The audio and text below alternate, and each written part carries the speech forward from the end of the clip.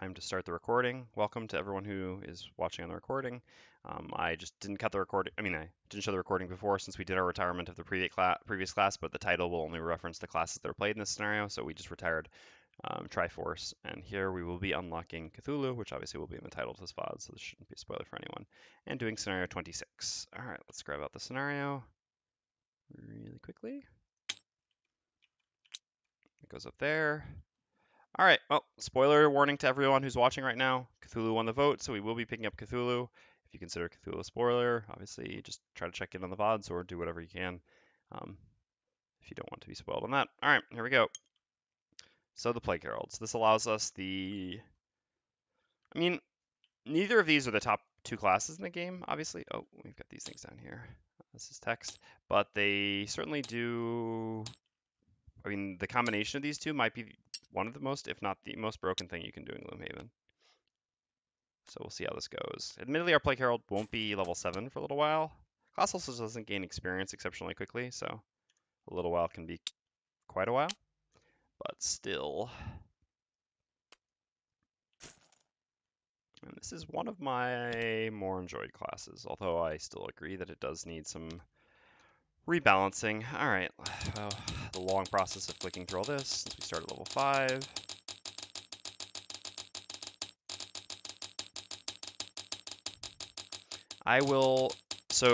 People have asked me to do an updated guide for this class in the second edition. I don't think much has really changed. Obviously, Airborne Toxin I don't think is so usable anymore, but I'm going to find out. So I'm happy to get the opportunity to play this class either way. How much gold is it again? 75.90. Yep. So yeah, I'm still just going to play the curse build. Even though I find the poison build kind of interesting, I'd be happy to try it out at some point. I might play this class again in another party in the future, but for now I do just want to give the curse build a try so that I can update my guide, which is what I know people have been asking for a while. All right, let's do our perks first. So we have 3 perks from lineage plus 4 perks from leveling, so it's 7 total perks. All right, so replace some -2 with +0, replace some -1s. Oh, do we have that item in this party? Wait, how do we not have that item? Do we not have that on the spell? No, we used it. Oh no, we have it. Yeah, we have it right there. Okay, whew. Good. I was just thinking he was on the right. All right, replace some 0s with some +2s. All right, so this gives us 2 more perks to take. Interesting.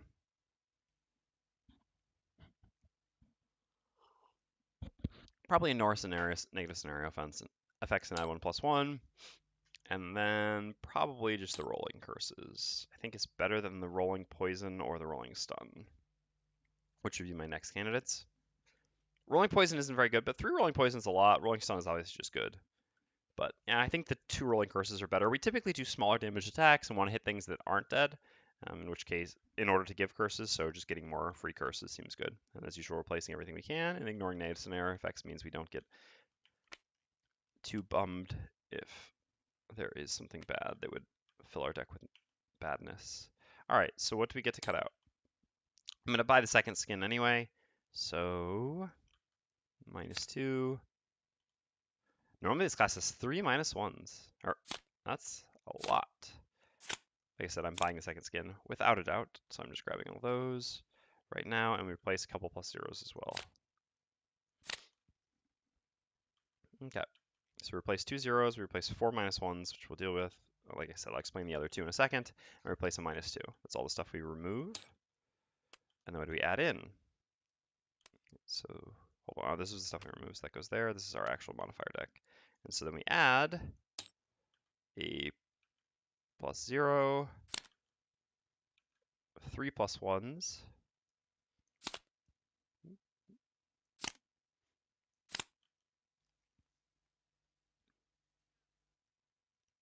2 +2s. I guess I didn't really, I usually give explanations. Here I'm kind of skipping over a little bit too fast. As soon as I add these, I'll go back in and give explanations.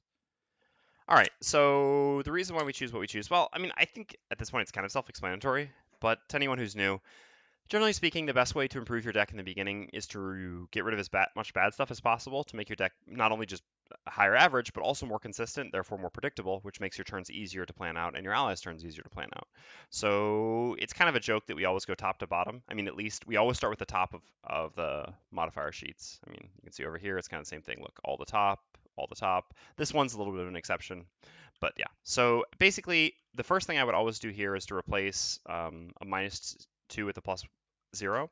Removing the -2 already removes one entire possibility from our deck. Now we only can have -1s, +0s, I mean, -1 or higher, or miss. So in this case, I think that's just good. I think the best perk is actually removing 2 -1s. I would take that over replacing a -2, but in this case, we don't have the possibility of removing 2 -1s. Yeah, I don't know what the random YouTube link is. If you can explain it, I can maybe allow you to post it. Otherwise, I just have to delete that. Again, links are not expressly prohibited, but just sending a link with not giving any explanation for it is, of course, a little bit of a problem. But I just timed you out for 1 second just to remove it because I never know. If you want to give an explanation for why you're posting a link, you're more than welcome to. All right. So yeah, this would be always what I would start with. Then I would always go with these, again, just to remove negative things. Unfortunately, we can't get rid of that many negative things with perks, but we're going to supplement that with an item, which we'll see in just a second.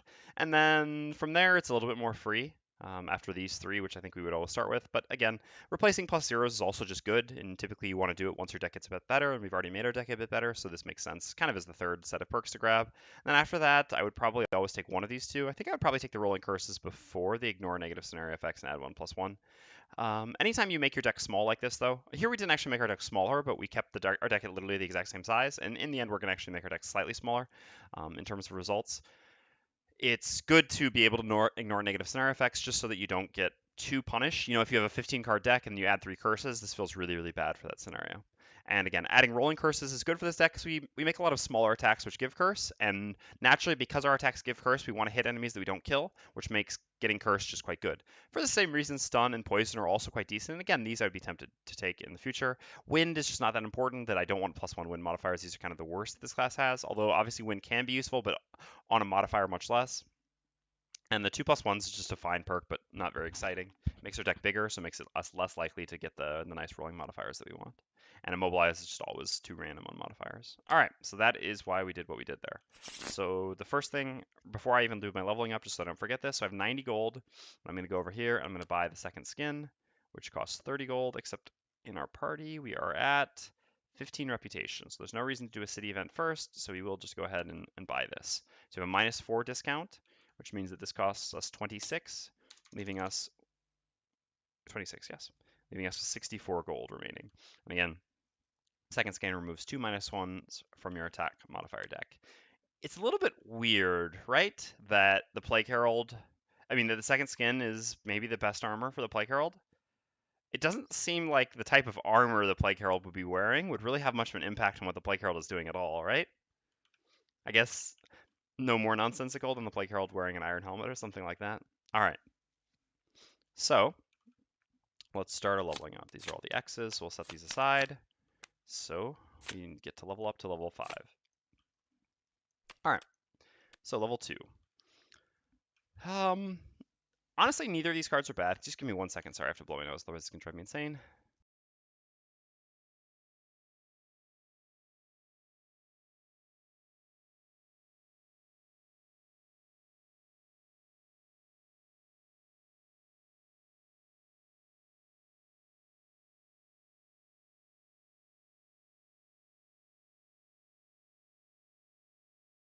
All right, I'm back. Yeah, so Luigi said you guys are the same color here, so that's what messed with me. I mean, second skin for the Bugman kind of makes sense. Yes, calling it second skin does make sense. I agree with that. But the idea of the second skin is more that it's just this armor that, well, I think it's supposed to be that. I mean, it could theoretically be. I mean, it's kind of stitched together, so who knows? Maybe it is someone's skin. But I think the idea, I hope. I mean, again, this is the same person who actually added the Rat King as a real Rat King into his game, so who knows? Maybe Isaac is a little bit perverse with his ideas. But generally speaking, I would think that most people would assume this to mean armor that fits so well that it feels like a second skin, which is, obviously an idiom, meaning it's very comfortable and you don't even feel it on you at all, which is what makes your modifier deck better. literally wearing someone else's skin is very fitting for the Bugman, though. I do agree with that. All right, so level 2. We've got Under the Skin, which is a nice card. I think it's got nerf. I always think this got nerfed in the second edition, but maybe it didn't. Maybe I'm just wrong about that. But I don't know why I always think this card was better in the first edition. Was this nerfed? Hold on, let's see. I think I went through this exact same thing last time. I think it actually was not.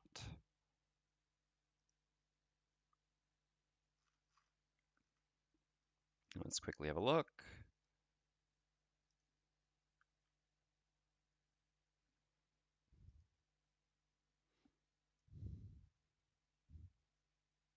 Oh no, it was. All right. Yeah, it had one more pierce before. Okay, I wasn't wrong. Whew. Because I did feel like this was better. Anyway, like I said, both these cards are good. So why are there these kind of weird blue lines here today? Oh well. Under the Skin provides us some pierce, which is something we desperately need in this party. So even if these are close, generally speaking, we're pretty much always going to take Under the Skin in this party. Again, we have pretty much no way of dealing with shielded enemies with both of our allies. This was what the Triforce had to do so frequently, obviously just with one card. Here we have a lot of poison, which helps a bit, but anyway. So Under the Skin is good against shielded enemies, so this makes this card decent to begin with. It's an attack 3, range 3 with the bonus effect as a level 2 card. Obviously this makes it decent at level 2. As you start to level, the top becomes worse and worse unless there are enemies, multiple enemies with, or very important enemies with at least 2 shield.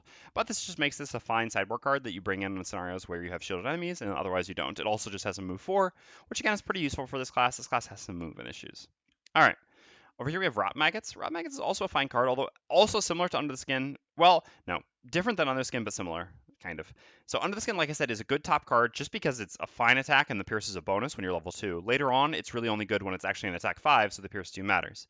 Rot Maggots, on the other hand, is very good at level 2 and actually gets worse as you level. The reason why this is at level 2, attack 4 plus poison is a ton of damage from a single attack. So the cost of having to get to range 2 from an enemy, and ideally trying to hit an enemy that your allies aren't adjacent to, is less significant. But as you level, the cost of having to get close to enemies and the attack being proportionally smaller amount of their health makes this top action worse and worse. It's still a fine top action, but at level 2 I can be tempted to take this card, although I think I usually would still take Under the Skin. Although I think it's a fair argument either way. I wouldn't fault someone for taking this at level 2 over this. But I think at level 5, I'm almost certainly always going to take Under the Skin just because the top of Rot Maggots just isn't very appealing on a level 5 character. Level 5 plus, whatever. The bottom of Rot Maggots is also good, but again, scales quite poorly as healing is wont to do in Gloomhaven. Still just fine. Having bottom heals is always nice, but yeah, at the end of the day, I'd rather have this option than having the even kind of 2 fine actions. Honestly, the Rot Maggots is fine. But yeah, just kind of healing not scaling very well, the top not scaling very well, whereas this, the top doesn't scale well intrinsically, but does scale well situationally on the types of scenarios we'll bring it to. So we will take Under the Skin over Rot Maggots in a pretty close choice, to be honest. Level 2 is a nice choice. And honestly, like, this is how I try to design my custom classes, right? Having difficult choices like this. I think this is interesting, and I wish more levels in the game had difficult choices like this. As opposed to many things which don't. All right, so let's go to level 3. So this is what I'm kind of talking about, right? Kill 1 normal enemy with poison within range 3. I mean, this is so bad compared to the going rate for executes. This is a loss execute which has conditionality. So we can compare this to the Brute who has a loss execute at level 2. And so first of all, the loss execute level 2 for the Brute is fine because it's attached to a move forward, which is something the Brute wants a lot. And honestly, it's with 40 initiative, which is generally not good initiative, but for the Brute is kind of okay, at least at that level. Here, it's attached to a very bad bottom, which is basically for the troll build. So essentially, I don't know, this card is just a mess, and this is just a level that doesn't work at all. So yeah, bad top execute, which just doesn't compare favorably to other executes in the game. Anyway, if it could execute an elite as a loss with this condition, then it would be probably too strong maybe. But as is, yeah, it's just not good enough. And yeah, the bottom is, again, for the troll build where you poison all your allies. Being able to give allies blesses isn't enough to make up for them being poisoned. Theoretically, the bottom can be maybe a conditionally decent support action on some scenarios where you're just going to get poisoned a lot no matter what. When you're facing things like, I mean, I would say oozes less so that, more like giant vipers and black imps. In that case, just being able to get some free pluses. But again, having a sideboard bottom action with a bad top loss action is just not really where you want to be, especially compared to a very good card in Fetid Flurry. Fetid Flurry gives you an attack 4 range 3 curse on top, which is very nice. Honestly, like very good going rate for the curse here. I would say that this top is actually probably maybe even slightly overtuned. Attack 4 range 3 at at this level is, yeah, I don't know. I mean, I guess it's around the average, maybe slightly better. And then adding curse obviously puts it over the average, I would say. Also, this class doesn't have very good initiative overall, and 26 is actually pretty good for this class, so this also has good initiative on top of a good top action. The bottom action isn't very relevant at level 3, is relevant at level 8 with Airborne Aid, but again, I don't think we'll use Airborne Aid in the second edition, but maybe we'll try it, we'll see. Anyway, yeah, not compelling choice at all here at level 3. We take Fetid Flurry quite easily. Level 4. Yeah, so Storm of Wings has a couple things going for it. It's a move 5, which is nice on a class that doesn't have a lot of movement, and 91 is a nice initiative. That being said, this class has some late initiative, so a really late initiative is less compelling. What this class really needs is early initiative. So for this class, well, 91 is still fine. It's not the sort of good initiative that we actually need. The top loss, so you basically have to consume wind, and then you get a +1 Impaling Eruption. Nah, I don't know. I don't know. Again, just comparing the top of this action with Impaling Eruption just makes you wonder, right? Yeah. So again, just doesn't compare favorably to Impaling Eruption for being 3 levels higher and having a lot of conditionality to it on a class that can't play losses twice. Again, the better initiative and the nice movement does make up for it a bit, but yeah. Overall, it's a mediocre card at best, mostly held up by the bottom in the initiative and not really over the top. And this compares to Nightmare's Affliction, which is just a crazily good card. So the top does everything we want. Creates Dark, which is relevant later on. Gives Poison and Curse to multiple enemies. Again, hitting for a small amount of damage, which is exactly how we want to do it to set up our allies. Biggest problem with this class setting up our allies is the fact that we typically end up going after our allies rather than before, so we have more difficulty using Poison effectively, but, can't have it all.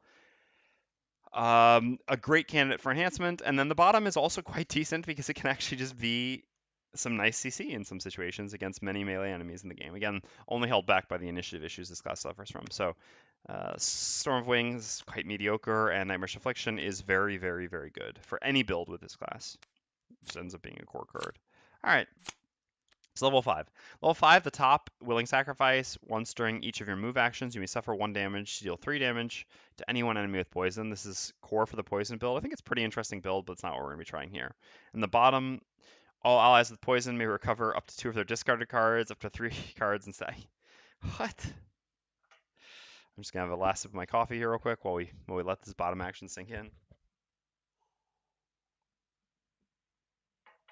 I don't have a glass of water. I just realized that now. I'll have to go get that in a second. Sorry. Anyway, yeah, I mean, it's, again, for this like poison allies build, which is kind of a joke, so whatever.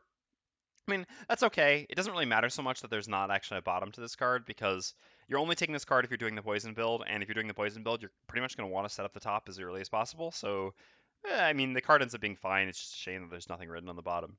Accelerated End is what we're going to take, however. Even though it seems like it's for the poison build, it's also just a very good card. The top is less relevant. It does give us a way to spend our dark, but we don't use this very often because we're not actually doing the poison build. We will poison some enemies, but not that many enemies. And the way we're most commonly going to poison enemies is with the bottom. So obviously it can happen that we have like this at the end of a rest cycle, and then we get it back, we're able to play the top. That doesn't happen very often, and we don't have stamina potions. So generally speaking, we're just going to be using this bottom to throw out some free poisons. Just really nice value. Adds a lot of damage since we have so much range, multiple targets, etc. It's just a nice bottom action. And yep, Wheeling Sacrifice goes there. We're only level 5, so that's actually it. All right, great. So these are our other cards. We'll have to choose through all these. Let's do Good morning, Themris. We retired our Triforce, but at least you'll be forever immortalized in this run, Themris. We didn't have a name for it, so we had to give it one, and there was only one appropriate one. You weren't actually here to help us with our enhancement choices, though. We ended up putting any element on the bottom of Infernal Vortex and Wound. Well, yeah, this is kind of spoiler. Ah, that was stupid. Yeah, that was stupid for the VOD people. Oh, my bad. Well, I mean, that doesn't really say much. Yeah, and then you can just go back and watch the VOD a tiny bit to see the other thing we did. Just not convinced by the. Oh, I'm definitely convinced by that. It. Yeah, well, I can't really respond to this because unfortunately, like I started the VOD after doing the retirement stuff, so the people who watch the VOD won't know that there are spoilers for this class. Hey, Prototype. Yep, new class indeed. We're playing the Plague Herald today. All right, let's do the rest of our shopping. So, there's one thing we're always buying, which is a volatile bomb. I mean, it is very fitting for this class to be carrying something called volatile. So another 26 gold. So it puts us down to 38. So what else? Thanks for the cheer, Prototype. Appreciate it. Welcome back to being on top. It's been a while since I played this class. Well, I think we almost always get a minor endurance potion. Boom. Well, so that costs us 6. 32. Forget what the other things I want are. Probably always Boots of Striding. Yeah, Hawk Helm is nice. I agree. Yeah, there aren't many things we need. Well, Minor Power Potion is also fine as well because of our awesome loss. Let me just hold on 1 second. I'm just going to change the screen while I take a look through my random item designs again just to make sure. Yeah, I've got none of these.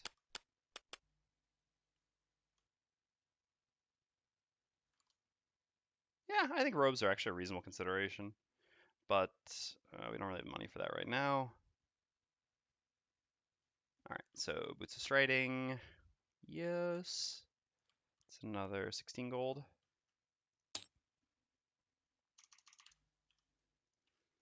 And so then we can buy just 2 more small items, which is all the space we have.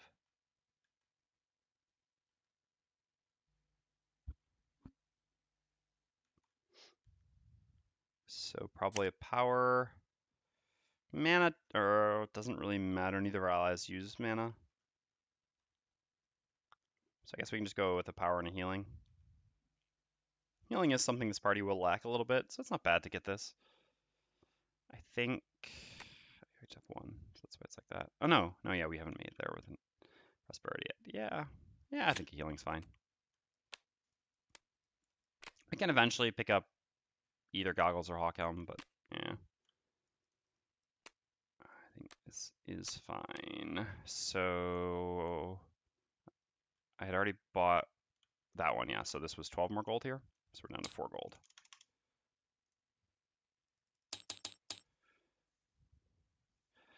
No, so Thermosast WFH got since WFH since I got a foot of snow. You ever get any decent snow in Lyon? No, we do not get decent snow in Lyon. Actually, I mean, working from home. Okay, I didn't know that abbreviation.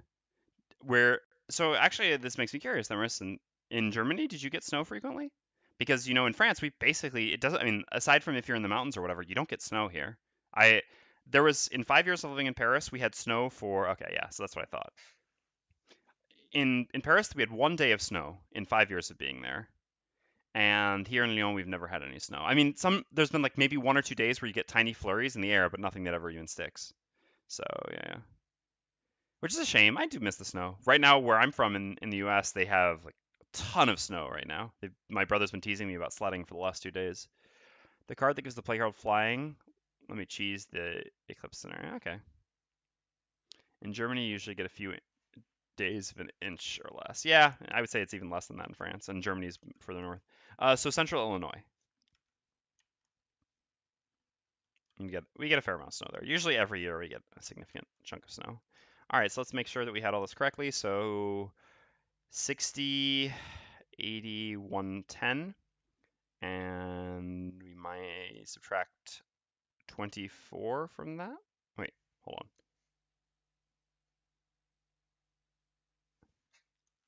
Yeah. So did I do this wrong at some point? 30, 60, 80, 100, 110, and each one of these is -4. So here we would have -20, we would have -24. So we should have 6 gold left, right? Yeah, we should have 6 gold left. I think I did calculate it wrong. I'm not doing this incorrectly, am I? Again, we bought 6 items. We have a 4 gold discount on each, so 6 times 4 is 24.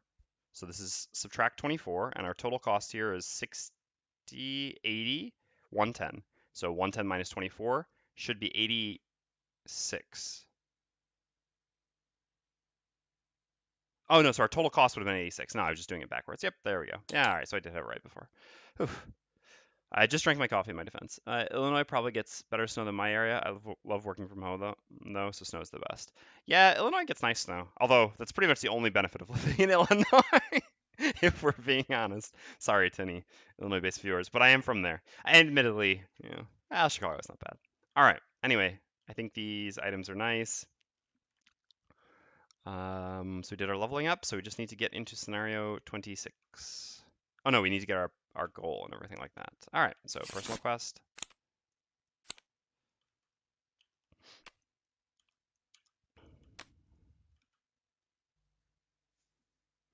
All right, complete a scenario in each of these areas or kill 15 vermlings. Well, kill 15, I mean, both of these I think probably take around the same amount of time. This is kind of more random, whereas this is very easy to control, which is nice. But again, we already have this unlocked and we don't have this unlocked. And I'd like to unlock the class we don't have unlocked, so pretty easy choice, I think.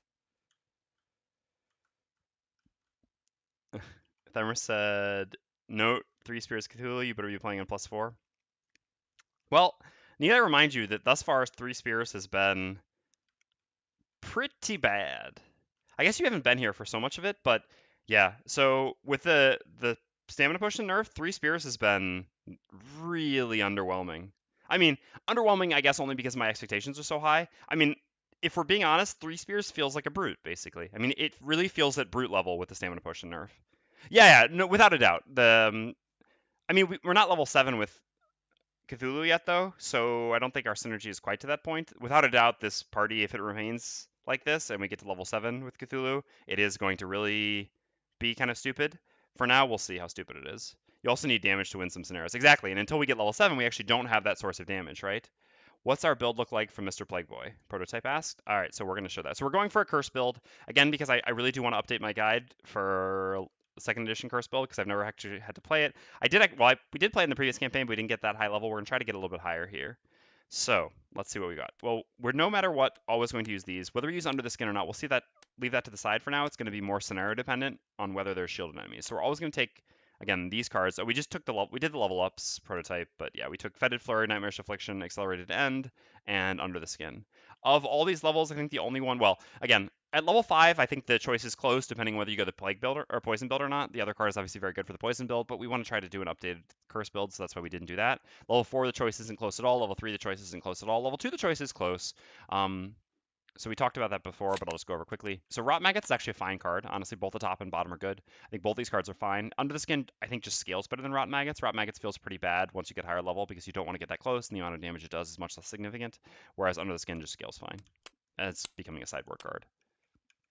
All right, so let's grab the cards that we'll actually be using for this class. So there are a few cards that are pretty much guaranteed. Spread the Plague is one of them because this bottom is completely undertuned. Actually, overtuned, sorry. Let's fix this by getting rid of Snap and Sticky. There we go. So yeah, that card's silly. Wretched Swarm is actually, in my opinion, I think this is one of the worst balanced cards in the game. I don't think what's crazy is when I first played through this class, I was like, yeah, this card's strong. And just more and more over time, I realized how imbalanced this card is compared to other cards in the game. It's just not remotely balanced. All right, so Grasping Vermin is pretty mediocre. Depends. Our party can do something with it. I mean, certainly not the bottom, just the top. Val Pestilence is fine. We'll put this in the maybe pile for now, along with this. Need to do some threads on overtuned cards at various levels. Yeah, agreed.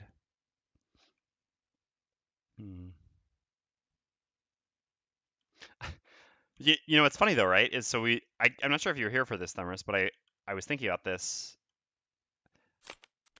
So again, this card Provoke Terror. I mean, if you had just seen the starting classes and then you saw this card, you would assume that this is the best level 6 card in the game. And what's crazy is that somehow Isaac managed to make this not even the best level 6 card in the game. It's the second best level 6 card in the game. But again, the best level 6 card in the game is so terribly broken that this, which is an insane card, is not even the best, right? That's how overtuned some cards in this game are. I mean, one specific card, right? Well, no, this card is obscenely overtuned. And the crazy thing is, despite this card being obscenely overtuned, it's still not even the best card at this level because one card is so terribly broken. That shows you something, right? That is, yeah. Yeah, and I mean this card is nuts without a doubt. Especially because context is everything, and the fact that the modifier deck for this class is so insane makes this bottom even more insane. But yeah. All right. So what else do we have here? Scattered Terror is a loss. It does have 11 initiative, so this is actually kind of tempting. I like how using the endurance potions does change our evaluation. So a problem this class frequently has is having bad initiative. But because we actually have endurance potions, there is some consideration for potentially just bringing a card like this as a move 2 with 11 initiative, knowing that we can get it back every time we have an odd hand size for an extra turn and a move 2 with 11 initiative. So even though I've never used this card before, I'm actually considering it, so we're just going to set this aside here. I guess we'll just put it in a maybe pile, or it's more of a maybe than the others. This Foul Wind is just garbage. I mean, all right, so why is it garbage? Well, the top is during your next 6 attack actions where wind is strong or waning, you may add +1 to the entire attack action. All right, so this isn't actually garbage. That's unfair. This top action, once you have more wind production, can actually be interesting with your like 7 hex AoEs. You have to use kind of both of these, I think, really to make this worthwhile. So actually, the top is an okay loss. It's kind of a weird card to have designed this. I mean, the loot on bottom, it's a shame to put a bottom loot on a situational top. But yeah, I mean, we're not at this point in wind production, so we're not worried about this at all. Paralyzing Bite is, yeah. Yeah, exactly. It's not, I was too fast with the garbage. It's just not worth it usually, I agree. Um, Paralyzing Bite's a fine card. Nice situational bottom loss with a very good top. So this is always going in. So our 2 curse top attacks are always going in as well, since this is how we get curses into the deck, and both these are overtuned for level 1 cards. Wing Congregation is also always going in, so this is the flying. This is, again, so I've realized, as we have established, Boots of Levitation are not a spoiler, because, again, they are in the rulebook. This card is ruined by Boots of Levitation. Why do Boots of Levitation exist? This is such a cool card. I saw this card for the first time before I ever saw Boots of Levitation. I got this card. I was like, man, that's such a cool effect. I was like, oh, it hurts so badly to play this, but I get to fly? Yeah, sometimes I'll do this. And I did do it sometimes. And then at some point we got Boots of Levitation and we were all like, well, that's just, yeah, that's a shame. I modded the model for this class just for this. You mean just for this card? Yeah, exactly. Given the many AoEs this class has, the damage ceiling of Foul Wind is pretty insane. Yeah, without a doubt. Foul Wind, like I said, it's actually not that bad. It has some application. Anyway, Winged Congregation is always going in, because while this, I mean, 16 to 11 initiative, there is a difference, but obviously this is a move 2 with an actual effect, whereas this is just a move 2. So Winged Congregation always gets in just because we need the initiative so badly, which is also a reason we can't really play the top. So then we have Epidemic, which goes here, which is also an incredibly overtuned card. And we've got Virulent Strain, which is a little bit interesting. And we've got Blistering Vortex, which we'll never use. Again, Blistering Vortex, I mean, either of these is just a low initiative move. But if I have the choice between 21 initiative, which gives me 1 shield, or 11 initiative, which just doesn't give me 1 shield, I'd rather 11 initiative not giving me 1 shield. Again, shielding the Plague Herald is just kind of silly. This is a silly card. And then barely ever use Wing Congregation except for XP. Yeah. All right, so 1, 2, 3, 4, 5, 6, 7, 8, 9. So we get to add 2 of these cards here. That's interesting, right? What do we want most? So how much movement do we have right now? We've got this, which will be movement all scenario, and that's it. So we definitely need 1 more move 4. Like I said, it is an issue this class has. So we'll definitely be taking Biting Gnats. Just Biting Gnats is a fine card. I mean, all right. Can we just, because, okay, again, we're doing a short scenario, our short stream today. We're only doing 1 scenario, so we have time for this. All right, so let's grab you, and let's grab you, and let's grab you, and let's have a little, because these are always fun, right? Little talk about cross-class balance in this game. Always an interesting discussion. Using some starting classes as examples, obviously. All right, so we've got this, and we've got this, and then here we're going to grab out this, this, and we're going to find this. Where are you, my friend? There we go. All right. Boom. Grab these 3 cards. We're going to pull them down here. We're going to compare them. Oops, I thought I grabbed all of them, but I did not. Compare them to some cards here. So this is the problem with this class. This is what doesn't make sense. The fact that this class was rebalanced and then stuff like this still exists, right? All right, let's compare. So here we have the Scoundrel. At level 1, the Scoundrel gets attack 2, range 3, target 2, 1 experience. This doesn't bother me because the Scoundrel is mostly melee class, and a lot of the Scoundrel's actions are conditional to actually be that good. Also has 9 cards. So the fact that the Scoundrel has this action at level 1 makes sense to me, right?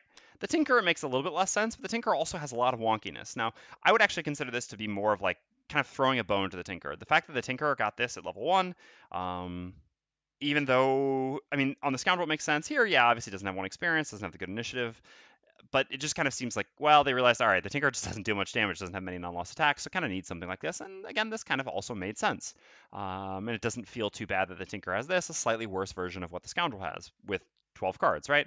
And then, of course, I've talked about this in the guide already, and while we play this class, then we have Fork Beam, which is literally the exact same as Throwing Knives. I don't think the class is unbalanced. Plague Herald? Oof.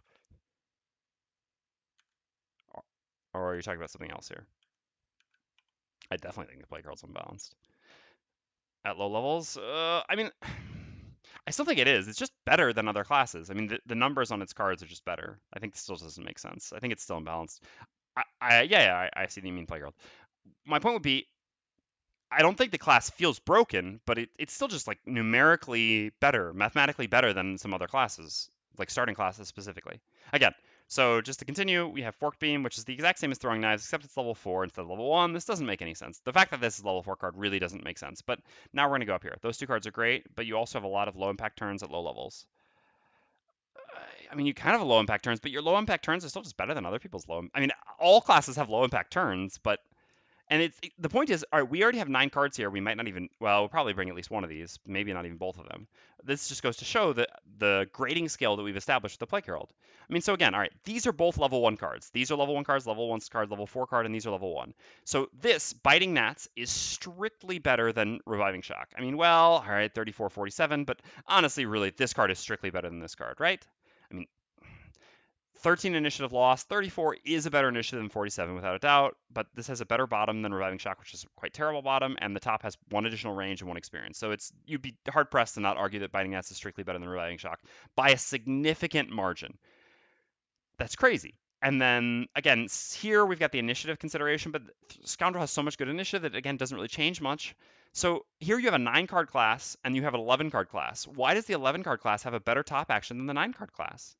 Like, that doesn't make sense. Regardless if you argue that the Plague Herald isn't really imbalanced, although I would still disagree. I mean, I don't think the class is broken like other classes, but I think it's just your scale for what's imbalanced or not. I mean, like, this is very strictly imbalance. Scoundrel, I would argue, is different given how much single target damage she does.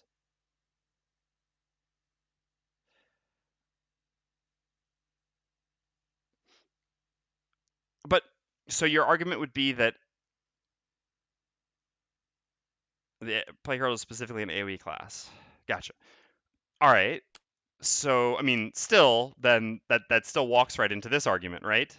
I mean, the Spellweaver is also strictly an AoE class, and this is a level 1 card, and this is a level 4 card. So what there? And again, the Plague Herald has similar longevity to the Scoundrel. I mean, 11 cards versus 8 cards in Reviving Ether. It's tough to compare. Yeah. But the funny thing is, it's not even garbage. It's actually just, I mean, this is a fine card for the Spellweaver at level 4, unfortunately. I just think there's, and again, I mean, this 6 damage on a level 1 card. Yeah, the range 2 consideration is significant. And again, this does make this card scale worse than Biting Gnats because the range matters a lot more at higher levels, but I don't know. To me, neither of these cards are balanced. How detrimental is the range 2? It is detrimental without a doubt. I'm not disagreeing with that. But again, like I said, so at level 1, the range 2 is not that detrimental, right? Enemies don't hit for that much damage. And when you do 3 damage to 2 enemies, they're either dead or close to dead, usually at level 1. As you get to higher levels and enemies have higher health pools, it's much less likely that Epidemic leads to killing them, and putting yourself at range 2 is much more costly. So this actually scales much worse than Biting Gnats. But at level 1, this is actually a better card than Biting Gnats, and a better card than many other cards. How does it compare to the Brute Sleeping Cleave? I mean, it's just better than the Brute Sleeping Cleave. It's much more flexible to be able to hit 2 targets rather than having... I mean, hit 2 targets at 2 range. Even if you get disadvantage on one, this is still consistently. But sure, but how much better? A lot better? Yeah, I understand the range 2 is short for a mage. Although this class also has some motivation to be at range 2 for some other things. But yeah, like I said, I mean, I'm not arguing that this doesn't have drawbacks. But again, the damage is just too high for the drawbacks. Again, at level 1. I mean, Leaping Cleave requires 2 very specific positionings, whereas Epidemic doesn't require that. It just requires basically 2 targets which are within range, 5 of each other? Or 4, depending on that. I mean, that's not too hard to come up with. What's more difficult to come up with, obviously, is getting to hit the 2 targets without putting yourself in danger. But you got late initiative, so you can often go late and hit 2 targets. But I also feel you not get significantly stronger until you hit level 5-ish. Oh, in this class? I don't know. Fetid Flurry is very good at level 3. Nightmarish Affliction is very good at level 4. I think this class gets a lot stronger in the... I mean, level 2 is more... I mean, level 2 you get, again, an attack 4 poison, although with a drawback. But anyway, my argument isn't necessarily how much this class needs to be changed. It's just like... So to me, the Plague Herald's a bit overtuned at 1, but doesn't scale for a long time. I don't know. I mean, I would argue the Plague Herald is extremely overtuned at level 1.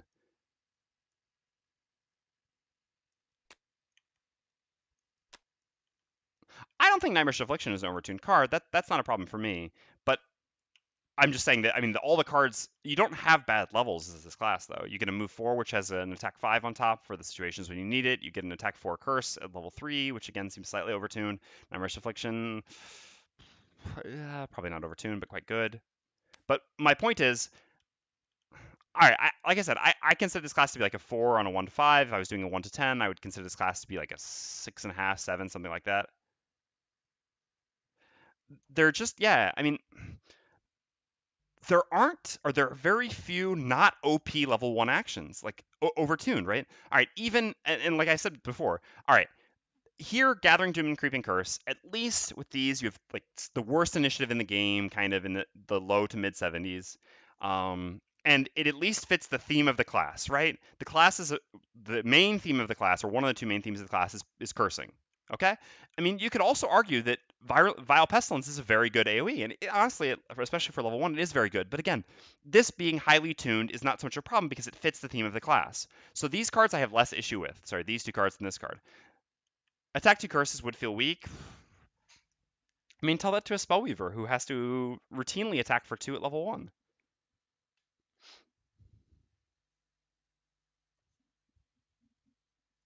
I mean, I can tell you from plenty of experience playing a Spellweaver at level 1, you have to do, at level 1, as many attack 2s probably as you do attack 3s. I mean, yeah, I generally kind of agree. I do think that attack 2, range 3 curse does feel a little bit underwhelming at level 1. But I definitely think that attack 3, range 3 curse is too strong at level 1. But again, my biggest point with this is these cards aren't the ones that really bother me because at least I understood why they have to be the way they are and they fit the class.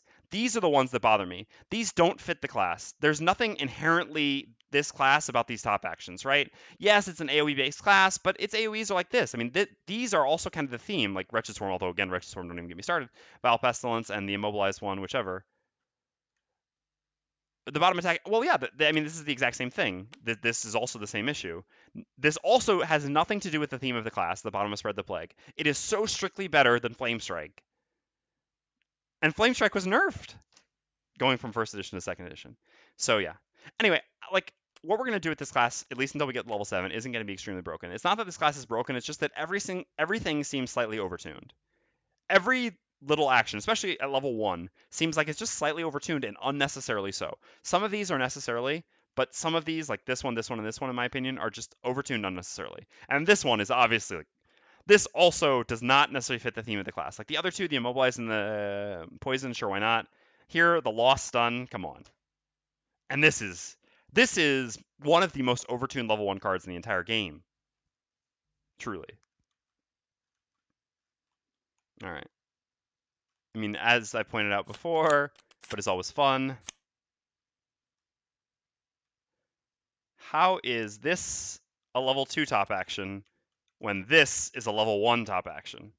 I'm going to leave you all to contemplate that for a second while I go get my glass of water, which I desperately need now because my throat's getting dry.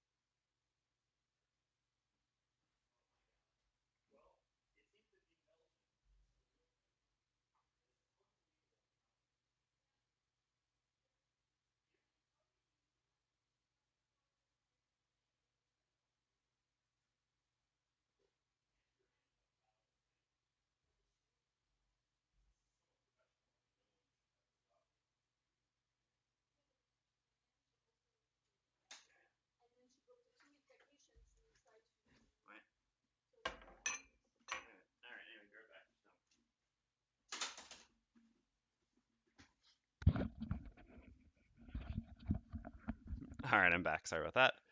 Just reading chat. Because the targets can be 7x's apart, theoretically. Exactly. I almost feel like Disorienting Flash could be non-loss. Probably too good then. Yeah, probably a little bit too good. Attack action as well. Bad with retaliating enemies. If you only got target one person and not be lost.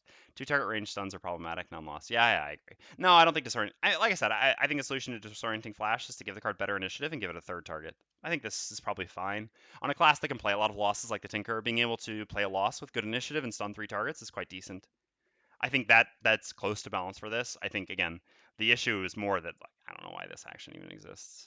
I mean,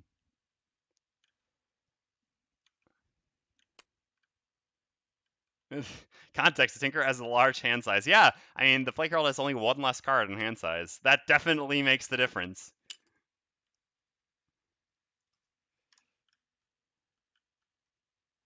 Yeah, unlike the Flag 08, exactly. All right.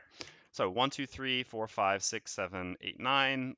As I said, we will always be using Biting Gnats because we need another move 4, and the top scales better. Epidemic doesn't scale very well. Oh, in this case, if we actually need to move 4 that badly, we'll probably just be playing under the skin. We'll just put this in our 11 for now, and then we kind of have these options to consider. Violent Strain is also nice against shielded enemies. It did get nerfed in the 2nd edition, unfortunately, but now that we have level 5, being able to do Accelerated N plus Violent Strain, the biggest problem with this is initiative. This is also still tempting for initiative. Yeah, all these cards are still kind of tempting. I think Epidemic probably gets cut by now. All right. So let's put these cards down here. These will be our maybes, and these get deleted.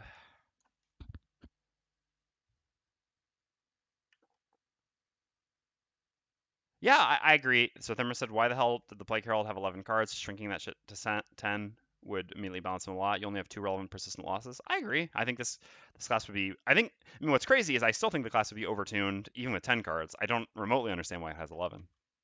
All right.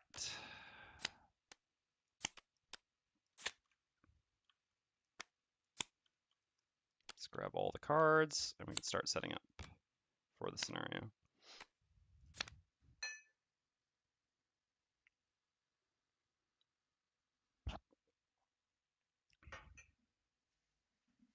Yeah, I mean, no matter what, this class will always play 1 persistent loss, whether it's Baneful Hex or um, the Sacrifice one, once you're level 5 or level 7, respectively. And then, yeah, like you said, the Flying one.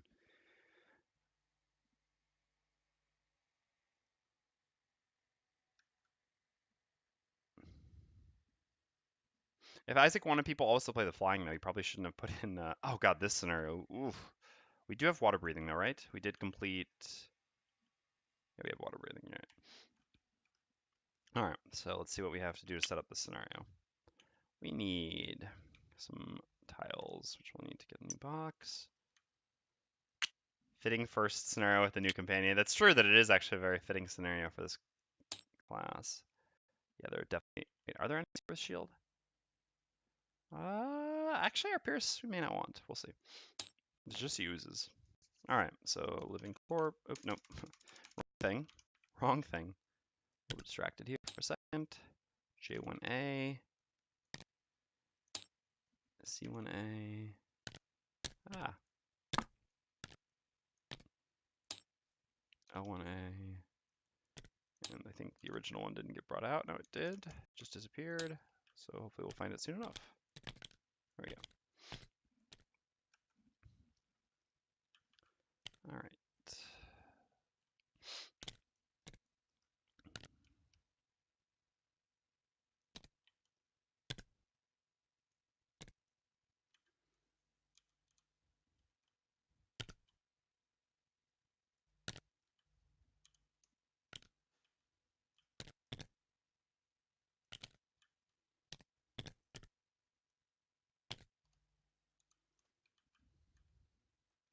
Okay, so we'll need water tiles. Again, we won't mess with grabbing all those out. We'll just grab one and copy paste it. We need one regular boulder, or one large boulder and two regular boulders. And we need 4 poisony looking stun traps. Oh, got oozes again. Huh. Treasure tile. And just the doors. Oh, and some more corridor tiles. We'll take care of that in a second with the doors. So we can grab that and grab this. All right, let's set this stuff up. So we have a corridor tile here. This is a tough scenario as well, if I remember correctly. So that's not what I'm supposed to be copy pasting. This was.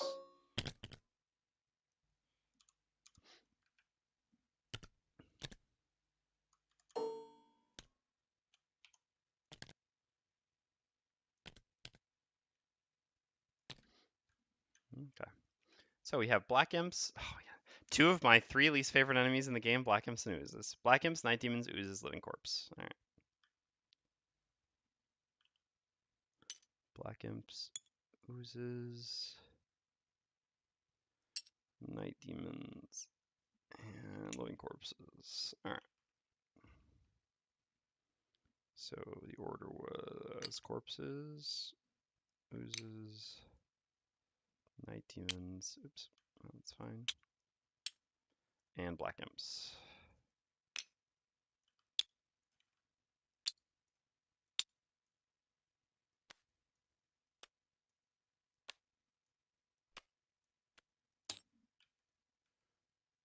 You need to set up the goals. Oh yeah, I will need to. You're probably right. Also, you reminded me, since I always forget to do these when I'm not well, or kind of choose not to, I need to add in 35 here. So I never remember to do these off camera.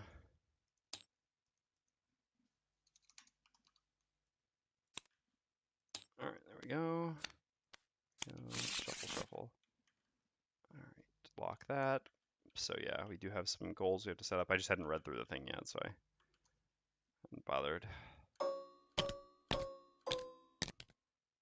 So this does link to Gloomhaven, I assume, since it is in the harbor. Let's go back. Yes, it does link to Gloomhaven. So we do need to do our city event first. So we're just going to do that real quick. Oops. There we go. All right, quick city event. Huh. I really just shuffled it again, too. All right. Oh, no. That's not what we want at all. All right. Well, we added the prosperity for our retirement, and we just gained 1 prosperity from our event. So we only have 1 prosperity to go before 6. Not ideal.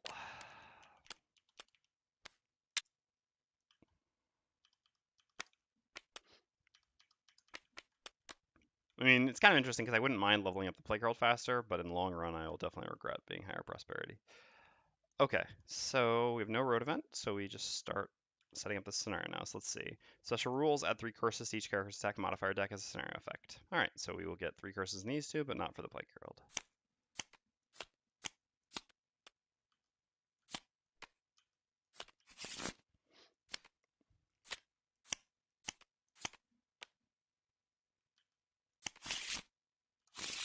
Shuffle all the decks. Alright, so our goal is to cleanse all water pumps. We don't actually know anything about them yet. Alright, well, we'll have to read that stuff here, but for now we'll go back to the other page. So in this first room, we've got, I guess, all the remaining water. Yeah, because there are 4 here, there are 11 total, and there are 7 here. Alright, easy enough.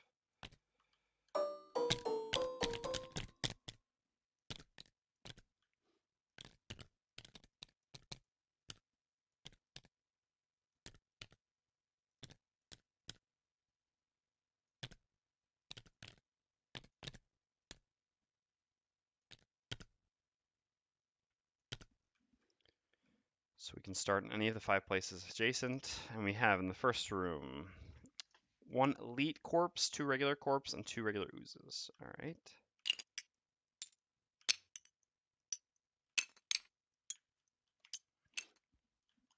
Elite corpse is here. Regular corpse is here and here. And these 2 will go here.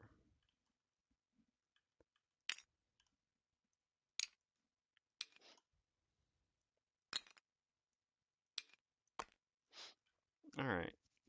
So that seems fine. So there's nothing else to set up in this first room. All right, let's look at the stats. So hold on, we're gonna do +2 difficulty to start. Like I said, I know that once we get to level 7, we're gonna go, well, I guess level 7 we can only do +3, but well, we'll do +3. But to begin with, I at least want to gauge the party, and I think doing that on +2 is quite reasonable. As I said, I don't think to start we're gonna be that strong, even though our eventual upside. Especially if we can swap out the Quartermaster for someone else. Never thought I would say that before, but... Alright, so what do we need? Yeah, we need to figure out the level. Let's just clear all these things. Actually set his health as well. Well, 10 health, easy enough. Here, we're at level 7 still, right? Or we're at level 8. Oh, we didn't actually do the leveling. Here, we're still level 7, so that's easy. I believe we did not level up to 8. Yeah, with the...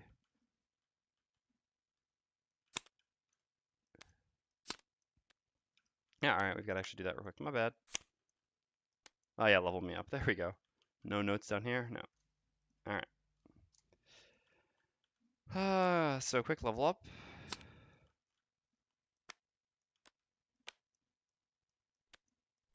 This is interesting.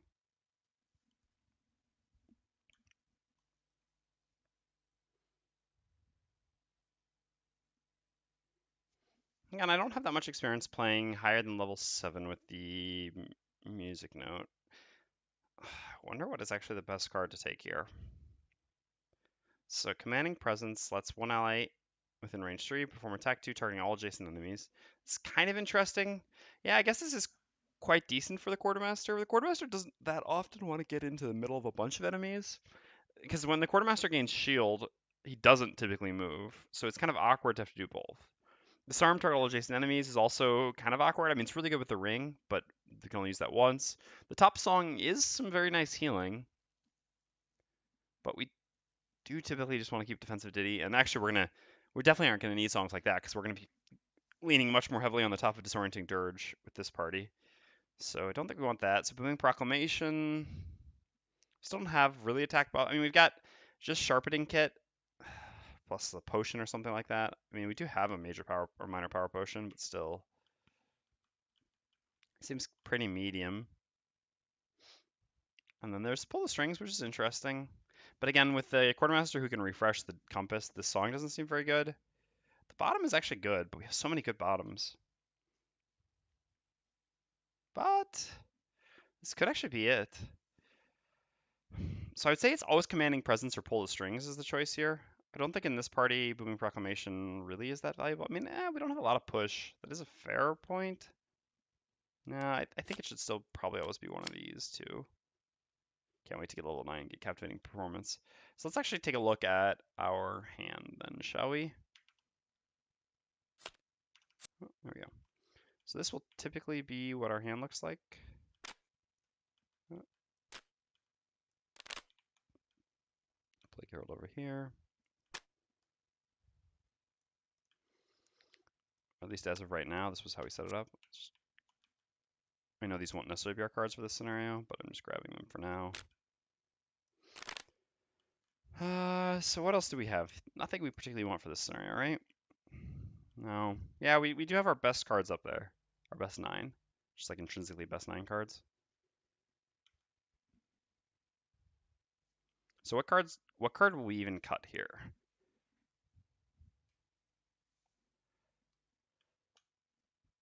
It's a very fair question.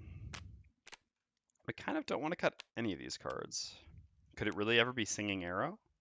I feel like it's probably just Soothing Lullaby, but that does actually hurt our initiative a bit. We'll have an 8, a 13. No, but I mean, we always have one of these up, so we'll always have an 8 and a 13, and then either a 9 or a 14. So he's actually still got decent initiatives. That's not such a problem. Losing healing kind of sucks. I mean, on this scenario, there are 2 types of enemies that poison, 3 types of enemies that poison. So this song is actually very good for this scenario, but in songs or scenarios where they don't poison, we can more easily cut this. And this is kind of a flex card, though. It can really be either or. Commanding Presence does give us a spicy top action. I mean, it could replace Singing Arrow, which is just decent now, but not great. Yeah, to be honest, yeah, I think that's fine. But Singing Arrow does give us our one really nice late initiative, whereas then we just have no late initiative. It's less of a problem for this class, actually. I mean, we've got a 78, which is kind of okay, but also a lot of the times we just want to CC or get songs up before enemies go. We more rarely want to go after enemies with this class, although there obviously are situations where we want to. Yeah, I think that's fine. I think we can cut Singing Arrow and bring in Boon or Commanding Presence. Again, replacing a top action with a top action. Attack 2 targeting all adjacent enemies is quite good for the Quartermaster just because it gives more chances to refresh items. So I think this is decent. All right, let's go with that. I don't know, level 8 is kind of a bit of a miss for this class. But yeah, so we'll bring Singing Arrow down here. I mean, it's kind of crazy to cut an AoE curse. But at the same time, in the future, we can always bring Singing Arrow back once we have Baneful Hex. But for now, we don't have Baneful Hex. All right, that works there. So what do we have for the Quartermaster? We do need to move a fair amount for this scenario, but not actually that much. Did we have any scenario-specific cards last time? I don't think so. I think we kind of just had our optimal cards last time. Yeah. Allowing someone to refresh? No. We don't even have the class, I mean, we were playing with before that had a bunch of spent items. Cthulhu doesn't have that many spent items, or barely has any. So yeah, this actually looks like the best setup for both of them then. All right. So then the only question is, should we bring Under the Skin? Like I said, it is another move 4, which is tempting. At this point, we've got... Again, this is a move 4, although this top is also nice. Although that top is actually not so good in this scenario, right? It's pretty much only going to be... Oh yeah, we were actually supposed to set up the level of the monsters.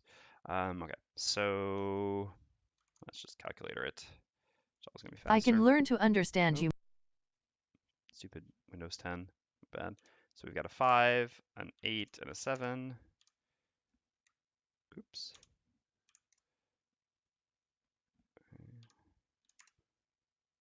Yeah, so 3.33 repeating, so 4, so plus 2 gets us 6. All right. Fair enough. So the Pierce 2 is really only good against an elite ooze, which is otherwise kind of difficult for us to kill, but we have poison. Herald is beginning. Yeah, that was my bad. Windows 10, the search function, I mean the start menu search function is just so much worse than before. All right, so yeah, I don't think I like Under the Skin so much here. So these are the cards we're not bringing. So these were our maybes. So we can have really good initiative. We can have an execute, but there's no high shield, low health enemies. So violent strain is definitely not where we want to be. Poison, target all enemies adjacent to an enemy with poison is okay, but it's not such an important thing. So it really comes down to whether we want low initiative or whether we want, well, some movement and an AoE attack poison. I think the AoE attack poison is probably more valuable here, especially with how well it combines with Catastrophic Bomb. I think this is actually a nice combo in our party. So I think we will take Vile Pestilence. It does make me wish I had the Hawk Helm, but well, I can't have it all. All right, so we'll throw this there. And our maybe board. Okay. So let's look at this first room. The corpses have 2 movement, elites or regular. So 1, 2, it can go to here. So if we go something like this, then we only have to worry about this one. That's not bad. And this one's 1, 2 as well. Yeah. So starting on the right side definitely makes sense because we can avoid the 2 left side corpses. So then what do we do from there? Well, we get started with some things, right? Suppose we should always start a song up.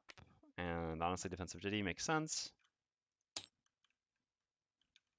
As for a bottom, how are we on range for that? So if we're here, yeah, I mean, then we can expand. Doesn't really do any damage to them, but it could be okay. Otherwise, we can also just use Echoing Aria as a bottom. It only matters if the oozes attack. Also just move attack bottom, which is also not bad. All right. Well, to see what our bottom is going to be, we should see what our allies are doing. So the Plague Herald, what are you doing? We can poison a bunch of things with Accelerated End. Getting a bunch of poisons out here is certainly a good plan because we probably want to Catastrophic Bomb soon. Could even Catastrophic Bomb this turn. Probably better to let them move a little bit first so we can get a better clump because the corpses will come over this way and then we can maybe hit everything in the room with the Catastrophic Bomb. So accordingly, we do want to poison this turn, but we have multiple ways of poisoning. We can either, well, we really have 3. We can Nightmare's Affliction, Accelerated End, or Vile Pestilence. Theoretically, these 2 combined would let us poison pretty much everything in the room and give 2 curses. That's probably the best thing we can do, and then save the attack for afterwards. I think either way, that's probably a pretty decent starting line for us. Ah, no, I need to get Snap back on. Yeah. It's just sticky that I don't want, I think. Or maybe it's grid that I don't want. Yeah. Well, I'll fix that later. Okay. So that makes sense. So in order to use Nightmare's Affliction, but we won't have range. Because Nightmare's Affliction is only 3.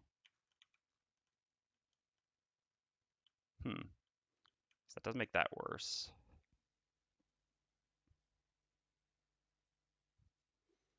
So what if instead we just stun the corpse near us then? To keep us safe from that enemy? Seems alright. This frees up... Oh, I need to fix it for all of them. My bad. So we want Snap on, we don't want Grid. There we go. So this way we can stun this one, and well, we can poison 3 things while hitting this and stunning. It means everything in the room will be poisoned, but still a decent amount of poison. Maybe we go before. Well, we're probably not going before him next turn, but that's fine. So accordingly then, we should save this for next turn. So we can, yeah, just do this to get into good position to then next turn use like CC plus Nightmare Serenade, benefiting from the Sharpening Kit Catastrophic Bomb plan we have for the following turn. So how about we go up and stun after the stun? And what do we want to do? So again, no matter what, we want to use Catastrophic Bomb plus Sharpening Kit next turn. So what do we want to do this turn then? Just some sort of an attack? I guess a wound attack is probably... We could do this, but this is probably just better.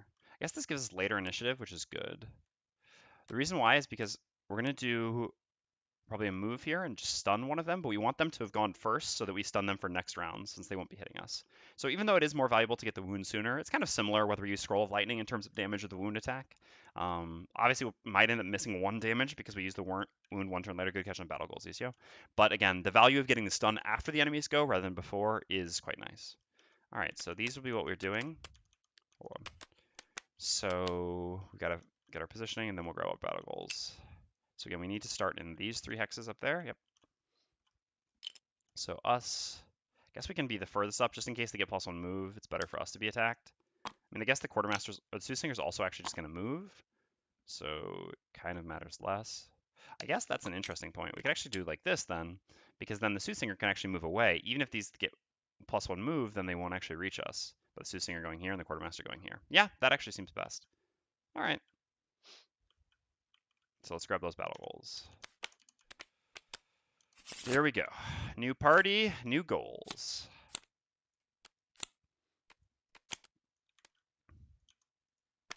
Be the first to kill a monster, have 5 or more total cards in your hand, and discard at the end of the scenario. This is a tough scenario, so this is unlikely. We can try to get the first kill, although, again, I'm not so sure how probable that is. Can't hurt to try. Cause a trap to be sprung or disarmed on your turn. The traps are just stuns. It's pretty difficult for us to walk into those. We don't have the compass, nor do we have... I mean, we have just push with Provoke Terror. We can use that, but not using the top Provoke Terror is rough. Or be at 2 or less HP at the end. Well, I think it's more likely we push something into a trap than we end at 2 or less HP. And then over here, take only short rests during the scenario, not very likely. Or take only long rests during the scenario, not very likely. I mean, old pre-stamina potion nerf Quartermaster could take only short rests very easily in a scenario, but endurance potion Quartermaster is just not the same beast. So I guess we'll try to take only long rests. It's very unlikely that either of these happen. Oh well, not the end of the world either way. Okay, so we're set up. Should have a pretty good round ahead of us. Hopefully no first turn splits, and hopefully these go after 77. These are the 2 most important things. All right, I mean before 77. Yep. Perfect. No splits.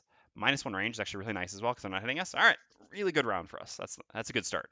That's what I like to see on my new campaign, which we're eventually going to start breaking stuff. All right, Soothsinger goes first. We're going to activate Defensive Ditty, Shield 1, affect all allies, and we're going to use the bottom of Melody and Harmony to do move 3, attack 3, range 3. Playtest the Quartermaster with nerf stamina potion sometime. You mean the nerfed, like Isaac nerfed, or these nerfed? So yeah, you're talking about Isaac nerfed?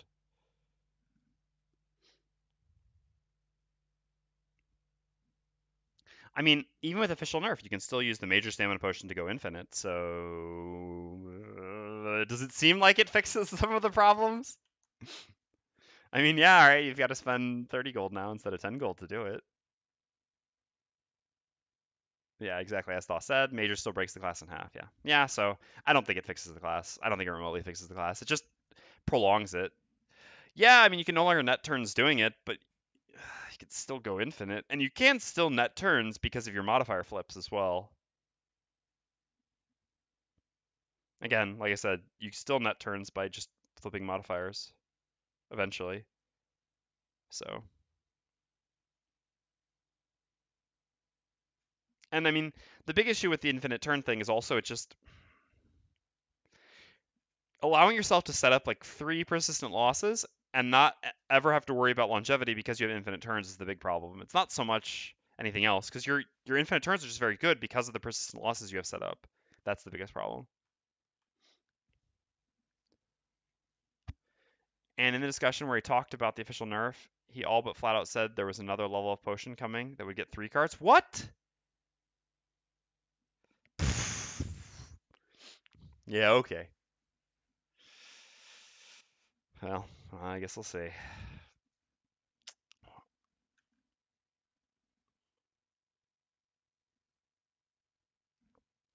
Yep, and you can keep spamming the bottom move stun or the bottom level 9 card, exactly. Yeah, so I don't think it really fixes the problem of this class. I think like I said, these potions have done a remarkable job of fixing this class. All right. Anyway, let's actually go with the rest of our turn. So again, we have move 3, attack 3. We're gonna move back to here. They don't have +1 move in the end, but no reason not to go back into the corner. I think this will put us in a well, no. So I guess where we want to go actually is here. This way, next turn when we do Nightmare Serenade, we actually have range to hit the oozes. Are the oozes the one? Yeah, I mean we have to be hitting the oozes over the corpses, and they have -1 range, so being here we're safe. The problem is then the corpses are going to be here. But I guess we can stun one of them. No, oozes can't hit us. Oozes have 3 range normally, and they have -1 this turn, so it's only 2. So they won't hit us if we go here. This makes us better for the following turn of using Serenade. But do we even need to be up that one? 1, 2, 1, 2, 3. Yeah, otherwise our Serenade's pretty bad. I mean, otherwise we can Serenade the corpses, but that's not what we want. All right, yeah, let's go here. This is a bit risky, but we also just have a CC for the corpses the next turn before they can go. So this is fine. All right, so do move 3, attack 3 going there. We need to actually set enemies' healths. So we have 14 and 21 on the corpses and 12 and 16 on the oozes. This also actually lets us hit an ooze, which is probably more valuable.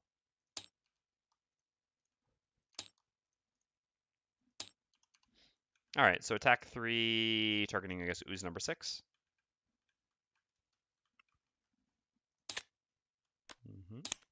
Okay. So our 3 becomes a 5, which does 4 damage because he has shield 1. That's good. All right, and then we're done. So then the Plague Herald is up next.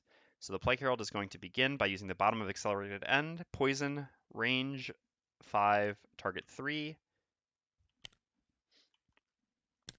So we'll place a poison on him. We'll definitely, 1, 2, 3, yeah, we hit everything in the room. So we definitely want to poison him because he has the most health. So now we have a difficult question. Now, I think it's always correct to poison probably this ooze, to be honest. The reason for this is that this has 8 health, this has 12 health. So this has 14 health, but this has 12 health, 1 shield. So this has more effective health than this. Oozes are also more important to kill than corpses. So even if these had like similar effective health, it would be better to poison the ooze to kill it faster. Oozes unfortunately can heal themselves, whereas corpses can't. That is obviously the downside of putting the poison on it. But I still think this is better. It's just, again, more important to get this ooze down. And again, I am still putting it on the elite corpse because it has 21 health, so that poison is just going to do more there than on an 8 health ooze here. Oozes can't heal next turn. Yeah, I know. And that is unfortunate if they do heal, but again, it's only 1 out of 7 that they heal, and anything to help me kill the ooze faster I think is still better than getting in on this corpse. All right, and so then we're going to use the top of Paralyzing Bite, gaining 1 experience, doing attack 1, range 3, stun. Or like, why does this one give experience, right? As a like, why does the Tinker? I mean, I guess it's 31 initiative rather than 20. I mean, I don't know. The class also kind of lacks experience. This doesn't bother me so much. It just kind of feels weird that the the Tinker has stun shot, which is literally the exact same top, just without the experience. But again, 11 cards versus 12, you can make a small argument there. And again, well, I mean, the Tinker also needs experience. So if anything, maybe the Tinker should just have experience as well. Anywho, so we do attack 1, range 3, stun. We're targeting this corpse here, plus the poison, so it's actually an attack 2. Make sure we got our deck nice and shuffled, and here we go. All right, so 3. Down to 11. All right, then living corpses go. This one was stunned. I just didn't bother to place the stun, but it was on this attack, so it doesn't move, and the other 2 have 2 movement. Just like this. Because otherwise, I mean, it's always so tough, right? Because if this one goes here, then this one would actually go here, which would make our clumping too perfect. Let's see. So this puts it 1-2 from there. I mean, it doesn't really change anything. It's completely ambiguous either way, but I'll, again, play in a way as to not abuse. Even though, again, this would be perfectly permissible to do this. Just, I can't. It makes me feel bad on the inside. All right, so they're done. So then the Quartermaster's up next. So the Quartermaster is going to do an attack 5, range 3, creating light. We're going to attack this one because then we can move after. I mean, we could attack this one, but again, if we can kill this corpse, it just gives us one less thing we need to CC that actually still hits pretty hard. So we'll do an attack 5, range 3, hitting this corpse here, plus 1 because of the poison. Shuffle this deck again just to be safe, even though we already shuffled. Oh, baby! That's a shuffle. That is an amazing hit, actually. Well, I guess we just failed the Plague Herald's Battle Call. Not intentionally, obviously. I still don't take it back because I like winning. But, yeah. That's a little unfortunate. I mean, the Plague Herald does want perks. Plague Herald has some reasonable number of perks that are still good left. All right. So our 6 doubles to a 12, which kills that corpse. Oh, no. We have to use boots now, huh? Woof. All right. I guess there was a downside to that, of hitting that one. I mean, it's only specifically with a curse. It's a small price to pay. All right, boots it is. So we're going to use our boots of striding because we've got, the bottom of Scroll of Judgment now to do a move to stun, target one adjacent enemy. But with move 2, we plan on stunning this one, but again, this one is dead now. So 1, 2, 3 to here makes sense because stunning the elite is just more valuable. This way the Soothsayer can actually stun the 2 oozes. Then we still have this which goes, but that's okay. I mean, if something has to go, something has to go. Stunning the elite obviously hits for more, makes more sense. All right, so we'll put a stun there. Again, having to had used our boots of striding to get the extra 2 movement. Boots of striding are amazing. And oh no, yeah, we're still out of range by going there as well. Okay, that's fine. So then the oozes again, they have -1 range. They have only 2 range, and that just gets them to here, which hits nothing. Perfect. It's a pretty fortunate flip for us. I'm getting disadvantage on maybe poison. Well, poison is by them attacking. Yeah, that's a fair consideration. We could go here and then we lose disadvantage on this one. Yeah, you're probably right. That's actually probably better to move to there. Just puts the Soothsinger more vulnerable. But I guess if we're stunning these, it doesn't really matter. And we have to go first because of the kit. All right, yeah, you're right. We should go there so we lose disadvantage on this one on our attack. I think that's fine. There's no new information, so we can obviously change that. All right, so again, Sharpening Kit plus Catastrophic Bomb. Pretty clear. This.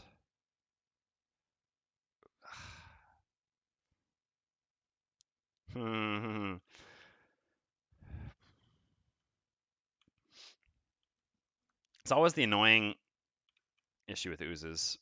Well, I mean, yeah. We should just do this. The oozes might hit us because of this, which does hurt, without a doubt. I would prefer that not to happen. Basically, we want to go... I mean, all right, so we could go like this, but then we don't get the advantage of Sharpening Kit, which is not insignificant. I mean, it's 2 damage. Oozes should typically go after 60. I think they have more cards after 60 than before 60. And obviously the thing we're by far most afraid of them doing is in the 90s. So for this reason, we're safe. The downside is obviously if they go in, like they do have some in the 30s, they go in the 30s, they're both going to hit the Soothsinger, and this kind of sucks. 1, 2, 3, yeah. It's going to be a lot of damage. We didn't really bring much healing. So, oh, we actually forgot we had a free move when we used the loot. We could have actually done a bit better there. I mean, when we played a song. Still, though, I think this is the most reasonable thing to do. We take a risk, but we have a high upside. And again, the risk is that we take a bit of damage. But the good thing is, if they do go before, we do take a bit of damage, but then they're stunned for the following turn, which gives us a ton of freedom to maneuver the way we want to in this room. All right, so that's 23. So what are we up to here? So we also kind of want to take advantage of Sharpening Kit here. We can go at 27, which is perfect, because we also don't need to move. Our attack 3, range 3 can hit one of these corpses. So after that, we just want to hit as many things as possible, probably. And Vile Pestilence seems like a reasonable plan. So we go 1, 2, and expand like this. Again, we're poisoning one thing, which is already poisoned, but we're going to poison on 2 more things, which is nice. And on top of that, it's just also a large attack. I mean, by using this attack, we're actually getting 3 attack from Sharpening Kit rather than 2. Otherwise, we could use Nightmare's Affliction, then we only get 2. No, yeah, I think getting 3 is better. You are not getting Sharpening Kit, though. Everyone's getting Sharpening Kit. Sharpening Kit is at range 2. You and all allies within range 2 at +1 to all your attacks this round. And we're going, so 23, 27, 60, we should be getting it, right? Yeah, 1, 2, 1, 2. Yeah. No, it's understandable to forget because the bottom enhancement field gives you only adjacent. It's kind of silly that Sharpening Kit's at range 2, to be honest, making it so much strictly better than enhancement field, which is already, like, the bottom enhancement field's already good. This is maybe a bit too good. I mean, yeah, 9-card class versus 12-card class, so it's kind of fair, I suppose, but this is really good. Yeah. So, yeah, this seems to make sense, I think. Again, we're missing out on cursing. We're giving 1 too many poisons, but we're also getting 1 more damage, and we still have the cursing afterwards. I guess a fair point would be afterwards, though, then the top of Nightmare's Affliction gets worse because then the poison is completely lost. Whereas if we use Nightmare's Affliction now, we just never have to actually use the top of Vile Pestilence. We only miss out on, well, I mean, we miss out on 3 attack, right? Which is not insignificant. So we'll be hitting this with a 1 plus the poison plus the Sharpening Kit is a 3. So we'll be missing out on attack 3 on this ooze to add 2 curses now. Think you mean Little Infinity class versus 12-card class? Yeah, it's true. It's true, but not the way we're playing again. Not with the fixed stamina potions. Yeah, I think this is actually a really difficult call. I think a fair argument could be made for using Nightmare's Affliction here, and a fair argument can be made for using Vile Pestilence. I think I'm going to go with Vile Pestilence, though. It's possible that we even just don't go through all our cards in this room. We can use Nightmare's Affliction when we enter the next room, which is very flexible. Nightmare's Affliction is a great card for entering a room. Vile Pestilence is going to be worse. So, yeah, let's go with this. I think this is reasonable. All right. There was nope, everything's fine there. All right, let's go. 94, perfect. That's exactly what we want to see. We don't really get punished this way, and we're really happy that we decided to go with the stun and do things the way we did. Okay, so first things first is the Quartermaster. You and all allies within range 2 at +1 attack to all your attacks this round. Then we're going to use the top of Catastrophic Bomb, which gives us 1 experience, and we are, of course, going to use our major power potion while using the Catastrophic Bomb. So Catastrophic Bomb is an attack 4, +1 from Sharpening Kit, +2 from our major power potion. And we're going to shape it 2, 3, 4, 3. So it does hit everything in the room. We'll do close to further. So disadvantaged attack here, and then regular, regular, regular on. So zombie 6, and then zombie 5, ooze 5, ooze 6. Nothing else special to use here, so we're not going to worry about that. So let's get to it. So first the adjacent zombie with disadvantage. All right, not a terrible disadvantage. So this means our attack is a 5, plus 1 from the poison is a 6. Puts him down to 15. So then zombie 5, well then we just have 3 more regular flips, right? All right, so that's a 5, 6 because of the poison. Ooh, okay. And then a 2. So 5 here, 9. 6 here because of the poison, except it has 1 shield, so actually effectively 5 as well. And then just 2 damage here. Yeah, Catastrophic Bomb, Sharpening Kit, pretty reasonable combo. These aren't even particularly, I mean, the last scenario is really, really good.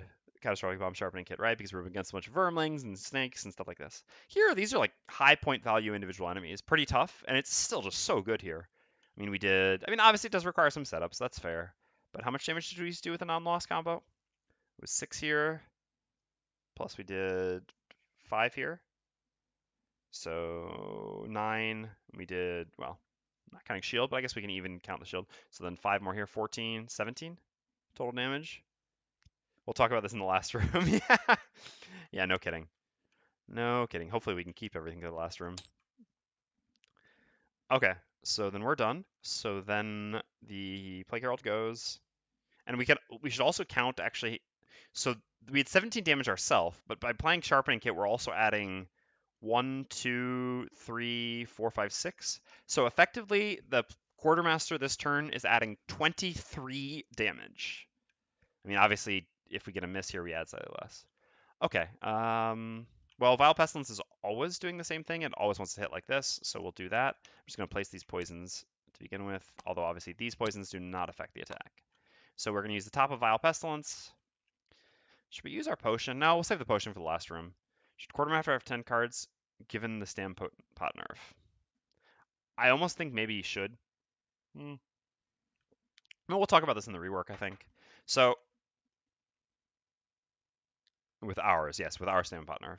Like I said, the Quartermaster feels a lot like a brute, except I don't get to play my lost cards pretty much, is how I felt playing this class. I have these cool losses, and I just never get to play them, pretty much. I mean, my persistent losses, because they need to be played early. So yeah, I think the Quartermaster as is, with our Stampot nerf, feels too punishing trying to play persistent losses. Exactly, and he does have cool persistent losses. So yeah, I would agree that, I mean, don't get me wrong, I think some of his cards need to be tuned down. Like, for example, like this bottom could just be yourself and adjacent. I think this would be fine. Like, I think there are a few cards where, like, the top of Scroll of Lightning should also be tuned down. A few things like this. So I think that there should be a little bit of tuning on a few of the cards for the class. Scroll of Thunder, yeah, exactly. And then I think if you tune a few cards down a little bit, and you put it to 10 cards, I think this would, and play with the fixed stamina potions, I think this is, a much better Quartermaster experience than A, what I'm having here, and B, what you get out of the box. All right, so like I said, so here we'll have an attack 3, because we have, again, oh no, wait, no, 2. Yeah, the 3 was because of poison. I don't want to use the power potion here. I'll save that because I'm always using Wretched Swarm at some point. Okay, so it's going to be a 2, and then a 3, and then a 2, in that order. I would like to have goggles, but all right, so 4, and then a 5. Jeez, couldn't have stacked the deck better than that. All right, so 4 here, and down to 5, and then a 5 here because of the poison, so 4 actual damage down to 3, and then a 4 here because the poison wasn't on yet, so that's 3 actual damage down to 3. Okay, and then we have the bottom of Spread the Plague. So this is an attack 4 because of the kit.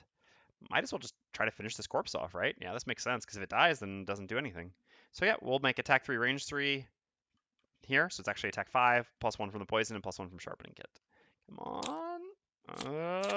Oh no. All right. I mean, it sucks a little bit that we got both of our curse rolling modifiers on a killing attack, but honestly, we can't complain at all about our modifier flips this turn, because they were phenomenal.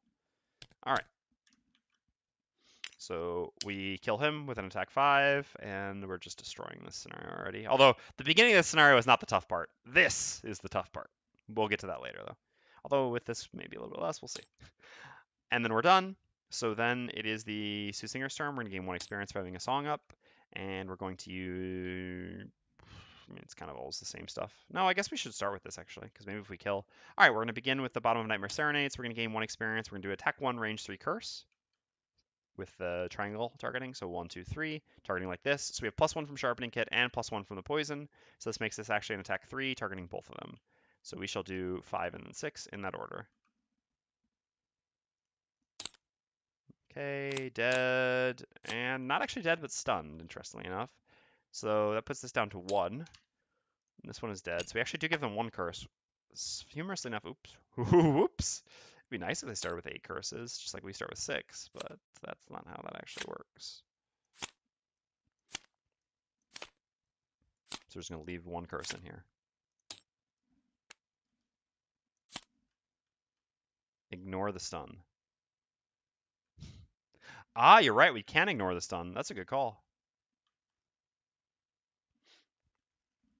Good call, ECO.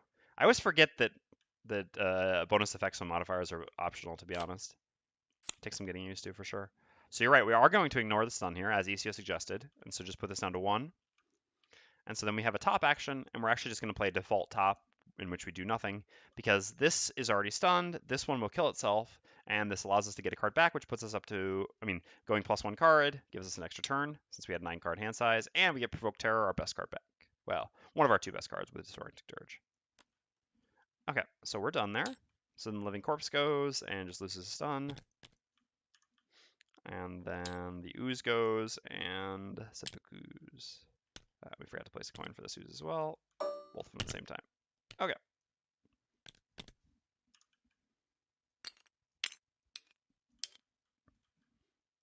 And that's the end of the round. So that's cleared up pretty quickly. Unfortunately, we don't actually have any more CC for the. Oh no, wait. Yeah, we don't have any more CC for this guy. Oh wait, we've got a Soothsinger. I was thinking of these 2 classes don't have any more CC. All right. So what do now? We kind of need to play a generic at some point here. Do we want to use the wound now? Now we can maybe save the wound for the next room. Honestly, Hasten Step top is really good here because of the poison. Gives us 2 attack 3s. And we'd like to get our potion back, so getting a bunch of attacks is nice. We need to just play a generic. This is as good of a turn as any to play a generic or default and just go there. Question is how early we want to go. We'll see. So the Plague Herald can throw some curses. Let's bully this corpse. Yeah, that's kind of the plan here. We're gonna bully him up pretty nicely, I think. This gives us poor initiative. So ideally what we'd like to do here is this plus this. This allows us to first attack him with this and then give him another curse this way, just to stack some curses into the deck. We don't get a coin that way though, which is a little bit of a shame, but might be okay. But if we need better initiative, then we can just do it like this. Okay. Yeah, because otherwise we can't go after the Quartermaster. So the Quartermaster, no matter what other card we play here, we're getting it back. So we just need to go after 26, which means we can play either of these cards. Sure, because we're just going to do it as a default move too. And here, guess we're just going to give a couple blesses, because why not? Give a curse, because why not? And I suppose, yeah, can we just kill it then? Instead of needing to worry about CCing it? Let's see. Maybe not. Maybe not, right? So we got an attack 4 here, which is 5 from the poison. We've got all the curses. We shouldn't try to count like this. It's a bad idea. Better to CC it. If it hits us, it actually does a lot of damage, so let's not be silly. Just a shame because I'd rather save one of these. Save both these for the next room, but nah. By doing this sucks a little bit because it can do its stupid immobilized model, but if it does the immobilized model, it does the immobilized model. Oh wait, so we need him to be going after the Plague Herald though. All right, this works. Let's bully this corpse up something real nice. These are eliminated. Let's go. Ah, yeah, okay. Okay. Well, that's a bit unfortunate. Hmm.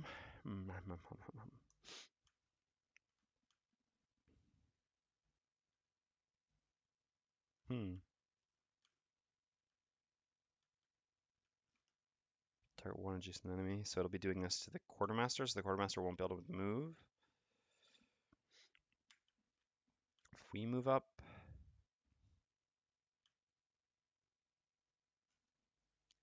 right now we're looking at synchronized long rests. Are we missing 1 health? We should not be. Synchronized long rest doesn't do too much for us right now. Just lets us choose cards to lose, which is an advantage, and lets the Quartermaster get boots back. I guess this Play Herald also couldn't use boots at some point to make it down here, or even this turn to get this coin. Synchronized long rests aren't bad, because I'm just wondering what I could do here, because obviously the disarm does nothing now. I could actually just do default, in order to, move here, grab this coin, then just punch him.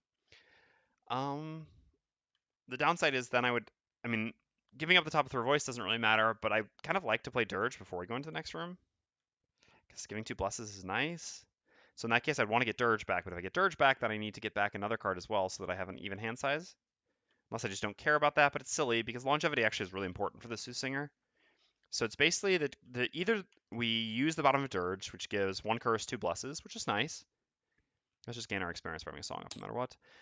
And then we just do nothing with the top of Throw Voice, or we move next to him and punch him, and then we get both cards back. How likely are we to... I guess then we get to use Dirge the following turn. But it's just the biggest cost is that we use 2 charges right now. We'll still have 2 charges left. I think that's fine, actually. It's not that easy to use all 5 charges. Sure. So let's just do that. How likely is it that he dies this turn? If he dies, we miss 1 curse. That's not that big of a deal. All right. So let's do that. So we're going to use the bottom of Throw Voice as a default move 2. Well, move 3 actually for us, but we'll go to here. And get this coin, because we do need money for our enhancements. And we're going to use the top of Throw Voice as a default attack 2. Oh, sorry. And we're in both cases using a charge of endurance to get both these cards back. So then the top of Throw Voice is an attack 2, plus he's poisoned, so an attack 3. Oh, all right. Well, he'll definitely be around. That's fine, though. Good thing we didn't count on trying to kill him. Although it wouldn't have actually been us ever attacking, but still. All right. So we get both these cards back.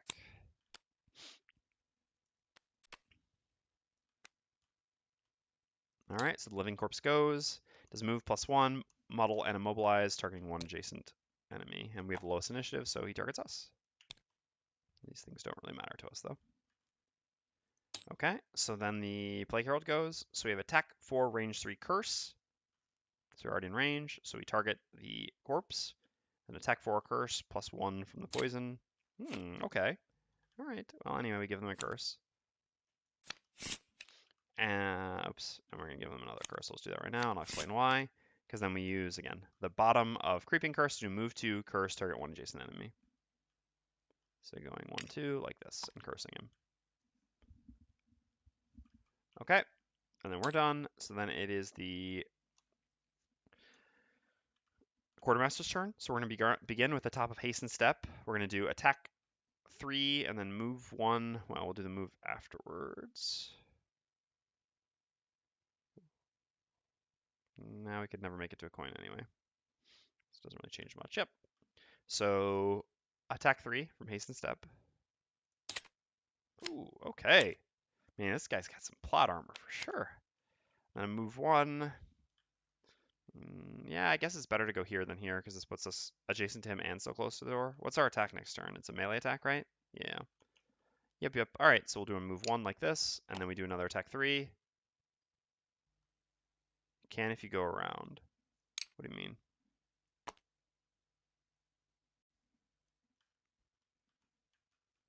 Oh, you're talking about if we use the bottom bladed boomerang. Yeah, but we don't actually want to use the bottom bladed boomerang because we really want to do a default. But I guess we can do default next turn. It might actually be worth it. We'll see. Anyway, regardless, we should go here for now. Yeah, because then we can do move 2, attack 1, and move 2. I understand. Although then we have to move back to him anyway for the attack the following turn. We'll see. Regardless, we're going to finish the top first. So our other hasten step attack +1. So it was a 3, +1 is a 4. 3 because of the poison. Putting him down to 11. So now, yeah, I think it's actually a fair point. We can just use a default next turn rather than default here. This gives us 1 more attack. And we actually do need the extra damage here, so sure. So we'll use the bottom of Bladed Boomerang as a move 2. 1, 2 to here. And then we get an attack 1 +1 from the poison, so an attack 2. So 4. Down to 7. Then we have a move 2. We don't actually have ranged attacks, though, so we don't actually want to move away from him, because otherwise we'll just end up having to move back. So if we go here this turn, the next turn we need to move here and attack. But if we just stay here, next turn we can attack and then move here. This is just better, even though we don't get a coin this turn. All right, and we're done. So like I said, we're going to go with our earliest initiative and our biggest attack. We do want to go after that, actually. So maybe earliest initiative isn't necessary. We can do the 17 initiative, which works anyway. Corpses can't go before 21, and they've even already flipped their 21. Okay, so here, cursing and blessing. We can't actually move, so what do we do for a top? I mean, we can just use this. Either way, one of us makes an attack. We can do it or he can do it. We'll see. And so then for the Plague Herald, there's no need for any healing because no one took any damage here because we are crazy strong. Wouldn't mind hitting him and cursing him first, right? So, but that would require using Wing Congregation for initiative, but that's maybe worth it to get an extra curse in there. And then hitting with Gathering Doom. Yeah, and then this way the Quartermaster will finish him after us, and again, we just get one free curse. Lose initiative, but again, I think we're gonna long rest in this room. Ah, but it doesn't actually work out very well because the Soothsinger got those 2 cards back. That's the big problem here. Well, it can. Yeah, I think it's fine. I think this will be fine. All right, let's do it. Okay, so the Soothsinger's up first. Gain 1 experience for having a song up. Gain 1 experience for playing the bottom of Disorienting Dirge. All allies within range, whatever. Gain in range, whatever is really how it feels like because they're always in range. So each ally gets a bless, and each enemy gets a curse, which is just 1 curse. Okay, and we're done. So then next up is the Plague Herald. So we're going to use the bottom of Wing Congregation. I can actually just get this back then. Because we probably want to use our... If we are going to long rest. Are we going to long rest is the question in this room. Well, the Quartermaster really wouldn't mind it. Having the boots back for the Quartermaster is a pretty big deal. It's tough. So the Quartermaster will have 1 more turn. And the Soothsinger is actually stuck back here and can move next to the door next turn. Yeah, sure. All right. So we'll use the bottom of Wing Congregation as a default move 2, plus use our boots to get a total of move 4. We'll go 1, 2, 3. Oh, that doesn't. Yeah. Well, we'll go to here, I guess. In this case, in that case, no, then. Because we don't actually get to get this coin because we won't be in range. I mean, I guess we could just make it disadvantage attack. That's actually fine, probably. Then we can get this coin. All right, so actually we will attack first with Creeping or Gathering Doom. So we'll do an attack 4, range 3, curse with disadvantage. Oh, no. Oh, God, the punishment is real. Oh, choosing to do this costs us 2 curses. Oh, the greed. The greed. All right. So our attack 4 is just that. Oh, actually, we forgot to have the Soothsinger perform the top action. Well, whatever. Too late. I've already flipped. Guess we just forgot a top. Not a big deal. Probably didn't want to do it anyway. All right, so our 4 does 4. I mean, our 3 does 4 because of the poison, and we give 1 curse instead of 3. Oh, man. And then we're going to use the bottom Wing Congregation, like I said, as a default move, plus the boots to get a total of 3. Go here, grab this coin. Stop stacking the deck, indeed. Stacking in a negative way. I mean, TTS is really... And then because we use it as a default, we can use it in Minor Endurance Potion charge and get back Wing Congregation. Okay. So then we have the Quartermaster who goes. Well, I guess not attacking there doesn't mean to miss is quite costly here. All right, we attack with Giant Club. Okay, good. Was a little scary there, without a doubt.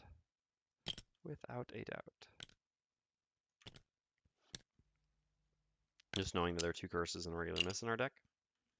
And then we use the bottom of Crushing Hammer as simply a default move 2. Going to here, and we'll use a Charge of Endurance to get that back. Giving us an extra turn as well. Okay, and that's the end of the round. So, time to gain flying, right? Which, I remember this scenario was my first time playing Triforce. Oof, it's a rough scenario. Must have been a rough first time. So we've gained all these cards back, but we have this extra longevity we don't really want to use. Do you, did you have, oh, whoa, hold on.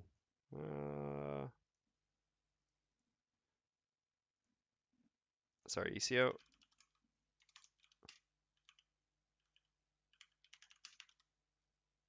There we go. Remember that this is not currently that, you know? I mean, yeah, I understand. I realize you would know afterwards. Yeah, no, it's okay. I know we've been playing with it for so long that I mean, for a while now it makes sense, but yeah, at this point, the spoilers here are not for that. It's okay. I know it's just a name, so, but I completely understand why you did it, because actually it didn't even, I was about to read it, and then I was like, wait a second. Yeah, read the name, that is. All right, so, this is so awkward, because we really do want a long rest, especially after we used our boots like that, but it just doesn't seem realistic to long rest, because we're losing time. I mean, I guess we can pick up coins, and then what does the Quartermaster do? Third time playing circles. Oh, this is also not, at least in my opinion, a fun scenario for that class either. Well, I mean, I guess it's not terrible. It's kind of, well, I mean, I don't know. I guess it's not particularly bad, but probably not great. Probably not great. I mean, I think we should just play our cards no matter what. It's possible. If we long rest early, we shouldn't have used endurance. So we just don't long rest early. So we plan on going into the next room, which means we're using probably these two cards when we enter. So we should just play these two cards now no matter what, and hopefully pick up some coins. Same thing, so we enter the next room. Probably just the long range stun is better. No, that's not true. The solo scenario is fun for that class. As I said, I know some people have said otherwise, but I actually consider that scenario 72 is good for that class. I played that. Our party failed 72. It wasn't my normal party. It was playing a 3-player party. 2 times. We beat it finally on the 3rd time. And I was playing circles, and I felt like I was carrying the group, whereas my allies weren't contributing. So I actually thought that scenario is fine. I think there are some scenarios that are fine. Scenario 27, really good for that class as well. One of the ones on the personal quest down in the swamp is good for it as well. I think there are definitely scenarios that are good for it. I just think they're few and far between. And I think there are a lot more scenarios that are bad for it than scenarios that are good for it. Also, I would say when a scenario is bad for that class, it is, I mean, like again, like scenario 70, it is truly horrendous. It's just basically borderline unplayable. Whereas when scenario is good, I mean, then you feel very powerful, but not more powerful, for example, than an Eclipse or a Quartermaster or whatever. Yeah, so we don't enter the room this turn. Or do we just enter the room this turn and give up our dreams of long resting? But we don't have boots, we just don't go anywhere. We also just don't play anything here. No, this doesn't make sense. So for the turn we enter, I mean, best to have our lowest. I mean, we're just always going to be using a move that turn, so yeah, let's just have these two cards here. Yeah, 18 would feel really bad. I can understand that for sure. All right, I'm just doing these things. Let's go. So 12. I guess we're going to leave the money for the Plague Herald, who needs it more at this point as a new character than the Quartermaster, so I guess the Quartermaster will just kind of move in place. Oops. Oh, sorry. It's actually the Susinger first game 1 experience, and do a default move 3. Grab this coin. This sucks a little bit because we'll only get to here or here, I guess, so we won't have great lines for our stun, but we also need money for our personal quest. This is a tough scenario, but I mean money. I mean, we do need to retire at some point, so we need money for retirement money. Money for retirement money. Yeah, that. All right, did we gain our 1 experience for having a song up? We did. So the next step is the Quartermaster just moves in place, and then the Plague Herald, who just does a move 4 on the bottom biting mats. That moves this coin. Okay, and that's the end of the round. So long rest here, and these two are just moving up. Also, I guess it didn't really matter. Yeah, we've kind of mismanaged this room, I think, in terms of longevity.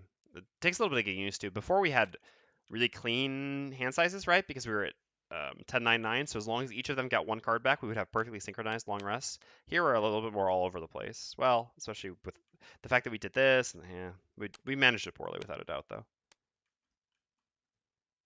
So I guess we're not opening the next room this turn. I mean, there are oozes, so it's just too risky to try opening a room without. But that means we're not long resting in either of these classes, which means we kind of wasted our boots here. Yeah, we did. We did, without a doubt. So do we just go in then instead and just accept that the Quartermaster is long resting?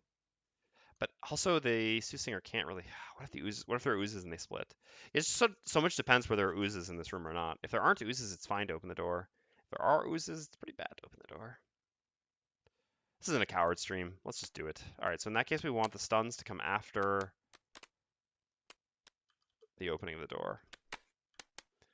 Yes, this is probably not the optimal way to play this part here, but we're kind of trying to compensate for the mistakes we've made and turn them into not mistakes by making more mistakes. All right, we're going to use Wretched Swarm as a move 4, and we are going to open the door because we're afraid of nothing.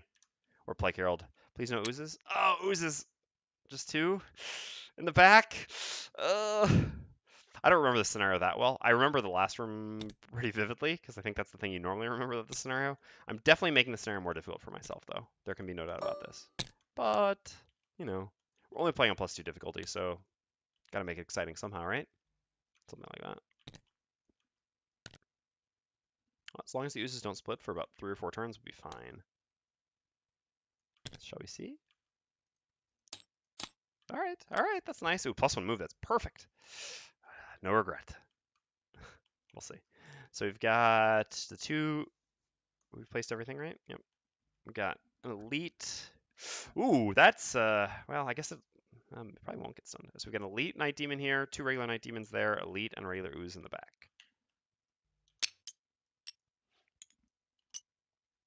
Why did I get out 3? Doesn't make any sense.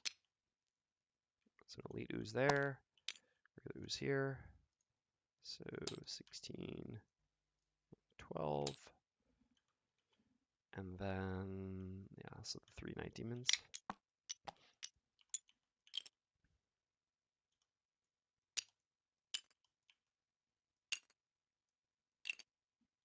All right, let's set healths for the Night Demons, 14 and 21, respectively.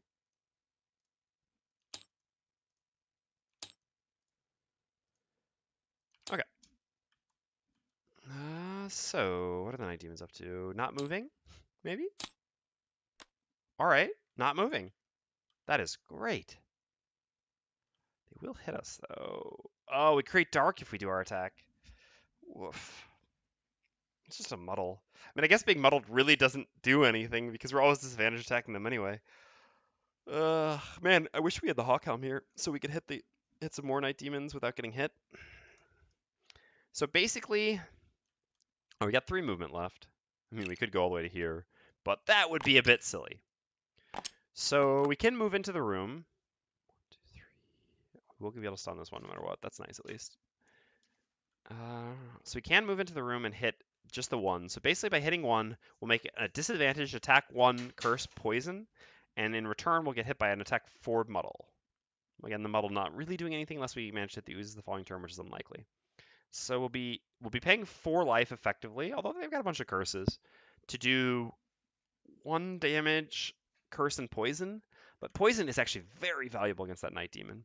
I think this is normally not a great trade, but there's also something to consider that the tempo of this room needs to be quite high, right? We have to get through these Night Demons pretty quickly so that we can get to the oozes in the back. Even if the oozes are moving up, they're not going to move up that much. And it's still not that easy for us to stun them in the back. So we need to at least fight through some of these Night Demons. Therefore, trading some life in order to make the room go at least a little bit faster is probably worth it when you have summoners in the back of the room. While generally, if you were in another type of room where you can, pull them out and play very slowly, it would be different. Because again, we could just avoid taking any damage here. Where do the oozes reach? So they're not reaching very far, unfortunately, even despite the +1 movement, right? Well, no, all right, never mind. They actually are. The elite, ooh, baby, that's great. So the elite is actually going 1, 2, 3, 4, and then this is going 1, 2, 3. So we'll have ooze there and there. So actually, we will be able to hit them more easily. That's interesting. Oh, yeah, there's also the oozes actually hitting us. Interesting point. So no, we don't want to go into the room. Good call, Isio. Let's not be stupid.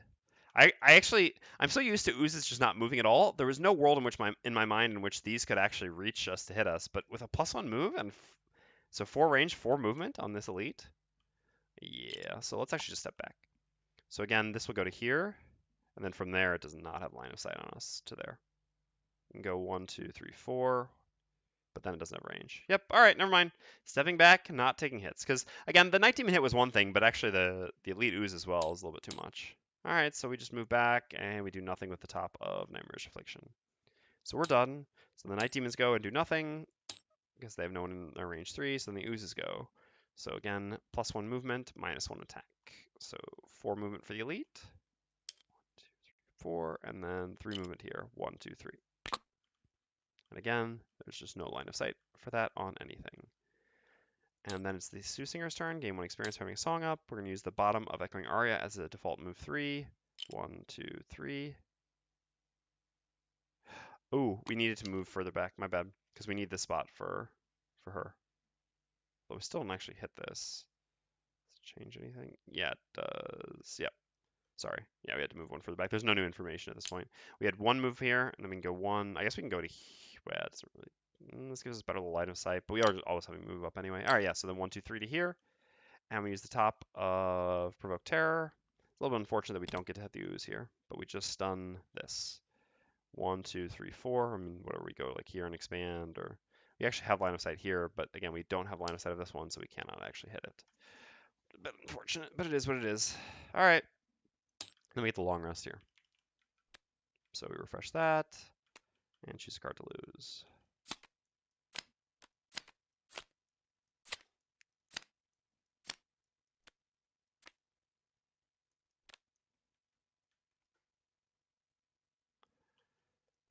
We kind of want all of our cards, huh?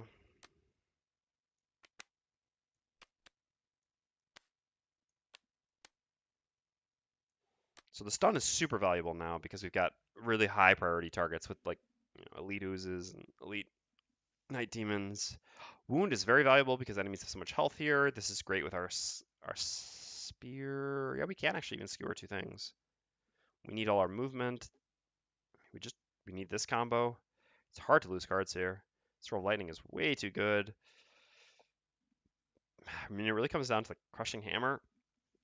Shield 1 doesn't do that much, but combined with Defensive Ditty and Echoing Aria, it can. Is it actually just Reinforced Steel that we lose? Because we kind of always need to be moving. I think it is actually just Reinforced Steel that we choose to lose here. Man, that feels bad. It's also our best initiative, but I think that's actually correct. Oof. Yeah, playing without stamina potions is something else with this class. This is going to be a really tough fight. I've still got 2 endurance, so I can use an endurance here to supplement my longevity, and I can not bring the song back because I'd like to keep the song up so that I can do some more CCing here while moving in. We're gonna do a short rest for sure. All right. I mean, that's not what I would choose to lose. For sure, not what I would choose to lose, but I can't re-roll and then lose Provoke Terror, which is the most important card, or Disorienting Dirge, which is the second most important card. All right, short rest here as well. No, that's fine.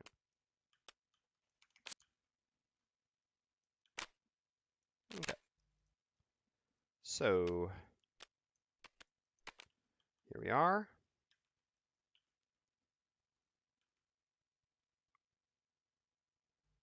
It's done. Yeah, we can't really make it to do the most beautiful stuff this turn. It's again probably going to be setting up for the Catastrophic Bomb plus Sharpening Kit combo next turn. We can stun the Elite Night Demon, but he's already stunned, so we'd have to go later.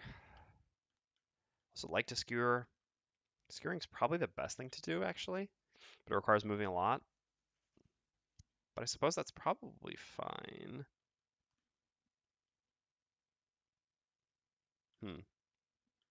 Let's see what everyone else is doing. I guess we want to move in and do some CCing this turn. If we're moving in, we're playing a bottom as a default and getting it back anyway, since we have to do that for longevity regardless. Where are we moving to? 1, 2, 3 to here. 2, 3, 4. Yeah. So this way, this is stunned and all these will be stunned. It's quite good. There's just this to worry about.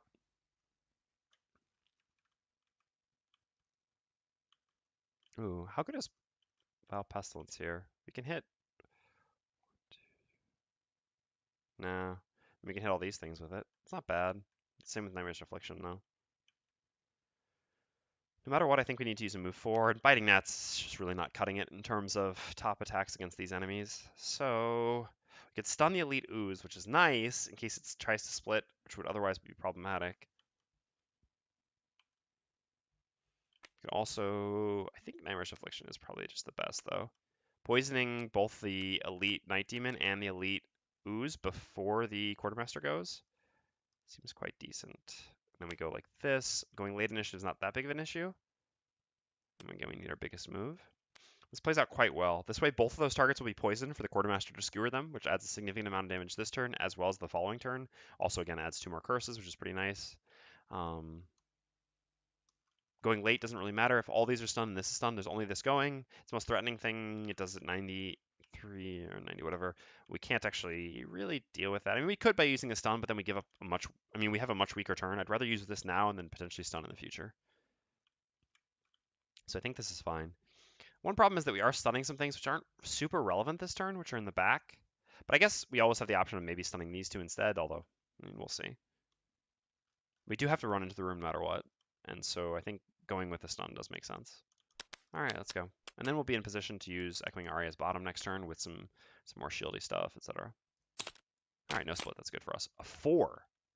Wow. All right. I mean, that's not... Well, maybe is bad for us. I think it's going to block our movement quite a bit. Oh, with +1 movement? Yeah, that's... Ooh, okay. Okay, this is a lot worse. This is a lot worse. So +1 movement is 5 for the regular. So the elite is stunned. 1,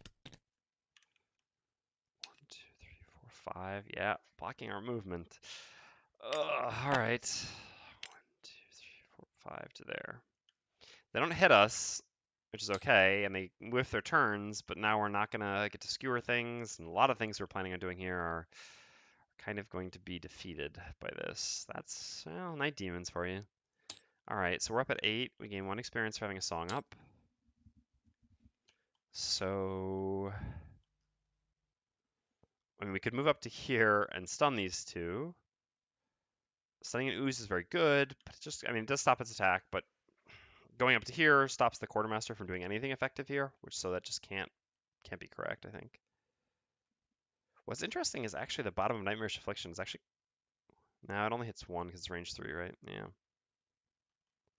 So I think just stunning these makes the most sense. Ugh. Does that mean we should actually use the bottom of Echoing Aria this turn? Oh, it's actually us who's going to get hit. I guess we move back so the oozes don't so easily hit us. And then it's him who gets hit. Yeah, I mean, this really sucks. This has messed up a lot of things here. And it's going to make it a lot more difficult for us to get into the room. But, alright. So we're going to use the top of Provoke Terror, and we're going to stun these two. And then we're going to use the bottom of Echoing Aria simply as a default move 3. So we go here. Then this can go here and hit us. No, I want that. So we move to here, actually. All right, we're done. So then it is the Plague Herald's turn. Oh, the Plague Herald has to move up anyway, so it doesn't change much. Plague Herald's getting hit then, so I guess we could go here then. This just gives better line of sight. Because the Plague Herald needs to go up to here to be able to hit both of them. So it's getting hit by the Elite Ooze no matter what. And with 2 movement, that one's never hitting. Yeah, that's okay, I guess. All right, yeah, so the Plague Herald will go here. Using the bottom of Biting Gnats simply... I mean, I guess otherwise we could attack with Biting Gnats, but that feels really bad. But much better to get Nightmare's Affliction off. All right, so we're just going to move up to there with Biting Gnats. And we're going to use the top of Nightmare's Affliction, creating a dark. Creating dark is bad here, but there's already a dark anyway. Doing attack 1, range 3, target 2, poison curse. So attacking both of these, we'll do 5 and then 6. These attacks are always disadvantaged against Night Demons.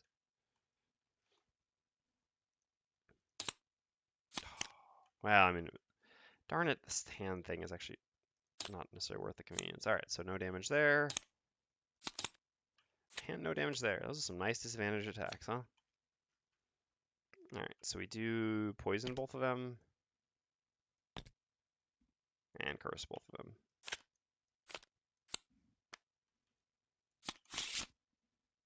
So then the ooze goes. So again, the elite ooze has 4 range. So from where it is, 1, 2, 3, 4, but doesn't have line of sight. So it does need to move up 1. And then from here, it can attack the Plague Herald. So an attack 4 poison on the Plague Herald. All right. I did shuffle after putting those in, I think. I hope so. I mean, it's not too unreasonable to expect a curse with a number in there. But I think I pressed shuffle. I guess we'll see if there's another one on top when they attack next time. If we see that, well, that doesn't necessarily prove anything. Did anyone catch? I think I shuffled. It's just difficult for me to remember sometimes. I mean, I think it's more just like confirmation bias of seeing, well, not confirmation bias, but suspicions of seeing it on the top, but I mean, I shouldn't necessarily think that. All right, so 2 movement here. This goes to here. Can't hit. So then the Quartermaster goes next, so we're just going to use the bottom of Hasten Step. Fortunately, it's a pretty unimpressive move 5 going just to here since we don't have any jump. Only we have the jump boots. Could use the compass, not in a meaningful way. If only we could use the compass to move an obstacle. All right, and then we're just going to make attack 5, targeting the adjacent Night Demon using the top of Ogre Club, since we've got nothing better to do here anyway. Disadvantaged. All right, well, this is ambiguous, so we just get the first one, so it is a 7. Actually, probably would have preferred the second, to be honest.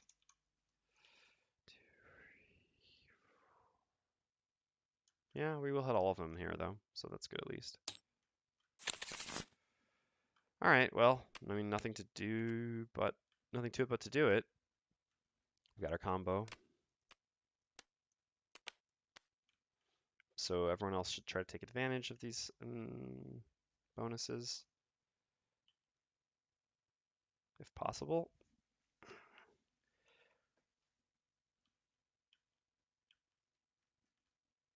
Do we have... Yeah, easily. All right. So in that case, we can do 1, 2, 3, expand, and hit these. Both. Seems pretty good. We have to go after 23, which is annoying. So I guess we just use this top. Oops, we were supposed to have used, yeah, gotten this back with a charge as we had planned. I was wondering where that card was. And then here,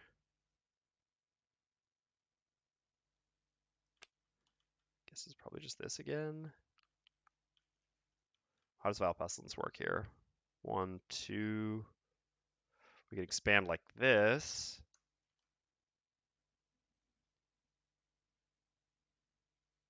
Expanding like this. So we have line of sight here and here. We don't have line of sight here. So if we expand, I guess like this. Yeah, 1, 2, expand like this. So we hit this, this, and this. Yeah, that works. And then again, we might as well use the same bottom attack as well. So sharpening kit, once again adding what, like 1, 2, 3, 4, 5, 6, 7, 8, 9, 10, 11 damage here. I mean, yeah, it requires some effort because we have to jump through some hoops to go after an initiative, but still pretty crazy. Pretty crazy. All right. Yeah, this is fine. Fortunately, we don't have our major power potion anymore. Could use the utility belt for it, but it feels kind of bad to utility belt this. Should have just gotten it back. Well, again, disadvantage attacks. Guess what do you expect? All right, let's go. No, not splitting, so that's very fortunate for us. -1 range doesn't change too much here. All right, so the Night Demons go first, but these ones are stunned. Oops. And the one in the back can't find focus. But as we've established, they do actually do their element stuff, which means they're going to consume dark and create dark, which is scary because they can have a dark next turn. All right, so the Quartermaster is up, so we're going to again use the bottom of Sharpening Kit. You and all allies within range 2 add +1 attack to all your attacks this round. We're going to use the top of Catastrophic Bomb. This gives us an attack 2. Ugh, this is a tough fight. I don't know, what does chat think? Should we use the utility belt here? So basically the question is, should we use the utility belt to power up Catastrophic Bomb by using utility belt to get back Major Power Potion? The problem is, with the fixed utility belt, it is non-recoverable. So if we do this, we never get this back again. I think this is probably not correct. Like I said, the last room to me, at least in my memory, is the most difficult room in the scenario. So having minimum guaranteed Major Power Potion, if not utility belt plus power potion, utility belt, power potion in the last room, I think it's just more valuable. I think I prefer to save it. Ugh, I mean, obviously we can get punished. If it loses split next turn and we haven't done enough damage to them, this could be quite bad, but I think I prefer to hang on to it here. Right now, this is kind of an obnoxious fighting, but at least we're not really taking much damage. As long as these things don't split, we're not in that much of a threat, although obviously, excuse me, at this point they're 2 out of 5 to split next turn, but no, I still think this is correct. All right, no utility belt. So it's just attack 2. How is the curse situation? Now we're 5 curses in their deck right now. So it's going to be, all right, we'll do order of, we'll go lowest to highest in terms of number because it's all disadvantaged here. So we'll do 1, 5, 6, and then we'll do 7, 10. So 1, 5, and 6 will all be disadvantaged. So it'll be disadvantage attack 2, disadvantage attack 3, and then regular attack 2, attack 2. All right. Here we go. So disadvantage attack first. So no damage on the elite. Then on the 2 regulars. Okay. Oh, the curse situation. Yeah, you could have been talking about our curse situation. Yeah, we still had 2 curses left in our deck. Wait a second. Why are there... They haven't cursed us. We grabbed too many curses. No, I guess we've only got 2 curses out so far. Yeah, because I guess she hasn't grabbed any. Yeah. All right, never mind. No, we didn't grab too many curses. We're fine. Yeah, so we should have 1 curse left here and 3 curses left there, I believe. So anyway, -1. No, it was a curse, right? Yeah, we've had a miss and a curse thus far. Yeah, so we're definitely happy we didn't use utility belt. That's another fair point. All right, so then on 6. Pretty crappy attack thus far. Oh, not like this. Come on. All right. Well, it's all right. So this is 4 damage here. Putting down to 10. And so then we have 2 non-disadvantaged, the 7 and the 10. Well, let's get a refresh here, please. Nice. So that's the elite. So the elite is just a 2, so no damage, but we do get to refresh our major power potion. And then a crit, so a 2 turns into a 4, so 3 damage here. All right. I mean, I would have much rather seen the crit on a poisoned one, but we'll take what we can get. Much harder as well against disadvantaged enemies. So then we're done. So the next up is the Plague Herald. So the Plague Herald is going to begin with Vile Pestilence. This is attack 2. Again, I think I'm also going to make sure I save the minor power potion for Wretched Swarm in the last room. So we go 1, 2, and we expand from here like this. Because we could hit like this, but then we poison the Quartermaster. And also this way we poison, again, the elite. So 1, 2, expand. So we'll do 1, 6, 7 in that order. So the first 2 are disadvantaged, attack 2 poisons. No, so it's attack 2 let's just do this to make this, explaining this a bit simpler. So we're going to do attack 2 disadvantage, and attack 3 disadvantage, and then an attack 2 regular. So attack 2 disadvantage. Oof. Man, these things are being brutal, really punishing us. I mean, we flipped really well in the first room, so I guess it was about time. Okay, that's fine. So we got a 3 here, a 7, and then ooze, the elite ooze. No damage. And then we're going to use the bottom of Spread the Plague, which is attack 3, range 3.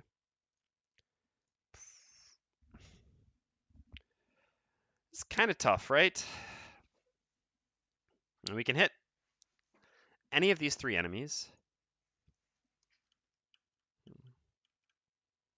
I guess we kind of want these to stay alive for the Soothsinger. So, and the lead ooze is also the most important to hit. It just sucks that we're hitting it without Pierce, but we actually don't have any Pierce. So it doesn't really change anything since we didn't bring. I mean, yeah, our Pierce would have been specifically good against this enemy, but otherwise not so good. Yeah, all right, we'll just make our attack here. So this is gonna be an attack 5 because it's attack 3 by default, +1 from Sharpening Kit and +1 from the poison. All right, so 6 minus 2 shield is 4. And we gotta take all the damage we can get on these things. And then we're done. So then it's the Soothsinger's turn. Gain 1 experience for having a song up. We're going to use the bottom of Nightmare Serenade, gaining 1 experience. So we have +1 from the Sharpening Kit and +1 from Poison. Again, we go 1, 2, 3 and expand like this. So we'll be hitting 5 and 6. Both these are attack 3, cursed with disadvantage. So 5 first. Okay, and then 6. Jeez. All right, this was a really bad turn of flips, to be honest. I mean, yeah, there were a lot of curses in our deck, so it's kind of expected, but I think this is almost disproportionately bad. But we were lucky in the beginning. All right, so we do no damage. We do give them 2 curses, though. It's going to make this room a lot more difficult. Kind of need to get some damage here. And then we're going to use the top of Commanding Presence. 1 ally within range 3 may perform attack 2 target all adjacent enemies. So simply allowing the Quartermaster to attack there. So disadvantage again. Come on. I guess that was literally the last 2 cards in our deck. Okay, well, fair enough. At least we're done with curses. That was brutal. That was brutal. All right, so we are done. So then the oozes go. So -1 range. The regular has 2 range. There's no way it's hitting anything. But the elite does get to attack. So the attack is +1, targeting the Quartermaster. Gripeaway the turn. Yeah, that was Gripeaway the turn. How many attacks did we actually hit with there? I mean, well, especially, I guess it's hard to consider because also 2 of the attacks here literally didn't deal damage because they were just 2s on something with 2 shield. But man, we had a lot of attacks, and very few of them actually even connected in any way. In a meaningful way, we should say. All right, so anyway, the elite here is going to attack the Quartermaster. It is +1 attack, so it attack 5 poison on the Quartermaster. All right, so we did not put the 2 on the top. So that's an attack 6 poison on the Quartermaster. So no matter what, the Quartermaster's getting poisoned. And we have 1 shield from Defensive Ditty, and we get 1 shield from Sword Knowledge Armor. So this equates to 4 damage. All right. Well, this was a beating. Our entrance to this room did not go as planned, but we've got plans within plans, we shall say. Something like that. All right. So we basically have 2 top attacks left and 2 bottom actions. So that's pretty easy. The wound is just better to get out sooner, I guess. And I suppose saving the stun until there's less enemies, / we can maybe stun the oozes. I mean, if the oozes split here, we're in trouble. There's just nothing we can do about that. We can't even really get meaningful line of sight to stun them here. So let's just go Echoing Aria here, because we're just going to stack shield this round and hope for the best. And then what are we doing for a top action?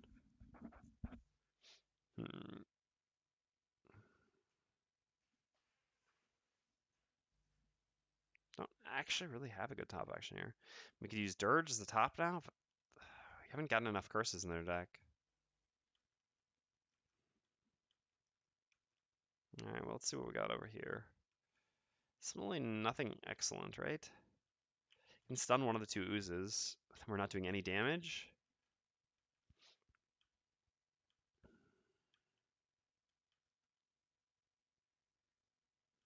Would really be good is if we could somehow kill this thing, but we can't really do that either.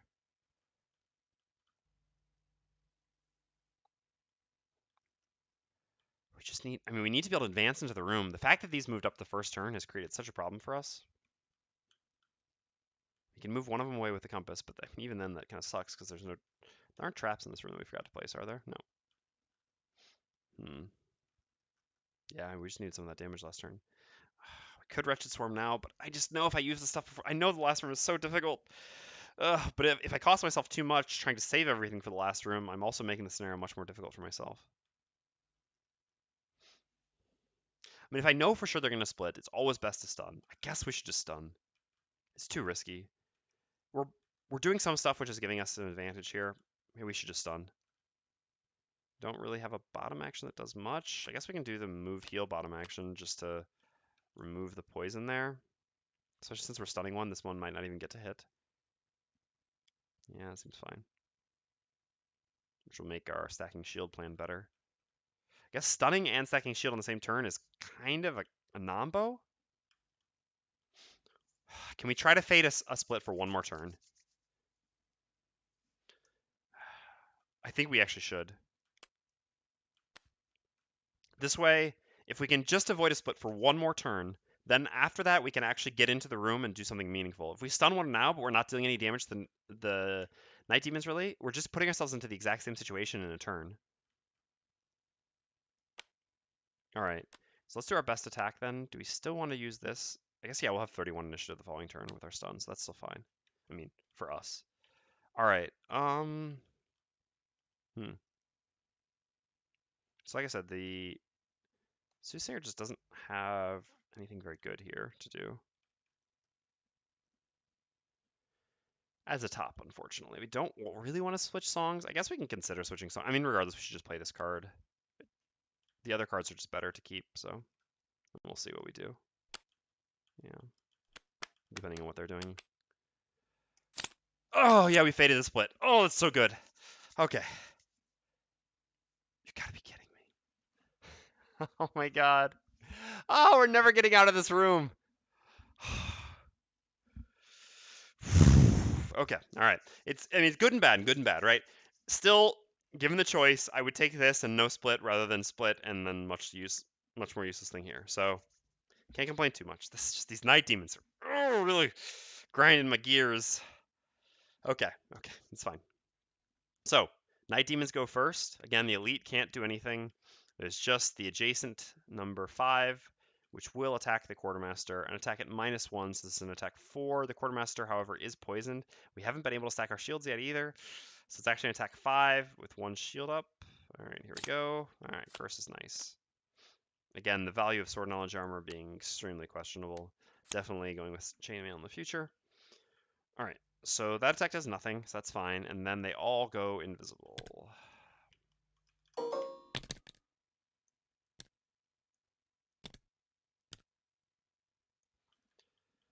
Annoying,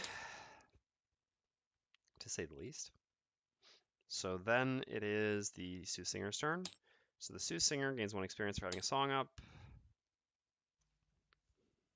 So putting up Soothing Lullaby would... Yeah. Don't think it's correct, right? We're not going to put a song up again next turn, I think. No.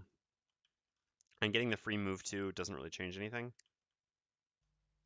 Yeah, so I think we'll just do nothing with the top, which kind of sucks, but it is what it is. Kind of missing Singing Arrow here. All right, so then the Plague Herald's up. So the Plague Herald has Fetid Flurry. Oh, sorry, the Dark has been consumed.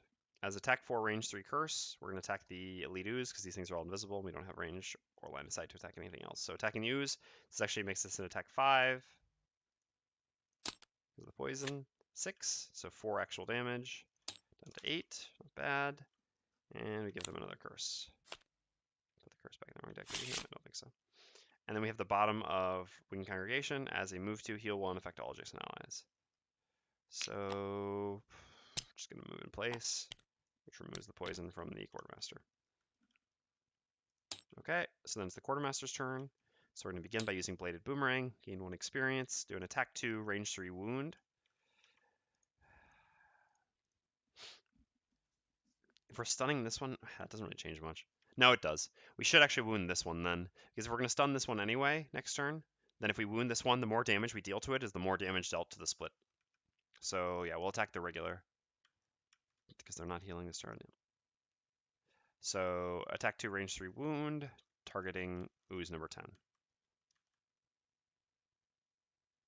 Should we use an item in case we get the refresh? No, refresh is just 3 out of 17 right now. Better save it. All right. Oh, all right. This is getting a bit painful, without a doubt. And then we're going to move in place with Crushing Hammer, which just gives us an additional 1 shield. So we've got 2, 3, 4 shield this round from all this stuff. So then the oozes go. So +1 attack, +1 range. So the first ooze is going to make an attack 5 poison.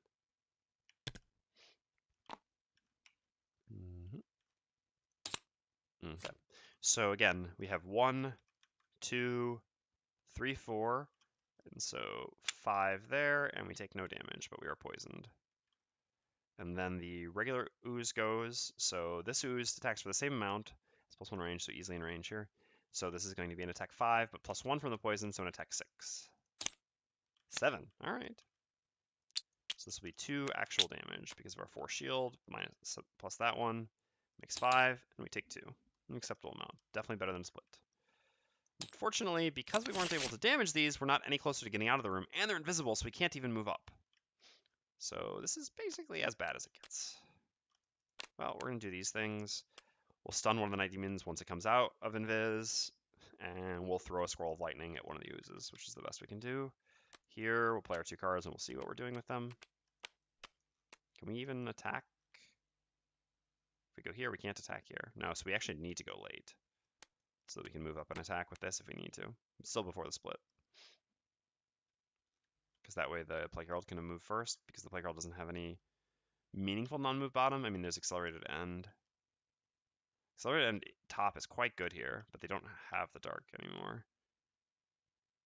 So it's probably... Oh, no, we wanted to stun this round. Yeah, stun the Elite. All right. I guess we want to save this as an attack for the following turn. That's our only really remaining top act. Well, I mean, if they create Dark, this can be an 8 damage top action, which is really good. But they would have to create Dark for us, because we don't have Dark again here. 8 damage is a lot of damage. So what if we just save these 2 then? and play this turn. That's fine. I mean, we're giving up some movement, but it's not like we're going to be able to move a lot anyway. The spot is so jammed up because that obstacle and those stupid night demons running up on the first turn. So actually, this makes sense. Then next turn, if they create dark for us, we can potentially do this. Otherwise, we just do creeping curse as an attack. Okay. Do we want to go later? There's an argument for going later, actually. I think this is fine. This way, if the oozes do something other than splitting, we'll actually stun the elite ooze after they perform their turn. So again, they're 50% to split this turn, so it's important that we play the stun before they can split, but they don't split at 84, so this is fine. If they do split, we still get to stun them before they split. And if they don't split, then the next turn they're going to have a 67% chance to split, and we'll have a guaranteed stun on one of them for it. So it actually does make sense to go at 84 here to try to play after the split. All right, here we go. Yeah, so I acknowledge that this sucks a little bit because you got poison and wound on them if they do the heal here, but it's still so much better, right? I'd still rather them do this, remove the conditions we put on them, which is a bit unfortunate, but so be it, and not split the following turn. Which again, now obviously if they do manage to flip their one non-split the following turn, then split the turn after, this is really bad for us, but the odds of this are very low. All right, so the night demons go first. Well, they don't have dark, so it's just +1 attack here. So it's just an attack 6. All losing their invises. Attack 6 from number 5, targeting the Quartermaster. 7 because of the poison. All right. Oof. So that hurts a lot, actually. We don't have that much healing. We have just 1 shield from defensive Diddy, again on an attack 7. Kind of hoping to see a curse there. So we take 6 damage because we don't have our armor anymore either. All right. So then it is the Quartermaster's turn. So the Quartermaster creates light with Scroll of Lightning, makes an attack 5, range 3. We're going to attack the Elite Ooze here because we might as well take advantage of the poison while it's there. And I guess at the same time, that's going to be the one that gets stunned, huh?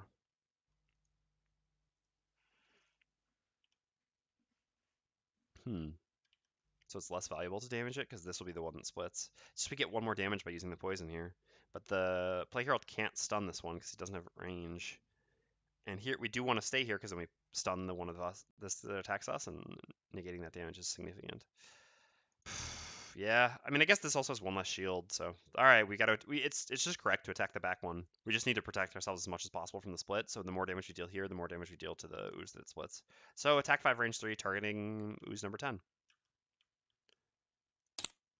All right, so 7 minus 1 for the shield is 6, puts it down to 3. That's pretty good. And then we use the bottom of Scroll of Judgment simply to do a move to stun, target 1 adjacent enemy. So stunning this Night Demon here. Then the oozes go. So they have move -1. They do some looting. That doesn't actually matter. They can't move at all anyway because they don't have focus, so they just do their heals.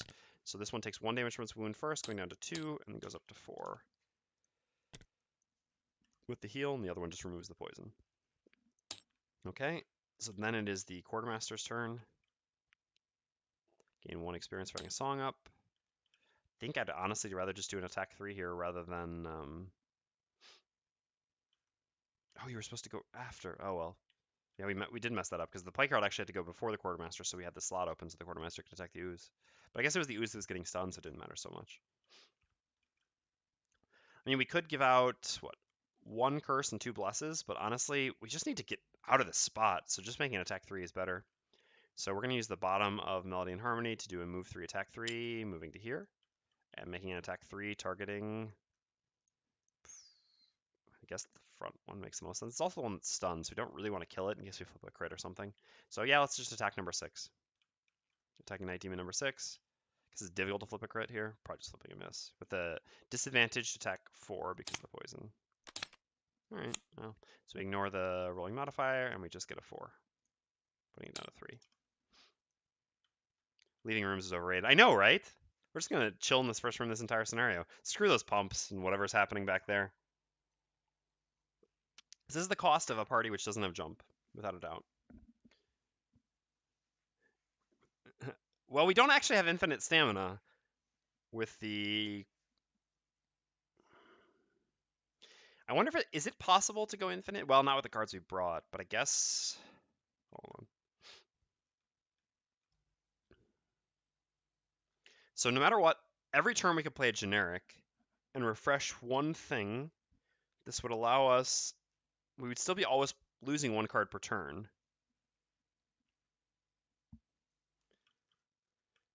I don't think it is possible to go infinite with the potions we have, but it could be wrong. I mean, I'm not really thinking it completely through, so just kind of spitballing. All right, so we go here, gain 1 experience, use Paralyzing Bite as attack 1 range 3 stun, targeting the Elite Ooze. Could use the Volatile Bomb, but again, we'll save that. Oh, wow, actually got damage. That's beautiful. So you get 1 damage, putting him down to 7. And he's stunned. And we're done. I mean, well, we've got the bottom of Wretched Swarm to move with, but no, we kind of just need to stay where we are. I guess she could just long rest. Yeah, honestly, we probably will just long rest. Us, we're just gonna... Yeah, they didn't create Dark, but maybe they will before us next round. We'll see. All right, so no matter what we're playing these cards, still go with the slightly earlier one. If Night Demons create Dark, they'll do it before 62, I believe. The Quartermaster, yeah, the Soothsinger could probably just take a long rest. I mean, it doesn't do much for her. She's not missing health. Let's just choose which card to lose, though. And, well, I mean, I guess we do have actions which still contribute. The top, commanding him to attack. No, all right, let's... How valuable is keeping a song up here? I guess we'll... No, but bringing the song back doesn't change anything. We don't want to use another endurance here anyway. Yeah, we'll keep the song up. I'm sure we're going to make it to the last room. Oh, Dirge! Ooh, right through the heart. All right, this is tough. There are 2 cards we really, really, really want to keep here. We want to always keep our Provoke Terror, our AoE stun, because this is insane, especially on oozes that are. And we really want to keep Nightmare Serenade here, actually, just because we so desperately need an attack which actually deals damage. Dirge is going to be really good at the end of this scenario, but for now it doesn't matter so much.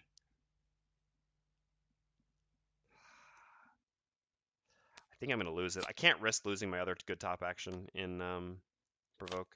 If I reroll and lose Provoke, it's probably the easiest way that I lose this scenario, to be honest. Obviously, once we have Baneful Hex, it'll be a different story. Then we'll just absolutely never lose that card. But here, I think we can. Even though I obviously would not choose to. Oh, we have cards there. My bad. And here, definitely a short rest. Okay, well, Scroll of Lightning is gone. So be it.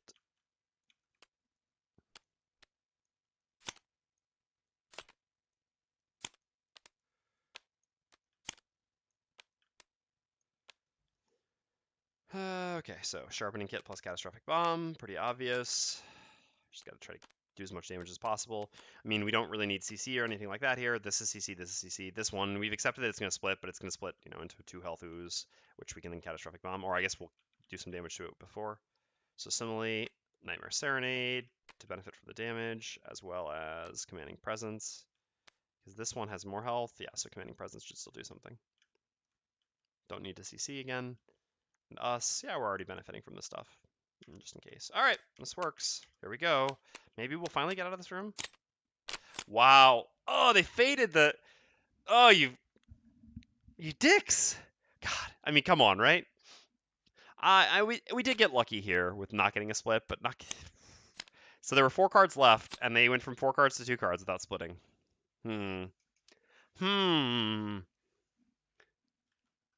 All right, well, it is what it is. As long as there aren't oozes in the last room, we don't really care. If there are oozes in the last room, I'm gonna put this way, then we do really care. So, anywho, loses the stun, doesn't go. The rest of them do nothing because they can't find focus.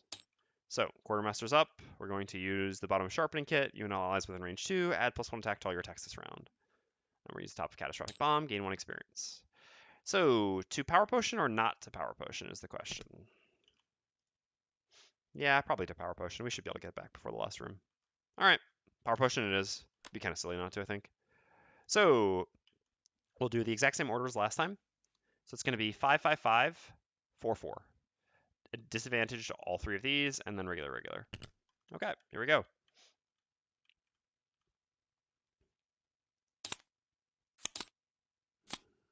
Ambiguous, so we take the first. Well, actually, it's not ambiguous. But anyway, we take the first regardless. So 5 becomes a 4. That really sucks because I would have liked to get that. Oh well.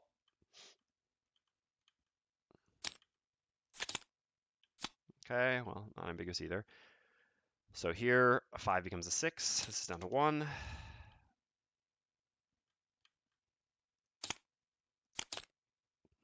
Not ambiguous either. And then regular. Okay, that's good at least. So we get 4 here, which is 2. And then on the regular ooze in the back, +1. So again, we were attacking for 2, 3, 4. So +1 is 5. So 4 damage. Oh, this is good at least. This won't attack. Okay, and then we're done. So then next up is the Soothsinger. Gains 1 experience for having a song up. So who do we actually want to hit here? Unfortunately, we can't hit here because we don't have line of sight, so we can only hit these at the bottom of Nightmare Serenade. So the top of Commanding Presence isn't really doing anything here, which is pretty unfortunate.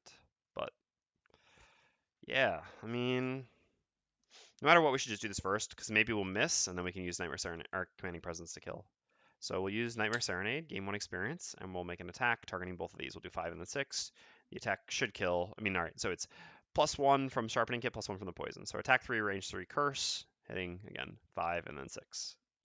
In that order, both disadvantaged attacks. Okay, well, we did miss the first one. Jeez. Would have preferred that to be with a curse. I mean, sorry, with well, yeah, them, one of their curses. So we do curse there. And then on number 6. Okay, well, so that one we kill. That's good, I guess. So no curse there, and he's dead. So then we're going to use the top of Commanding Presence, which actually does do something now. So making attack, well, forcing the Quartermaster to perform an attack 2, targeting the adjacent Night Demon. Disadvantaged. All right, well, we don't get the reflip, unfortunately, because we just take the first, but that's fine. This still dies, which is what's important here. I want to break free. All right, so that's our turn. Then the ooze goes, but is stunned. Then it's just the Plague Herald who's left. So we don't have dark, so that would just do... Oh yeah, this isn't even poisoned anymore because it got rid of its poison. So yeah, definitely Creeping Curse. Well, actually, we can do both. We can apply the poison again. All right, yeah, so we'll use the bottom of Accelerated End to do poison, range 5, target 3. Which again, just we'll put a poison here, but that's still not bad. With the way you play, turning off hands and options might be convenient. Should keep cards from shooting off to strange zones. In the past, I have turned off hands. In fact, you can see that I just have this one hand here. It's a pretty enormous one, though. The reason why I created this, I guess I should just put it... No, and it doesn't matter where it is in a different place. The reason why I have it there is because it makes it... Well, I'm trying to teach myself that instead of putting the cards out one by one, I can simply group them, draw them all into hand, and then drag them from hand in a convenient line, rather than putting all the cards here, 1, 2, 3, like that. Which I think should be faster. But yeah, I'm not sure that the shooting off into random zones is actually, I mean, because of this, I'm not sure it is actually being better in the long run. We'll see. Anyway, top of Creeping Curse. So we're attacking this ooze, which is in range. So we get an attack 3, +1 from Sharpening Kit, +1 from the poison. So an attack 5 curse, targeting the elite ooze. Okay. So +0, 3, down to 2 because of the 2 shield, and they get a curse. Yes, using it as a kind of auto range, exactly. Because unfortunately, there's no function in TTS to just like deal a hand in a straight line across, horizontally. Okay. And we're done. Well, that took us forever, but we've kind of made it out. I definitely want a long rest on the Plague Herald. It will remove the poison and get us our boots back, and I think we can afford to do that here. Because this dies when it tries to split this turn. Oops. So we can just ignore it. And this Night Demon, we can run up and stun, hopefully pretty early. Can't go that early, huh? We do want to run up and stun him. We also need to get that card back at some point. So I guess the earliest initiative we can have is this, but this is actually fine. Maybe this will work before he goes. If not, we'll stun him after he goes. He'll hit us. It'll hurt a lot, but be all right in the end. Feels like there has to be a way to do that. I would think there is, but I'm not that familiar with TTS, and I personally haven't found one. I guess we can also just CC him with her, because we're getting our cards back no matter what. So that's actually fine. What if we do that then? That seems pretty good, right? So we just use this as a generic move, or default move. We move up, and then we toss the stun just on him, not stunning the ooze. Which hopefully, I mean, yeah, they have their 4. If they flip the 4 again, oh, I'm going to be so frustrated. And in that case, we actually want to go later with the Quartermaster this turn. The multiple attacks is still good, but I guess The wound attack is also really good. Getting the wound first. I mean, this enemy still has 16 health, so the sooner we get the wound on him, I guess we're getting the wound after, but that's still fine. We get the wound this turn, and then we have, you know, like attack, attack. Plus, it wouldn't be bad if we could save this for movement, and then we've got this as a big attack. So yeah, I think this works. Okay. Let's go. 41, perfect. So, Soothsinger first, gain 1 experience. We're going to do a generic, or default move 3 at the bottom of echoing aria. Default 3 because of our boots. 1, 2, 3 to here. Grab this coin. And then we're going to use the top of Provoke Terror as a stun, range 4. Simply going like this and shaping it like this so as to not hit the ooze. Stunning the Elite Night Demon. So the Night Demon goes, but is stunned. Okay. And then it is the Quartermaster's turn. We're going to, do we have range? Yes, we do. I guess it's disadvantage anyway, it doesn't matter, but sure. We'll attack with Bladed Boomerang first. We gain 1 experience, and we make an attack 3 because of the poison, range 3 wound, targeting the Elite Night Demon. Okay, nice. So our 3 becomes a 5, which puts the Night Demon down to 11 and wounds him. And then we're going to use the bottom of Scroll of Judgment to do a move 2, stun, target 1 adjacent enemy. We're going to use our boots to turn this up to a 4. 1, 2, 3, 4. Going up to here and stunning him. I guess it's actually maybe better to be here because then a move 1 potentially puts us onto the coin or something. And this is the same distance from the door actually, so we can just go there. That's fine. All right, then the ooze goes, and like I said, kills itself with its split. It says only 2 health remaining. Okay, and then we get the long rest on the Plague Herald. Refresh this, move this, and choose a card to lose. So again, like that. All right, so what do we want to lose? I feel like our AoEs are really good in the last room. We're going to have imps. Definitely want to keep a lot of movement. Yeah. Ooh. We already did lose one of our top curse attacks. Kind of want all of our cards. I guess, honestly, Paralyzing Bite is probably the card to lose here. Well, no, yeah, because he's already stunned. Yeah, we don't need another turn of stunning him. Sure, we'll lose Paralyzing Bite. Paralyzing Bite is a fine card, but the last room is going to be much more about AoE focus for the Plague Herald. So taking a turn to do a single target stun, while enormously valuable when fighting enemies like oozes and night demons, is going to be less valuable when fighting enemies like black imps. Okay, so well, we're just playing our 2 cards, and we'll see what they do. Probably switching songs, actually, is what they will be doing. So here we need to do a default action, which is going to be a default bottom, I think, with Giant Club to attack. And then we maybe have this to attack if we need to. So default bottom can just be this for early initiative. At the same time, we'd like to be able to take advantage and get a curse before we kill it, which is going to be... how many curses? Oh, there's only 1 curse left in the deck, actually. 4. Moving next to it isn't a problem.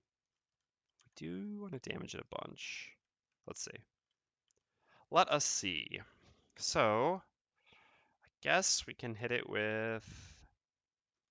I mean, this one is probably fine, then just a move 4 of some sort. Which is probably biting gnats. Yeah, so this actually works out. So let me go like this. Because then we get our attack 3 curse, just to get another curse, well, to get the 10th curse into their deck. Yes, it definitely sucks that we won't have Disorienting Dirge when we have 10 curses in their deck, but, well, that's the cost of short rests. Alright, let's go. Doesn't matter what he's doing because he's stunned. He goes first, loses a stun, takes 1 damage from his wound, down to 10. Okay, then the Soothsinger's up, gain 1 experience for having a song up. So what we're going to do, actually, is we can beat him up really nicely. Do we beat him up too much if we do all this? Maybe. Yeah, we can just move to there, actually, and grab a coin, then, to not beat him up too much. All right, well, we're going to begin by doing the bottom Melody and Harmony as a move 3, attack 3, range 3. 1, 2, 3 to here. I guess here just gives us more options. So we can just stay in space. Yeah. So 1, 2, 3 to there. Moving up is fine because it's disadvantage anyway. So we make attack 3 on him with disadvantage because it's always disadvantage and we're adjacent. All right, +0, that's unfortunate. Well, it's actually not that unfortunate. It's okay. So 3 + 1 from the poison is a 4, which puts him down to 6.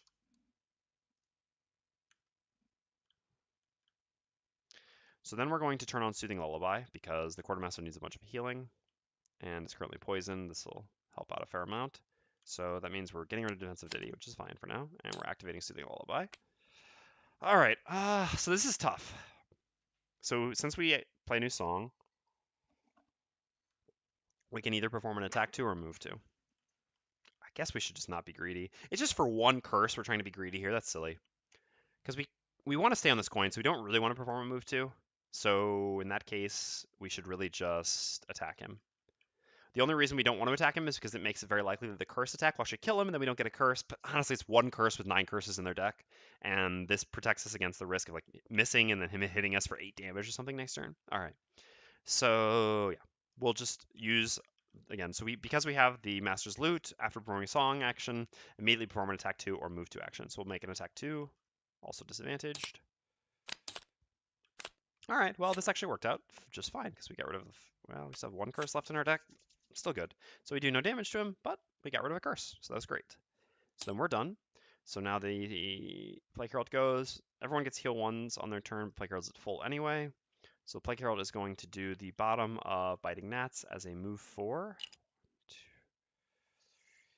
We do have our boots back, but I don't think we should be silly. We could stop here. 1 less move, no, 2 less movement, but really only 1. Yeah, let's get the coin. I mean, we definitely want to pick up money at the beginning of a new character. It's pretty important. So let's stop on this coin. And I think I agree with the other guide that was posted for the 2nd edition, which is that in order to make the curse build, well, I mean, all right, here we're going to have the Soothsinger with us for a little bit, so it's going to be very easy to make the curse build work, right? But without the Soothsinger, I think in order to make the curse build work, you really rely on enhancements much more than the 1st edition Cthulhu did, obviously, because you don't have Airborne Toxin, which is just a stupid card, or was a stupid card. So I think it is actually really important that we pick up money anytime we can. I think we kind of need to prioritize that. You could argue that this is sort of check on the strength of this class, is that we sometimes behave a little bit suboptimally. All right, so we're just going to stop there, and then we're going to use Creeping Curse as an attack 4, range 3 curse, targeting the Night Demon with disadvantage. All right, so with a +0, this, like I said, is just a 4 because it was a 3 by default, +1 from the poison. So 2 damage there. So we do need to deal a little bit of damage to him still. Would have been nice to get a +1 there, because then we would be sure he would be dead.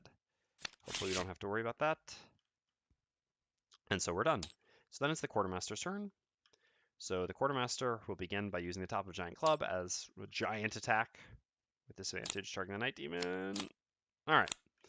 Well, would have been nice to get the refresh, but I guess we're going to long rest anyway. So we killed the Night Demon. What was our goal again? Taking long rests. So far, no, we short rested. So this has failed. We can just put this back. Over here, it is to cause a trap to be sprung. We haven't had the opportunity, and here was opener, which we failed as well. We're doing about as well as we typically do for battle goals, if we're being honest. All right, we did gain our 1 experience, though. Yes. So now we have a default move 2 at the bottom, Crushing Hammer. There should be a coin here. So 1, 2, 3, or 3. It's kind of the same thing. Oh, oops, she should have this coin. So I guess we'll just move to here. Let's grab these coins. They go to different people, but I will sort that out. All right, so that goes there, and that goes there. And we're going to, again, use the 2nd charge of our Minor Endurance Potion to get back. Crushing Hammer, which we use to give ourselves 1 additional turn to derp around in here. Okay, so that's that. Oh yeah, sorry, we also heal for 1 at the beginning of our turn because of Soothing Lullaby, which just removes the poison. So definitely long resting with the Soothsinger, just because we want to delay as much as possible in here to allow our allies time to catch up, get coins, all that good stuff. So we only need to move 3 with the Plague Herald this turn, which is perfect. Don't really have non-combat top actions with the Plague Herald, which is less than perfect. Probably going through all our actions before we get to the next room. I guess the most important ones are the move heal and the move 4. These both do something. Everything else doesn't really do anything. Creating wind theoretically can. So I guess we'll kind of hang on to this. We'll just play this for now. Seems fine. So we're just doing a move 3 and getting to this coin. The Quartermaster has a move 5. For the record, this is a very suspicious kind of chest, right? 1, 2, 3, 4, 5. Just to the coin. Sure. All right. Eliminated. Let's go. So move 5 with hasten step. 1, 2, 3, 4, 5 to the coin. And grab it. And we're done. And so then it's the Plague Herald's turn. Move 3. 1, 2, 3. We've also got to heal the Quartermaster for 1 for having Lullaby up to there. And the Quartermaster heals for 1 because of Lullaby. Okay, and then the Soothsinger begins her turn, gains 1 experience for having a song up. We will bring that song back now, and we'll do our long rest.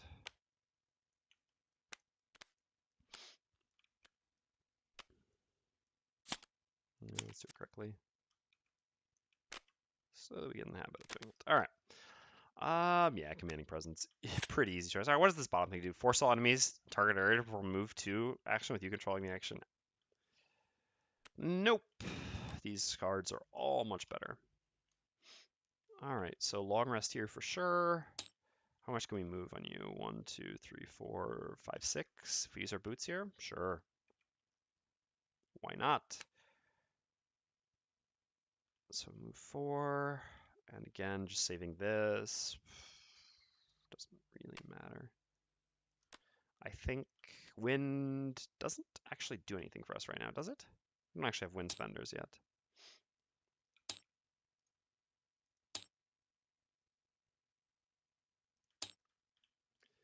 No, so yeah, we'll just get rid of this, I guess. Wait, do we have... Oh, yeah, we do have an odd number of cards in our hand. So we can consider getting an extra turn, but I'm not sure we'll actually want one. We'll see. All right, meanwhile here, it's time to put the Healy song back up, because that's good in our downtime here.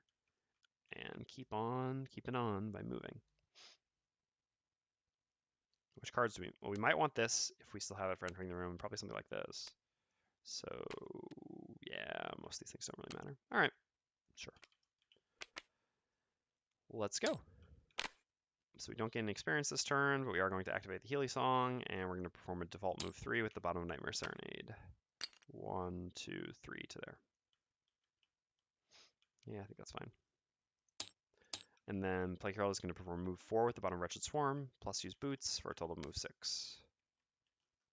1, 2, 3, 4, 5, 6, onto the chest. Like I said, I think this is a trap chest. Just by the layout, not actually remembering anything in the scenario, but it doesn't necessarily have to be. No, interesting. Not a trap chest. And, well, wish we had waited one round or one scenario to buy the volatile bomb. We're now dual wielding volatile bomb. Sadly, we can't do that, so we just basically gain 15 gold here. Oh, that sucks. I guess we should have bought the eagle eye goggles before the bomb. The bomb is very good when you have an attack that stuns, though. Yeah, might have been correct, actually. Well, I mean, I couldn't have known. I could have, but shouldn't have played around it. All right. So we gain a volatile bomb. I'm just going to give myself 15 gold immediately because I'm always selling this. You can't use 2 of the same item, and I already have a volatile bomb, so this is never anything but 15 gold. So we go up to 19 gold. Okay. Let me check that off. Yes. All right. Well, I mean, 15 gold is still 15 gold. Obviously, I would have much rather it as 26 gold than 15, but you win some, you lose some. End of the round. So we do a long rest. So we have the Healy song up plus our long rest, so we heal for 3. These cards back. And choose a card to lose.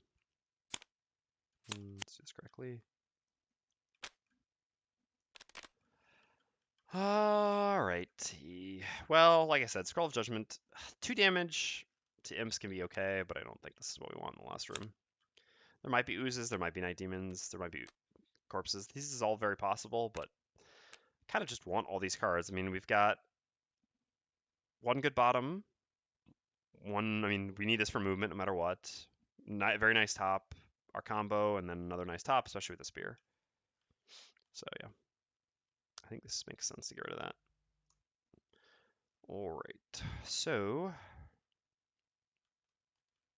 Plague Herald doesn't really need a long rest.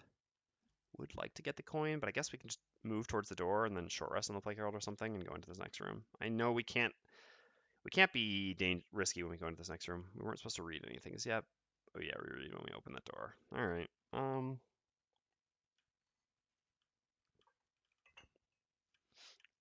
Okay, so when we enter the room, I think I want this plus this. This gives me a move 3, which can also attack and a stun. It's a little bit late, but it should be fine, and going late is fine anyway.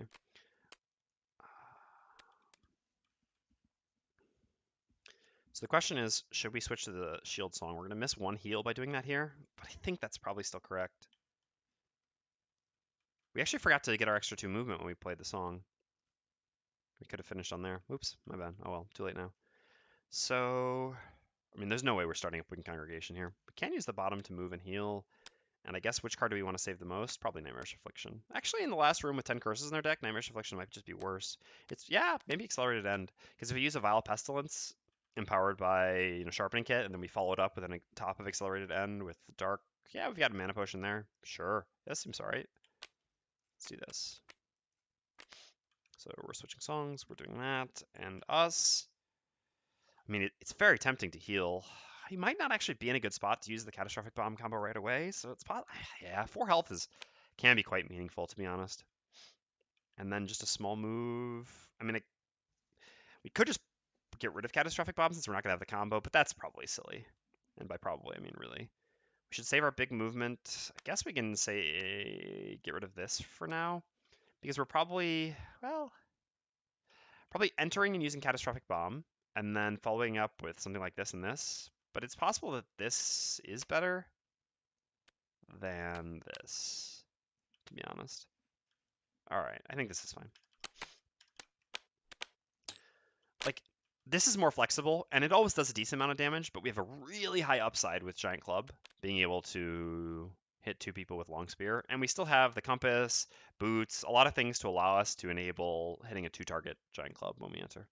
Okay, so we gain 1 experience having a song up. We're going to switch songs to Defensive Ditty. Unfortunately, we couldn't have him go before her to get the 1 healing, but here's what it is. And I think it is correct to switch back to the shield rather than the healing for when we enter. So, yep, this goes here. This becomes active, Defensive Ditty, and then we just use Echoing Aria as default move 3. 1, 2, 3, I guess.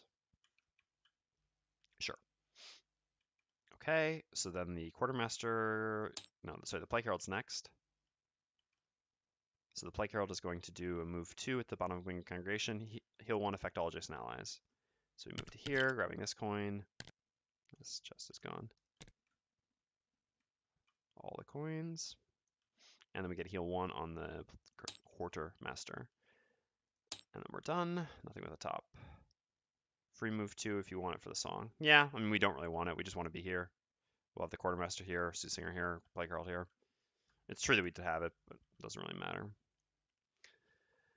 Okay, and then the Quartermaster goes, gains 1 experience, use the top of Sharpening Kit to heal himself for 4, and then does bottom of Bladed Boomerang as a default move, or whatever sort of move. No, I guess not a default move, as a move 2 to there, and then a move 2 to here.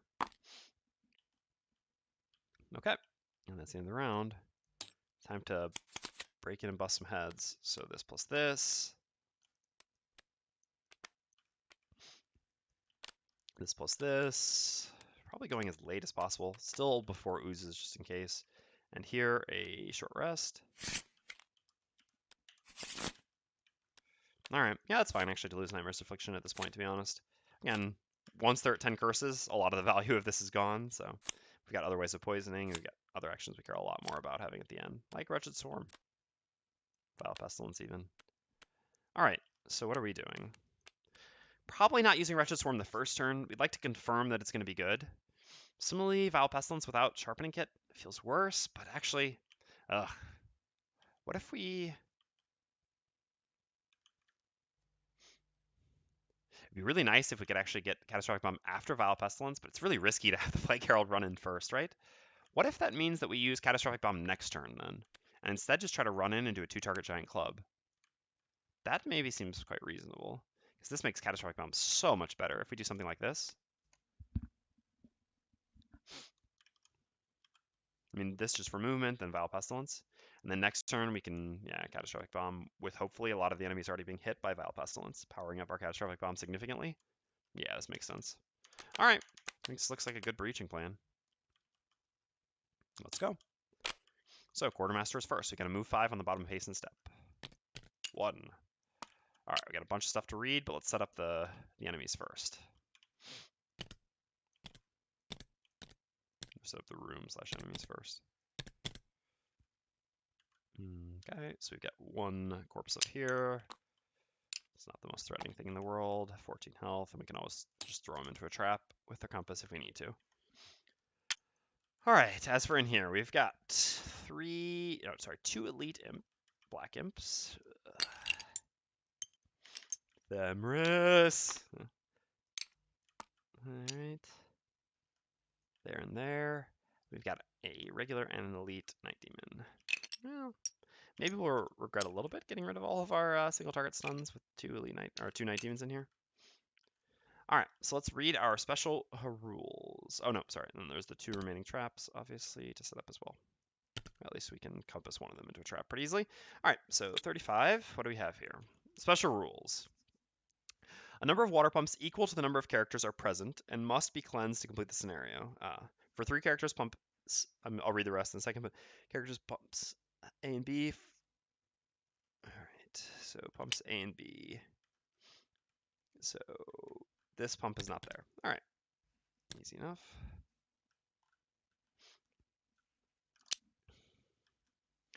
So, any character adjacent to a water pump may forego a bottom action, discarding 1 card instead to cleanse the pump.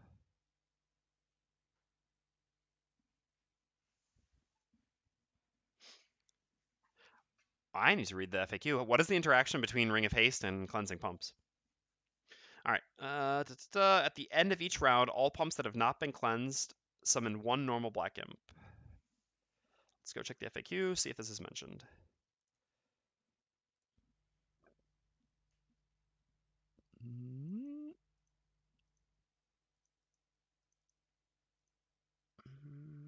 Not mentioned.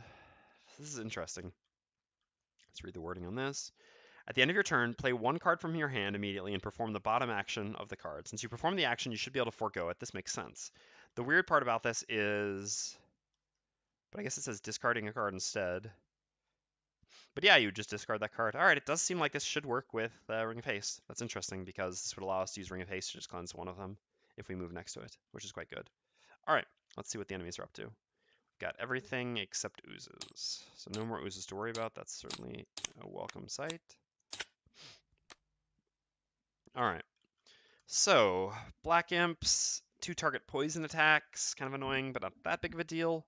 We won't have 2 people in there and they poison anyway, so it's attack -1, so that's not bad.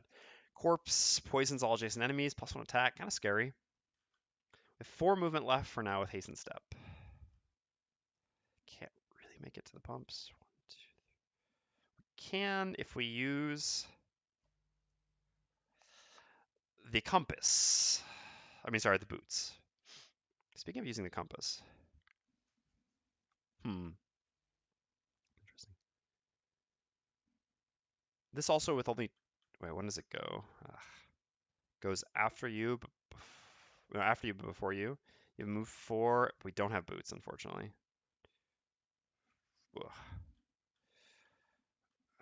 Yeah, Valpestilence is actually going to be pretty bad here. And this enemy is also an annoyance. Probably need to compass him then. 1, 2, 3, 4, 5, 6. Hold on. 1, 2, 3, 4, 5, 6, 7. Oh, that's it. That's the line. Yep. That is the line. All right. So, oh no, but we're counting wrong. We've 1, 2, 3, 4, 5, 6. No, yeah, that's correct. 6 because we. No, it doesn't work. Oh no. Oh, brutal.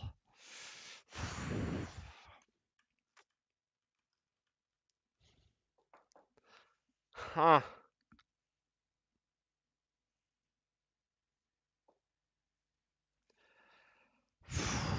That's so rough. We've already used 1 movement. All right, I'll explain. Sorry. So basically, we really want to get next to a pump. The sooner we can cleanse a pump, the better. It's a huge timer getting 3 enemies spawned per round. We can't make it to either of these pumps this turn, but we can make it to this pump. Accordingly, we really should. We have 4 movement left with our hasten step. 1, 2, 3, 4 maximum. But we use our boots, we can get 2 more, which goes to here. What would have been ideal is going to here because we wanted to use our spear with the giant club we're using. We could go here and spear, but then we're not getting next to a pump, which sucks because then next turn we won't be able to cleanse one, which we really need to do. We could use the compass to set up a spearing by putting one here, but this just seems wrong because we really should actually just use the compass to throw, well, we need to use the compass to throw this one into a trap anyway. And we could utility belt compass, but then we really should just get the elite night demon, which hits, yeah, exactly. I know we can tool belt for the boots, exactly. But again, it's kind of the same issue. If we're going to tool belt, basically, so we could use the tool belt to go 1 further into the room and to get an additional attack 5 with disadvantage. Or we could use the tool belt to stun an enemy who attacks for 5 and does adjacent damage to everything. I think our life matters more, since it's just about rushing down the... Well, we do have to kill them to get through. All right, anyway, regardless, we're using the boots and going this far. So we always get this far. So yeah, we can utility belt for boots, which allows us to do this. We can compass, which just gotta... Actually, compass isn't necessarily strict now, because he'll just move here and block this spot anyway. So we go here.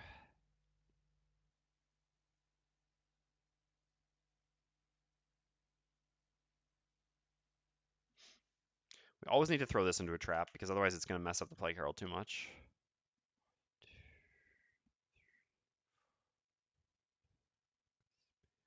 It's also not...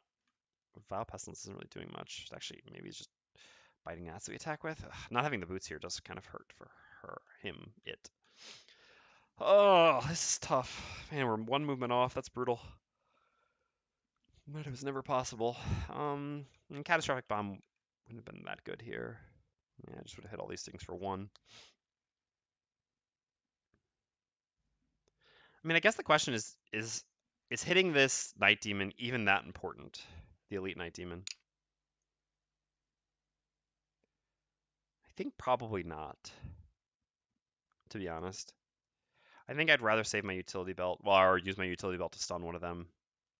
I think I actually need to so I think I don't use it this turn, right?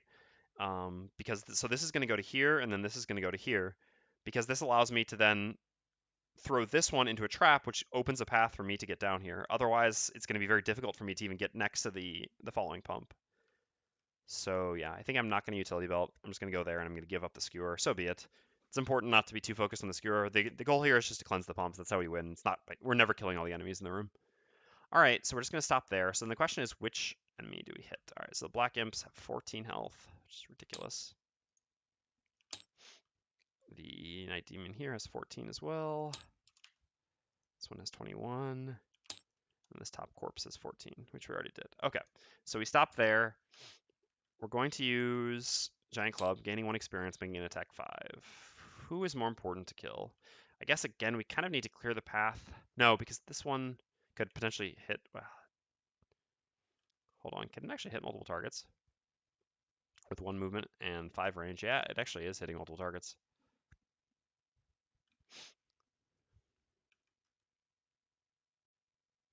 Yeah, so the imp is going to spawn here and spawn here.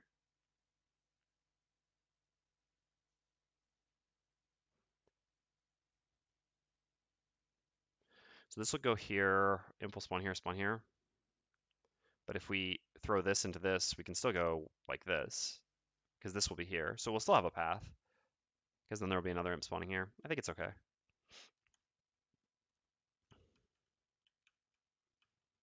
So yeah, I think this imp is probably more threatening, because it's going to be hitting everyone, whereas this one's hitting only him.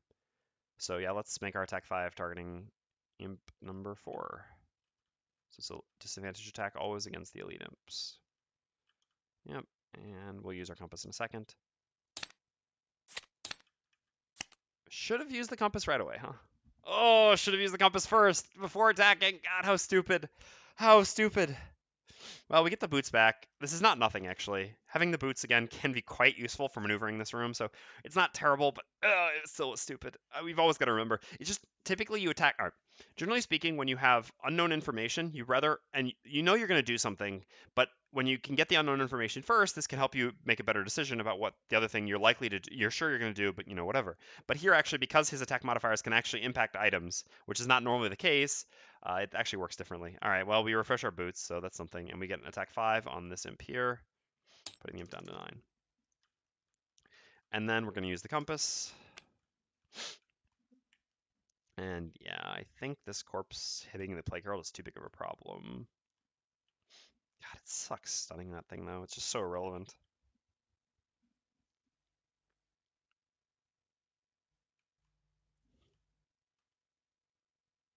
I should have gone later with the Plague Herald. Yeah, I mean, now even at 61, it wouldn't change anything. Yeah, no, we'll stun it. Is this better to use this trap up? No, probably better to use this trap up. All right, we'll toss this. into this trap. So he's stunned. All right, so we're done. So then the night demons go. No elements to consume. So the elite goes here first.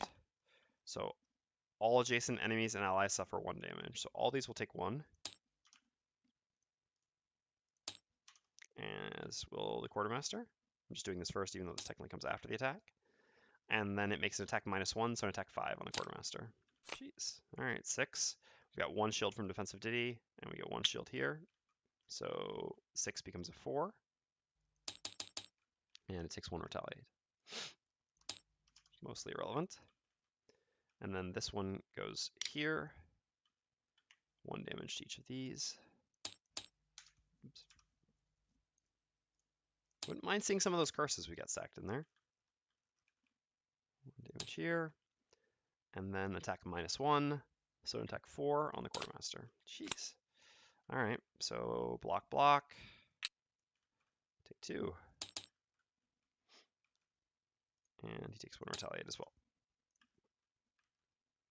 Okay, so the Imp goes.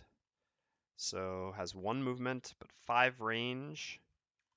1, 2, 3, 4, 5. Can move 1 away to lose disadvantage on the Quartermaster.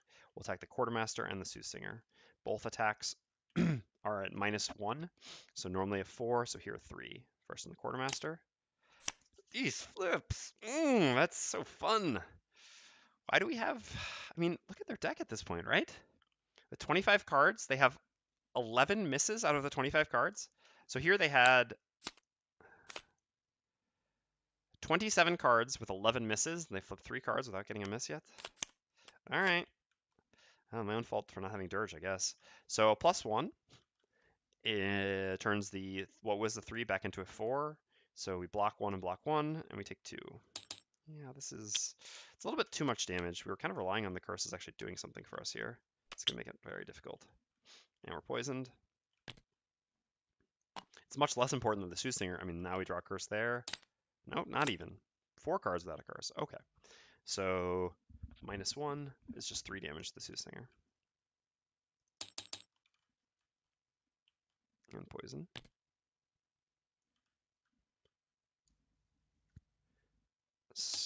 And then there's this imp. I did the imp's attacks in the wrong order. Yep, my bad. So this should actually move back to here. I didn't realize this was 1. Oops, I put the poison on the person as well. So that attack should actually have been on the Quartermaster, who then was poisoned. So this would have been, again, a 4. And so -1 for Diddy, so 3. Nice. And then on the Soothsinger. Okay, so -2 on a -1. So we get 1 damage on the Soothsinger in the end. And poison. Okay, so then it is the Plague Herald's turn. So yeah, Pestilence doesn't really look good here. Hit 2 of these. This is 1 more movement though. Otherwise we hit these 2 with 1 less movement. So either we can hit these 2 for attack 1s or these 2 for attack 2s, but these attack 1s are poisons. And we get 1 more movement. I guess getting 1 more movement is probably the most important thing. We just have to make it to those pumps. All right, so we'll use the bottom of Biting Gnats as a move 4. 2, 3, 4, like so. We could also hit him, but I think we're just going to try to ignore him as much as possible. He's not really in the way to the pumps. And then we're going to use Vile Pestilence. Attack 1, range 2, going 1, 2, and shaping like this. So we'll do 4 and then 6. Both are disadvantaged. Attack 1 poisons. No reason to use anything special yet. Okay. Nice. All right, well, at least that's a bit better. So the first one takes no damage. The second one we get a +1, so it's 2 damage. Now 10. Both of them are poisoned.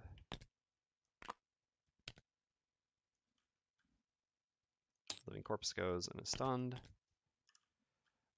And then the Soothsinger goes, gains 1 experience for having a song up, does a move 3 with the bottom Melody and Harmony. Oh, but we put ourselves on the spot. I guess no, it wouldn't have worked. All right, so that kind of sucks. We've also actually just got terrible spacing for this. Oh well. Yeah, I guess we just move to there then, because we can't move any further since we kind of messed up. So we should have actually just done the move 3 in the Plague Herald because it was a zero-sum game. And so we use the bottom of Melody and Harmony to make an attack 3, which is really an attack 4 because of the poison, targeting the Elite Imp. Disadvantage as usual, nothing special to do here.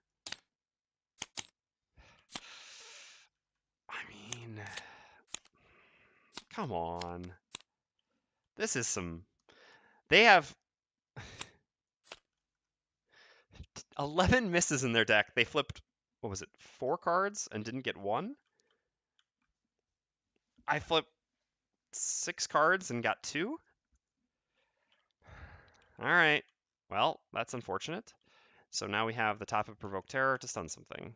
Only one thing, range 1, 2, 3, 4. Guess our plan is to throw this into one of these, so it's probably going to be stunned anyway, but it also is just the hardest hitting thing, and the Quartermaster is the most danger, so yeah, let's just stun it. That way the Quartermaster's initiative next turn, which is not great, is not so much of an issue. Oh, next turn actually, yeah, for sure. Yep, alright, so 1, 2, 3, 4, and expand, stunning that one. Alright, so we're playing these 2 cards no matter what. We'll see what we end up doing. Here, what can we even do?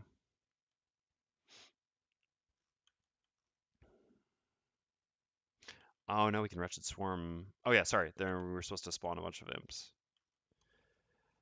At the end of each round, all pumps that have not been cleansed summon 1 normal black imp. So they're summoned, which is why they do not act the turn that they come out. So they have 10 health.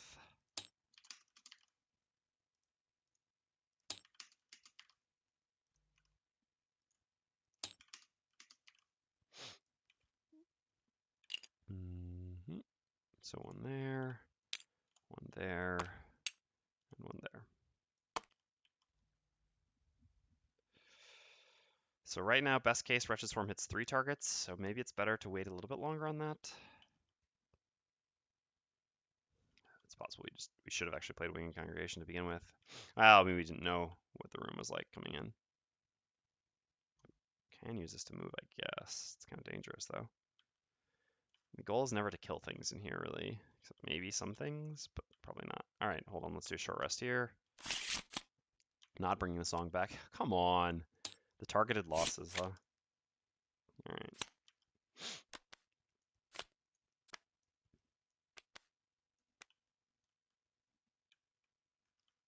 So. I mean, at the same time, if we don't stun some things, the Quartermaster's is dead this round.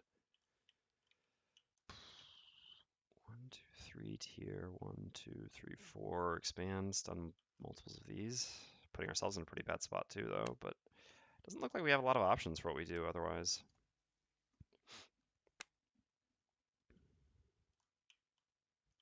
Just move and do this. Just got to keep moving in, try to get to those pumps before we all die. Yeah, I think saving Wretched Swarm for 1 more turn is probably more likely to help us win. Should we actually just play Winged Congregation just so that we can move? And then the following turn, we Wretched Swarm and fly. Yeah, I guess that allows us to get to the following pump. Otherwise, it's pretty difficult for us to get through because we've got enemies blocking us at every turn. All right, well, I guess we're flying. And I guess we need to move as much as possible. And that's pretty much all we're doing. This means we're also playing this turn, but after this, we'll just get to short rest. Will 3 movement be enough is the question. If we do 1, 2, 3, 4. No, we need to have another 4. Oh, this sets up a really bad thing, though. Basically, we're going to have 3 cards in our discard, and we have to get 2 of them back. Because we need the move 4 from Biting Gnats, and we need the stun from Wretched Swarm to keep us alive. We don't do anything else here with any of our cards that contributes anything in a situation like this, though. So yeah, I think this is, I mean, still what it is. We'll just do the best with it. All right, him not attacking is nice, at least. So first thing is the Soothsinger, game 1 experience having a song up. +1 attack there, huh? All right, so we're going to do a generic move 3, or default move 3 with the bottom of Soothing Lullaby. 1, 2, 3 to here. And then we're going to use the top of Provoke Terror as a stun, range 4. 1, 2, 3, 4, down to here and expand. So stun these 2 imps. Just stunning them highest number of things possible. Both of those which would be attacking the Quartermaster, which is quite dangerous. And attacking a +1, etc. Okay, so then we're done. So then it's the Flake Herald up next. We're going to use the top of Wind Congregation, so we lose this as an active, so we now gain flying, creating wind. And then we're going to use the bottom of Wretched Swarm as a move 4. 1, 2, 3, 4 to there. Which is ultimately necessary. And so then it's the Quartermaster's turn. So play a lost stun attack here instead of using Catastrophic Bomb. Catastrophic Bomb allows us to refresh items though, which is pretty valuable. Because item refreshes are really all that matter at this point. Yeah, so I'd rather just, I mean, yeah, it's gotta be better. All right, we're gonna use Catastrophic Bomb. How are we hitting then? Maybe a whole bunch of disadvantage. I mean, I guess we already have, what, 2 of our refreshes in our discard, right? Yeah. We're not gonna get a reshuffle that easily. So, and all these are disadvantaged, so the odds of actually getting a refresh, I don't know, it just doesn't do much here. Killing imps also does basically nothing. I mean, they just have way too much health. I guess it's not disadvantaged against regular imps. All right, how do we shape this in the most meaningful way? So if we do 2, 3, 4, 3, this hits 4. Can we ever hit more than 4? I don't think so, right? 2, no, 3. Yeah, we can. 3, 4, 3, 2. We can hit 5 like this. What's the signal? Do we have our stun modifiers yet? We don't. And it'd be disadvantaged anyway, so it'd be ignored with the rollings. All right. I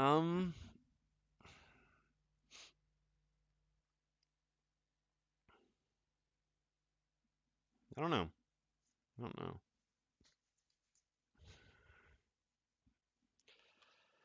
Does this do anything? Only if we manage to get the refresh item. This gives us an additional Doomed Compass, which is actually very, very valuable, but how likely is it that we get it? I mean, we're hitting 5 targets, we're getting 5 flips. So we have 5 out of 11 chances. I mean, to get one specific card, it's probably still worth it. All right, yeah, let's do. So like I said, let's shape it 3, 4, 3, 2. All right, this is really important. Someone give me the ordering for targets here.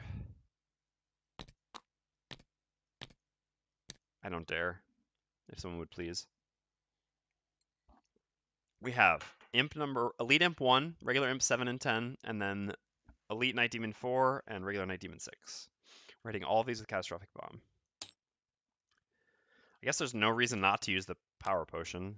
Next turn we're going to stun a bunch of them anyway, so here we can at least get some damage to potentially kill things. We're probably not refreshing it, but again, it doesn't change anything. So why not? This gives us attack 3 on all these enemies that we hit here. Any suggestions? Otherwise, I'll just do the ordering myself, which is probably a disaster. What?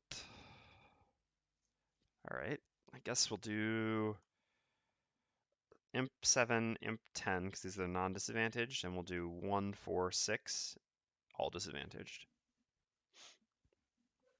Ascending order? Yep, all right. Oh, okay, in total? All right, I'll get behind that easier. So that gives us 1, I guess it's just the backwards, but all right, I appreciate that. 1, 4, 6, so these are all disadvantaged, and then 7, 10 not disadvantaged. All right, that works.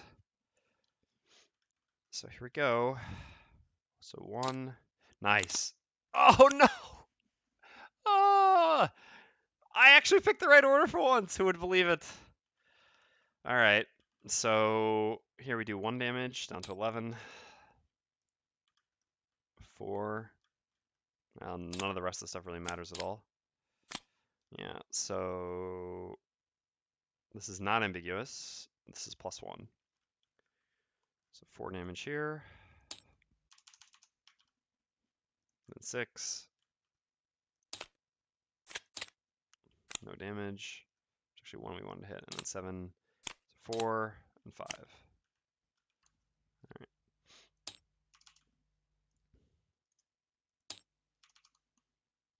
Okay.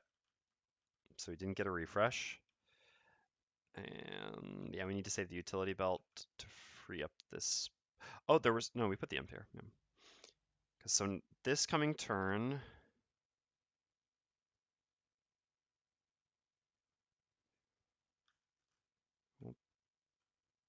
Oh yeah, we did refresh our boots, so we can make it to that one.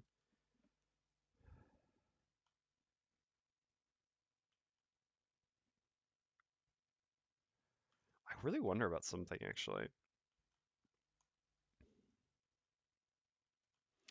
I wonder if I shouldn't actually just use Crushing Hammer this turn, moving to here. Then I don't need to worry about throwing him into a trap. I don't make it there next turn is the problem. Oh no, if I use... Yes, yes, yes, yes, yes. This has got to be better. This accelerates it by 1 turn, actually. Well, or accelerate... So, all right. Then we're actually going to use Crushing Hammer as a move to shield oneself, I think. What if she just dies, though?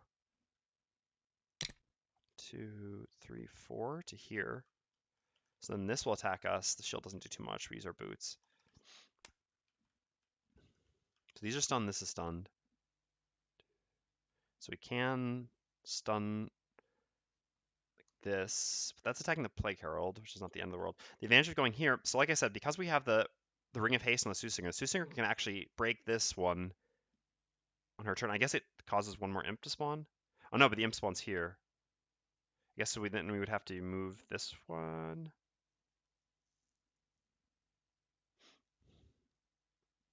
Otherwise this imp will block. But this one we can't actually throw into a trap, which kind of sucks. So then our compass is doing less good things. Man, if only we got that refresh. Ah, that's correct. The imp, I think they have -1 move though, right? Yeah, so the imp is not moving, correct. So it'll stay where it is. The -1 move obviously being quite clutch by them. So yeah, there will be 1 spawned here. So if we don't summon, so we do have to then compass this away, which sucks because we're basically using the compass without getting a stun. But again, this guarantees that, what? The Soothsinger can go there next turn, guaranteed, because there will be, I mean, well, whatever, or 1 spawned here.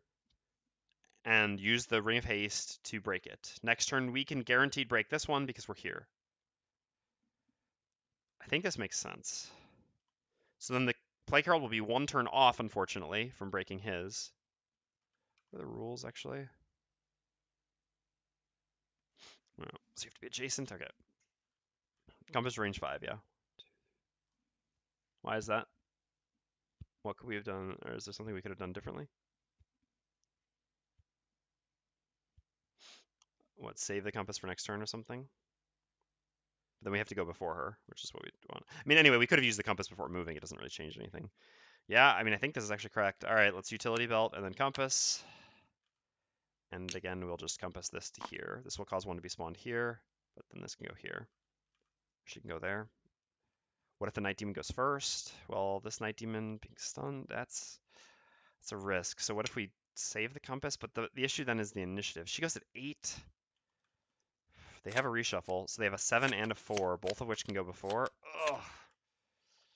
That would be very, very bad then.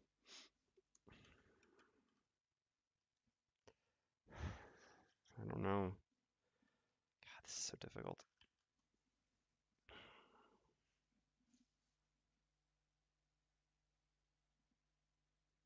So we save the compass for next turn, then she has to go after us. How can we line up the initiatives effectively? So our earliest initiative is 17. Yeah, and for her to go after 17, it's like going at 60 or something like that, which is insane. It just isn't possible. So we have to compass here.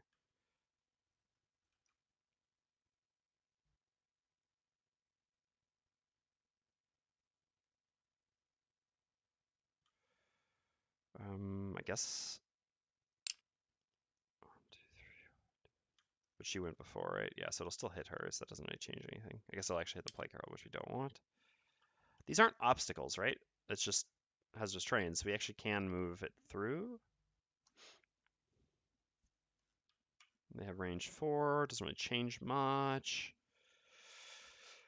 I mean, I guess well, yeah, I mean, just moving it here still has to make the most sense, I think. All right, so we'll compass that to there. And so then we're done. So we have an extra shield 1 because we use this as our move. So the Night Demons go. Well, the Night Demon goes since this one's stunned. Just have to pray they don't... You can't there? You can't move... Oh, because it takes 2 moves. Yeah, you're right. So I can just move him to here. Yeah. Yeah, it needs to move. Yeah, you're right. You're right. I was just not paying attention. So I just move it onto the pump, which I guess is the best. Is that actually better than it just being here? No, I don't think it really changes anything. Sure, move it onto the pump. Why not? All right. I guess actually, no, it being here, it's less likely to get multiple targets. So better actually to put it there. So that Night Demon goes. It's a +1 attack, creating dark. +1 attack. So 6 on the Plague Herald. Come on, let's see one of those curses. That is crazy. 5 now without a curse? All right, so it was a 5, +1 is a 6, -1 is a 5. We have defensive Diddy, so 4. It's truly crazy.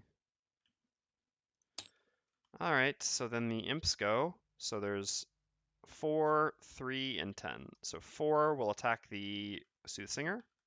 Disadvantaged at least, so that's nice. All right, finally. Thank God. I was gonna say if we make this attack and don't even see a curse, that's crazy. All right, so no damage there.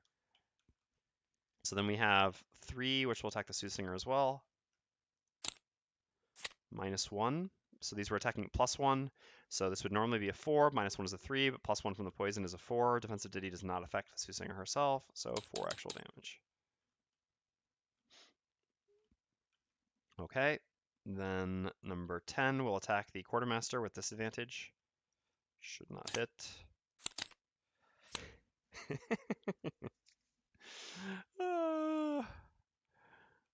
Their deck was 10 misses. All right. So +1 on the Quartermaster attack. That's crazy. I mean, it really should not. So +1, +1, +1 from the poison as well, right? 3, 4, 5, 1 from the poison is 6. We have defensive Diddy, so we take 5 from this. Well, we have no cards in hand, so I guess we're losing 5 life because we're not losing 2 cards. That's crazy. Well, at least we can count a lot of misses, right? 16 cards in their deck with 10 misses. Yeah. All right, Living Corpse takes 1 damage, stays where it is. There's all the imps. So now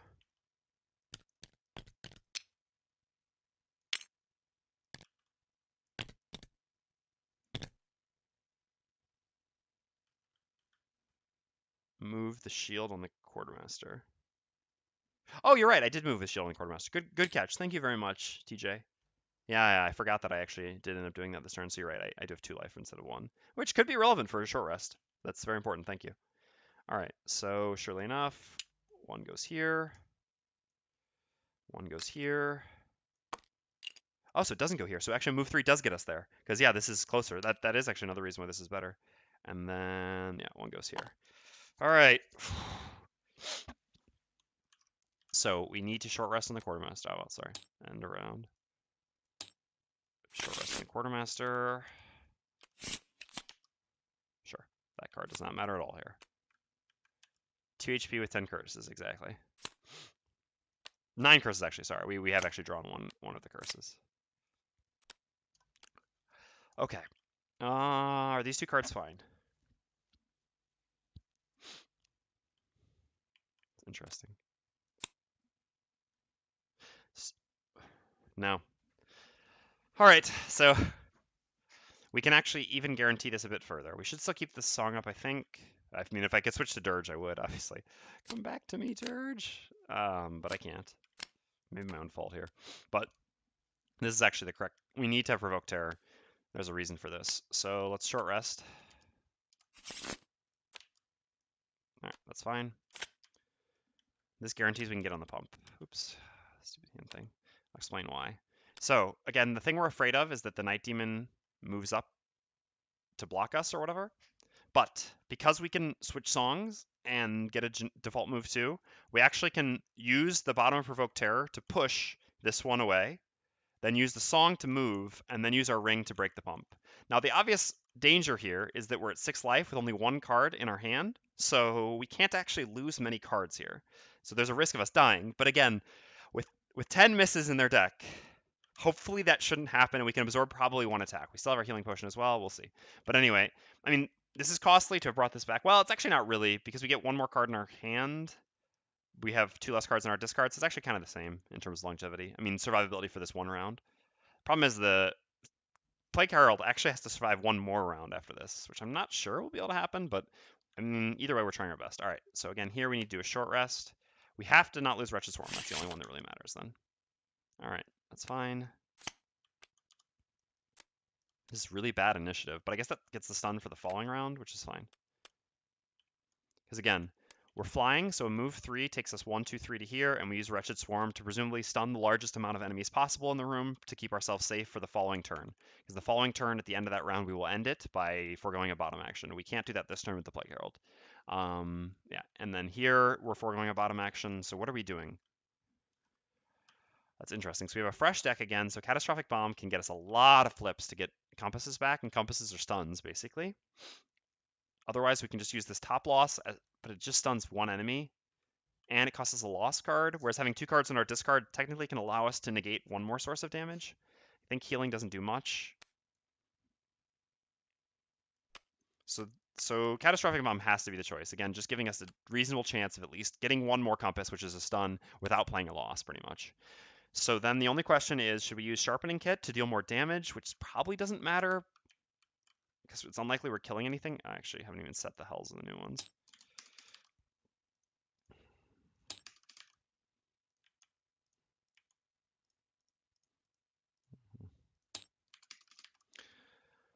Oops. Or shield ourselves for 1. But shielding ourselves for 1 probably also doesn't matter. With poison, I mean, even if they attack at -1, that's a 2, plus poison is a 3. We're unlikely to have defensive D. We don't have the ring as well on the Quartermaster.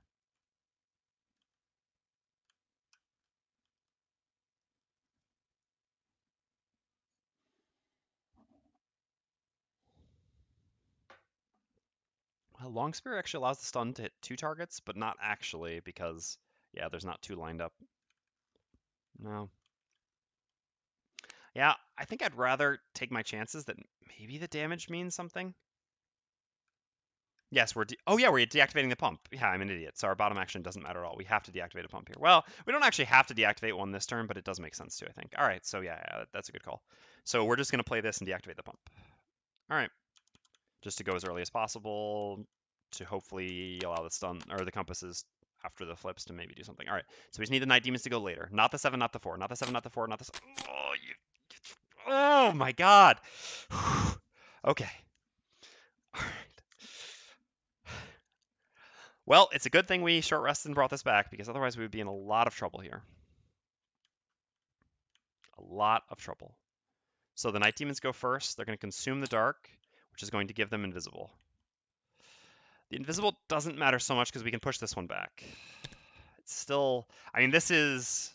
If we hadn't gone for this play, we would be in a lot of trouble here. We still might be, because we have to survive this. But I think it's okay. All right, so the Night Demons go first. So the Elite goes 1-2 to there or 1-2 to there. I guess we should have manipulated initiative, maybe? No, I'm not sure. Yeah, because here is 2, but here is 2, but she's going earlier. But again, we couldn't go after him. It's just not convenient with these 2's relative initiatives. All right, so that Night Demon goes there and makes an attack for 1 million. I mean, actually, not for really 1 million. So 6 minus 1 is 5, but plus 1 from the poison is 6. So an attack 6 on the Soothsinger. All right, we need one of those curses. Oh, thank God. There we go. I mean, we did, like I said, it was 10 out of 16. So what, 5 out of 8? Oh, okay. And so then the regular attacks the Plague Herald. Another curse. Nice. All right. It's all paying off in the end. So neither of their attacks connect. They're both invisible, but that's okay. So the Soothsinger goes now. Gain 1 experience for having a song up. So we're going to begin by using the bottom of Provoke Terror. We're going to do an attack 4, range 4, push 3, targeting this Black Imp here. It's disadvantaged because he's adjacent to us. We're going to be poisoned for the rest of the scenario, so I guess we're just going to use that healing potion now just to remove the poison. Basically just stops 1 damage, but so be it. All right, so attacking the adjacent imp. We are using the push. All right, so 4 plus 1 is 5, so you do 5 damage to him in case this could matter. And we give him a push 3, which I guess actually allows us to stun him, which is not bad. So we do 1, 2, 3 into this trap, and he's stunned.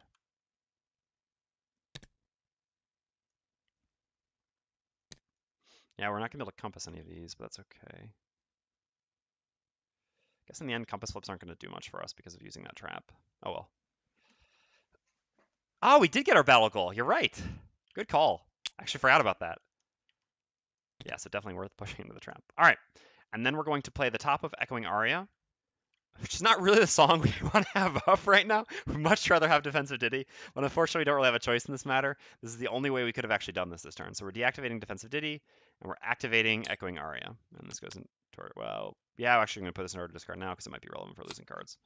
So by activating a song, because we have the loot, we can perform a move 2, and we'll go 1. Just change anything to move 1 more? Well, why not? I mean, the further we are, better, I guess. I don't think it changes something either way. So we're going to go there, and then we're going to use the Ring of Haste to simply play the bottom of Melody and Harmony, except we're going to forego that bottom to break this pump. 1 down. All right. So then we're up on the Quartermaster.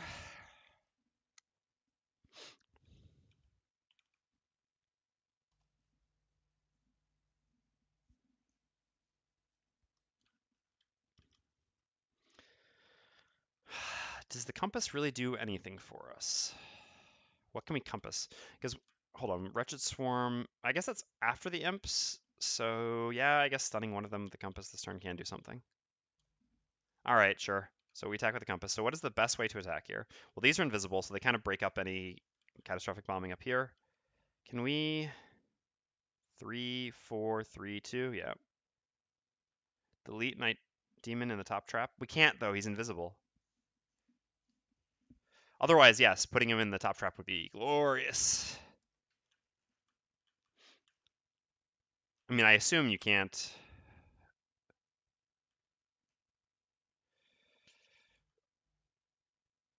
It says force and enemy. It doesn't say target. It doesn't say effect either. This is actually an interesting question. It does have range. Range requires line of sight, and if something's invisible, I assume you don't have line of sight, right? I don't know. I mean, I guess it's a little bit different because effect does. It's kind of murky area, not a target. So this would actually work.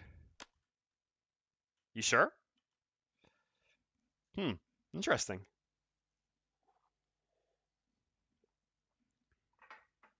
Well, I mean, we'll see if it actually comes up. Let's start flipping first. So yes, we can do 3, 4, 3, 2, like this.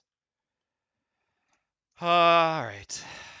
Yeah, non-attacking does not say target. All right. That's interesting. I wonder if there's a precedent for this. So, like I said, 3, 4, 3, 2. This hits all the imps. So we'll do, I guess, ascending order is before. Keep the faith. No, it's better to do disadvantages than the regular, or one way or the other, just to make it easier to remember. I guess so we'll do 5 and then 7, which are both not normal, and then we'll do 1, 8, 9, 10, which are all disadvantaged. Wait, does Provoke Terror's top can target invis things? You can? Really? I actually didn't know that. I didn't think you could. I think that's actually come up part of this scenario. Huh, interesting. The more you know. All right, well, then I guess, yeah, you're right about this then. All right, so like I said, we'll do 5 and then 7, and then 1, 8, 9, 10. So we've got 2 regular flips first. We didn't gain our experience yet, did we? No. All right, so we gain 1 experience for using Catastrophic Bomb. So 5 and 7. Nice. Perfect. Exactly what we wanted. Got to be better to get that back, I think, than any of these other things. Yeah. All right. So 5 took 3 damage. Kind of relevant, maybe. Unlikely, but who knows. Here we did 1 damage. And we get the compass back. So I'm going to use the compass. 1, 2, 3, 4, 5 to throw this into this trap here. Stunning it. Because this is the highest damage dealer next turn, which is the round we have to survive, and isn't in the clump of Wretched Swarm. Okay. And then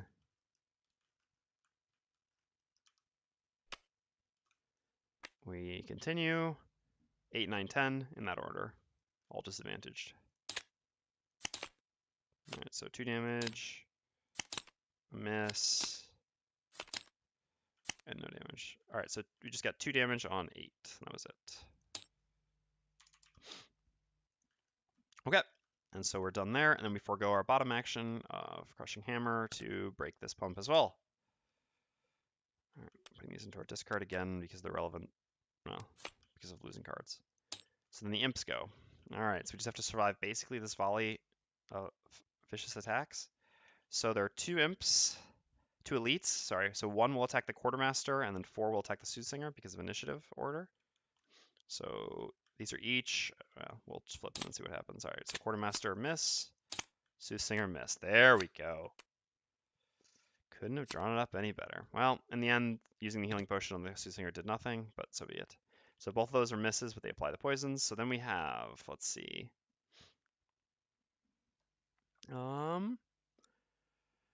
This one's going to move back here. They do have 1 movement this time, yes? So that one moves there. This one moves here. This one moves here. So 3 will attack the Soothsinger, and then 7, 8, 9, 10 will all focus fire the Quartermaster together. So first on the Soothsinger. Okay. So then 4 on the Quartermaster. This again. All right, now where did this actually go? Over there. So 1, 2, 3. Oh, those are some flips. I mean, it was about time.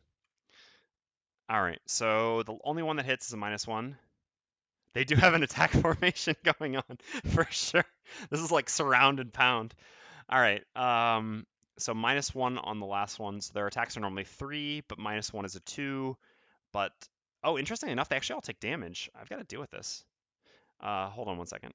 Let's first do this. So, yeah, unfortunately, it's still a lost card, right? -1 on a 3 puts us down to a 2, but the poison puts us back up to a 3, right? Yep. And so we do have to lose a card from hand. I guess theoretically a heal is probably their most valuable thing. I don't really know. We'll lose this. All right, so actually all these are in range for the retaliates. Neither of the 2 that attacked up there because it's only on allies. So 2 damage. 2 damage. Again, I'm not sure that damage actually matters. Unlikely to. But just in case. They did actually make my Wretched Swarm a lot worse here. By spreading out like that. All right. So we're up next. We're going to use the bottom of Vial Pestilence and move 3. We're flying, so we can simply go 1, 2, 3 like this. And then we're going to use the top of Wretched Swarm, which gives us 2 experience. And so... now, in the end, because of the way they move, we can only hit 2. Ugh, that stinks.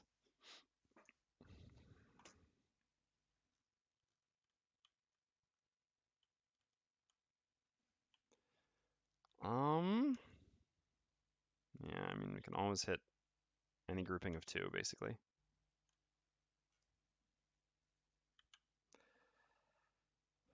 We're going to forego our bottom next turn. What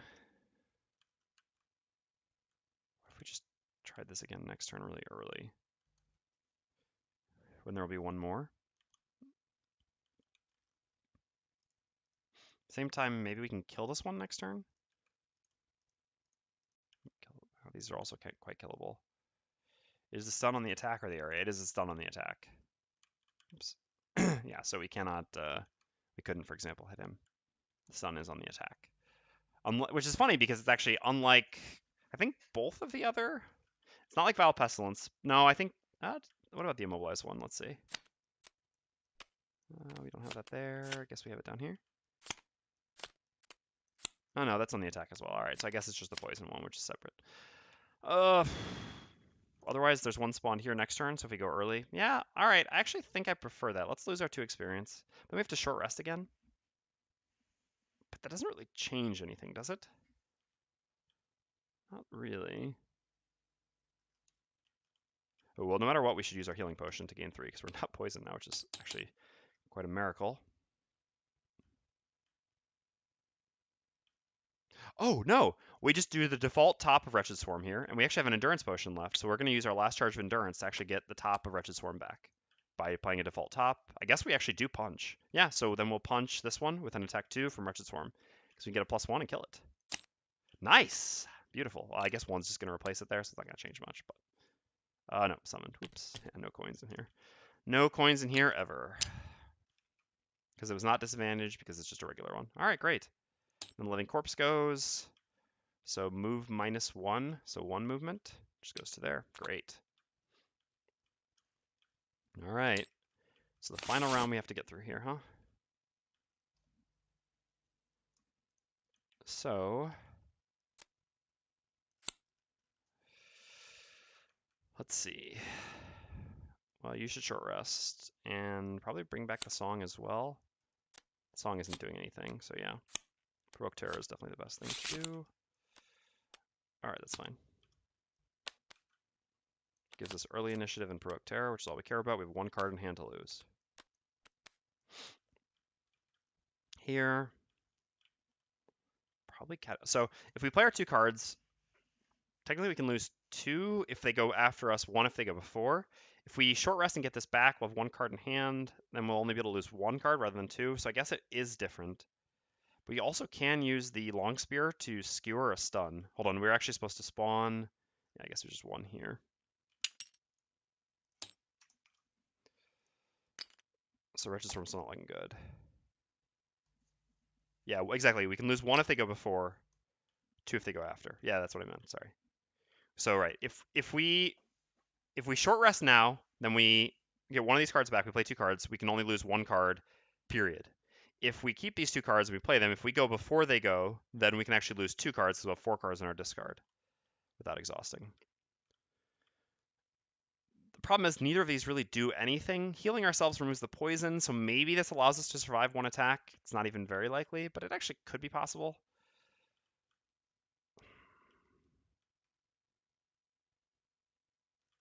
So anyway, the play card needs to go as early as possible, which is this, and play Wretched Swarm, which is like this.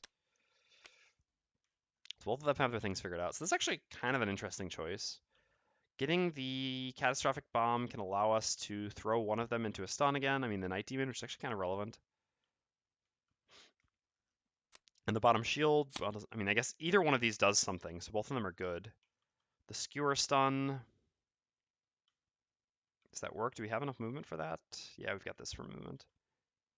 All right, yeah, let's short rest. Let's do it. All right. So is that the card we'd prefer to have? Do we want to pay 1 life? I mean, 2 life or 1 life doesn't really change much, I think, against these. Yeah, I think the 2-target Skewer Stun is actually worth it, and it gives us 2 experience. All right, so we'll pay 1 life and reroll and lose Catastrophic Bomb. This also gives us our best initiative. So here we go. Oops, put these in the wrong spot. All right, we just have to survive this round and we win. Can we do it? Well, that makes it almost unfortunately easy, right? Ah, man. It's kind of a shame, right? This was a really exciting climax to the scenario. It was really tough, and it was not guaranteed we were going to win. But the imps just suddenly deciding to do this obviously just means that we do win, because now there's literally 2 enemies attacking. Yeah. So I'm not even going to go through everything here. I'm just going to show the experience that I would gain. So, again, who goes first? The Soothsinger. We're just going to use the bottom of Echoing Aria to gain 1 experience, giving everyone shield. Again, this absolutely does not matter what any of them do, right? All the imps are just strengthening and muddling, so none of them are attacking, and that was the main risk. So again, this Night Demon would attack here, and this Corpse will attack here. So this can exhaust the Soothsinger, but that doesn't affect us in any way, because we can lose 1 card to first the Night Demon attacking, and then when the Corpse attacks, it just exhausts her. In the end, even if we hadn't thrown this into a trap, we would still be fine, even if this was somehow not allowed, because the first Night Demon would attack, this would lose a card, and the second Night Demon would attack, and then we would become exhausted, and then the Corpse would never be able to hit anyone else because it couldn't reach. Either way, the Plague Herald and the Quartermaster cannot be reached by any enemies, since the Night Demon is the first to attack, and we always lose a card to this, so it doesn't matter. So we might as well just gain experience. So we gain experience here, we gain 2 experience here. I'm not going to go through and bother flipping for all this, and here we're going to gain 2 experience as well for playing Crushing Hammer. Like I said, kind of anticlimactic, which is a little bit unfortunate, but again, can't control their flips, so that does mean that it doesn't really matter. And again, the Plague Herald just forgoes the bottom of Fetid Flurry to get rid of the last water pump. Whew. All right. I'm starving. Looking forward to the 4-player setup. Yeah, we may actually be doing that. I mean, again, this scenario was by no means easy, but we're also, like I said, we're not to having Baneful Hex yet. Once we have Baneful Hex, it's going to be a different story for this party. Okay. So what do we gain for doing this? Oh, dear God, that's terrible. Well, we go to 6. So we unlock Temple of the Elements. I think we already have that unlocked, though. Yeah, we do. Well, I guess we can check this one off.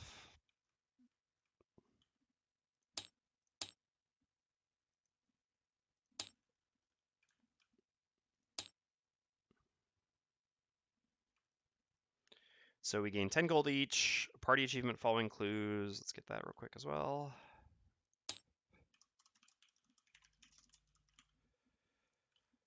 All right. 10 gold each. That's nice. I guess we can just do post-scenario stuff real quick. All right, so we're on 6, which is really 5. So 5 is 4. 6 is 5 and 5 is 4. So these are worth 4 gold each. So that's 20, so 30 gold for the Plague Herald. Not bad. Over here, 16. Yeah, it was 30 gold over there, so 16, so 26 gold here.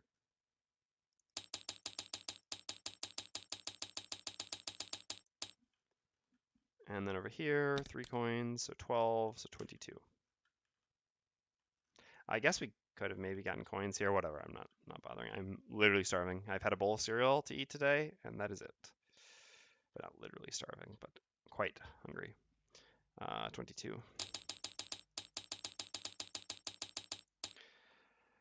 All right, so that's that. Unfortunately, the prosperity is going to put us to prosperity 6, but I'll do that at the beginning of the next scenario because that makes it easier to delineate for the VODs. So +2 prosperity. Yeah, there we go. Oops, here and here. It's been unfortunate for new characters, but, well, we'll make do. Oops. So that'll actually level up the Plague Herald immediately, so we don't even need to track what his actual experience would have been here. Just goes to 275.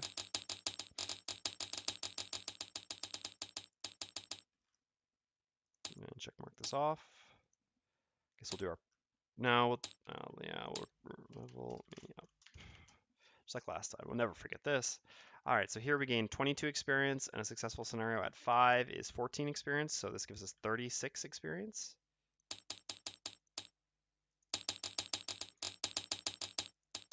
And we did gain a check mark, which is actually a perk. The only one to gain one. We'll do that real quick as well, really quickly. Like I said, this will be the last scenario for the day. We're only doing one today. I ended up going a bit long because of discussions and such anyway. All right, so it is time to... Oh no, it's time to add in these curses.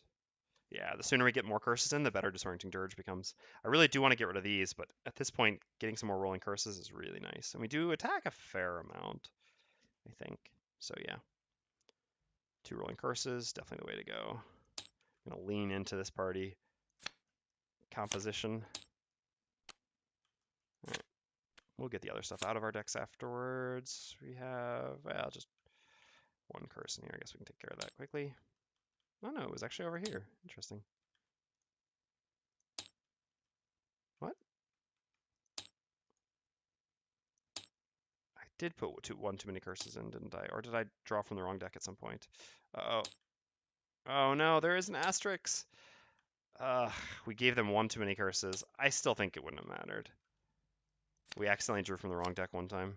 Ah, my bad. I do feel bad about that. I did not do it on purpose. Well, I'll get all this stuff sorted out in the future. Oh, and we do gain +1 rep. Good call, ECO. Again, because of this last turn doing nothing, we had plenty of leeway. Even if one time we'd lost a card, it wouldn't have changed anything. We still had 1 card to lose on at least every character in the game. And again, the last turn, there was no threat to our last 2 characters, so it would not have changed anything if we'd done that correctly. All right, and then we gain 14 experience here, again, +14, so 28. Yep.